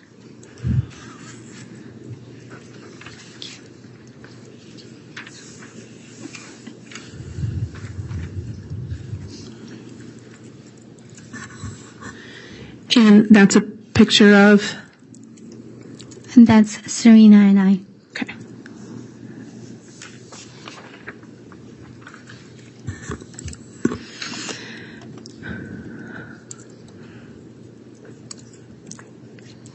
Now, turning towards some additional questions, there was your description of castings. Did the castings always stay the same? Were they handled the exact same way each time? They were similar, but not the same. Okay. How was it different than just praying for someone?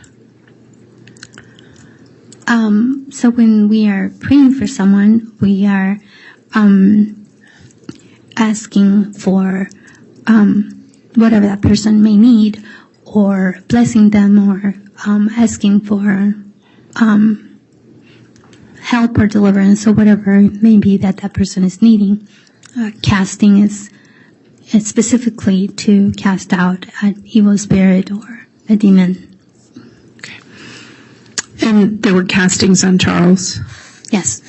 That you participated in? Yes. Castings on Tammy that you participated in? Yes. Okay. The group of people that was that would come to your house or meet with Chad and Lori, were each of them given gifts or told that they had spiritual, significance? Yes. Okay. So what was Melanie Gibbs' gift? She was a gatherer. Okay. What was your gift? Chad said that I was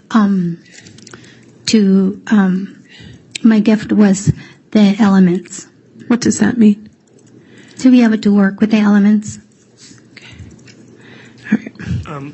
I didn't quite get the response on Melanie's gift. What was that? Melanie Gibbs' gift was? A gatherer. A gatherer. Okay. And just what does that mean? What does gatherer mean? Gathering people who were awake.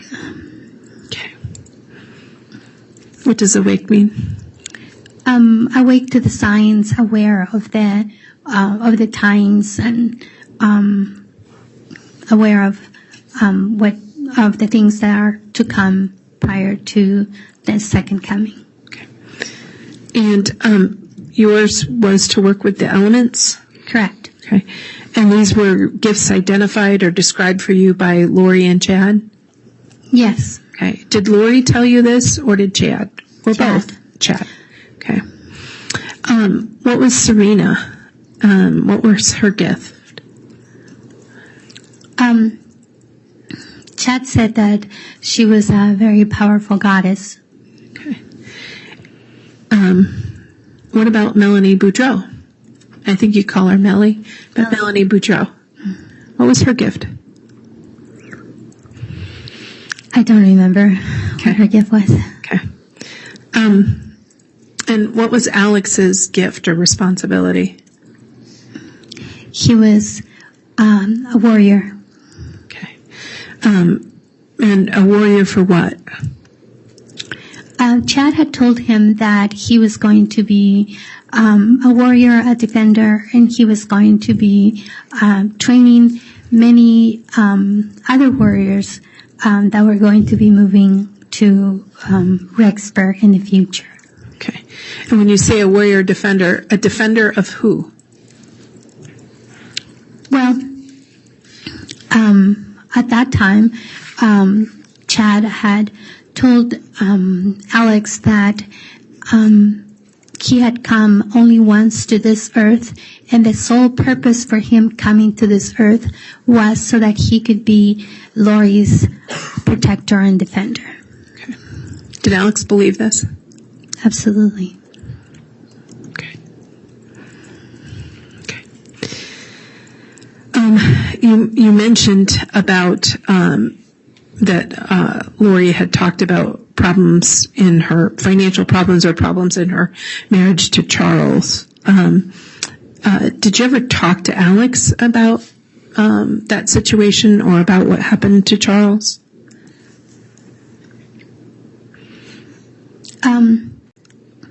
I don't recall talking to Alex about their financial issues. Do you recall talking to him about what happened to Charles? Yes. What did he say about what happened to Charles? I asked him if he was okay after he had just shot someone. I thought he would be like in shock or struggling with what had happened. And he said, Zeluma, he was a zombie. Did Lori explain to you anything about Charles's life insurance money? Yeah, she mentioned that Charles had $1 million life insurance and that she was the beneficiary of it. Did she ever talk about other plans? You know, that if the casting didn't work, did she talk about other ways to deal with Charles? When we were at my house in March of 2019 and we had done the casting, she was laughing and she said that, well, if it doesn't work, I can always put some pills in his water or something. And then she laughed it off. Did Lori ever talk to you, or Lori and Chad ever talk to you about how long they expected JJ to live? Lori had said that he was going to have a very short life. And then in a meeting that we had at Lori's house in early August of 2019, Chad said that JJ was going to have a very short life, that he was going to, the reason why he was going to live a short life was because he was going to come right back as Colby's child. And to your knowledge, did Alex believe this? Yes, but Alex believed everything they told him.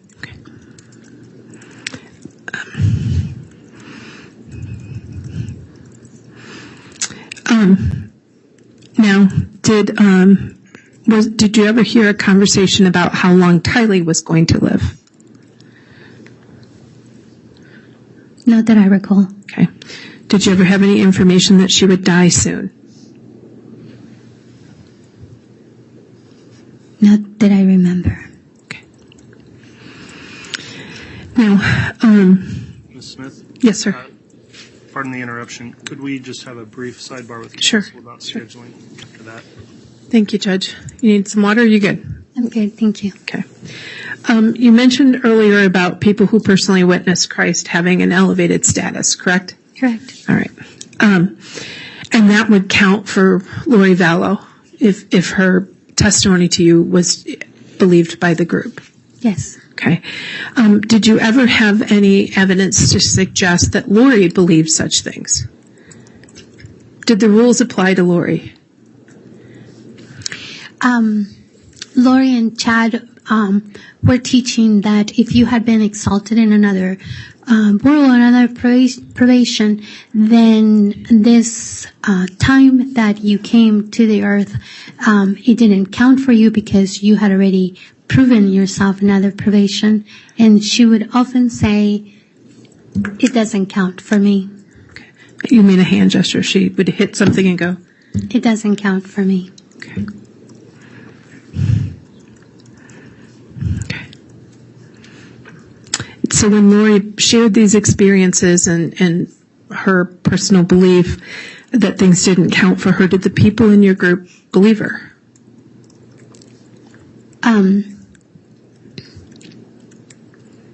don't know whether other people believed her or not. Did you believe her? That part I couldn't. Okay. I couldn't.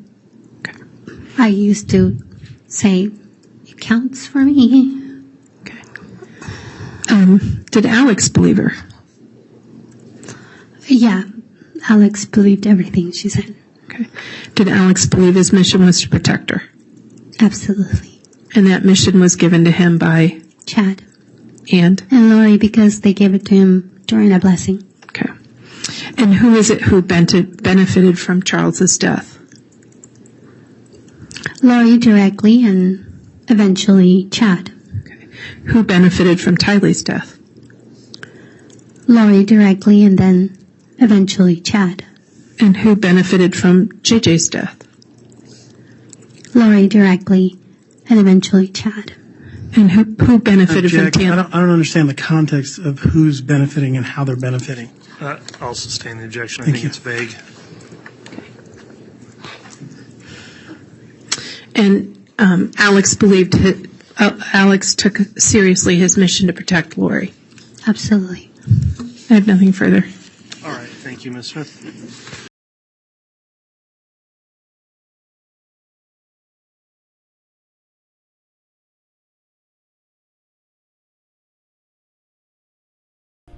Thanks for watching, everyone. If you enjoyed this video, please do not forget to like and subscribe on your way out, and feel free to leave a comment. Have a blessed day.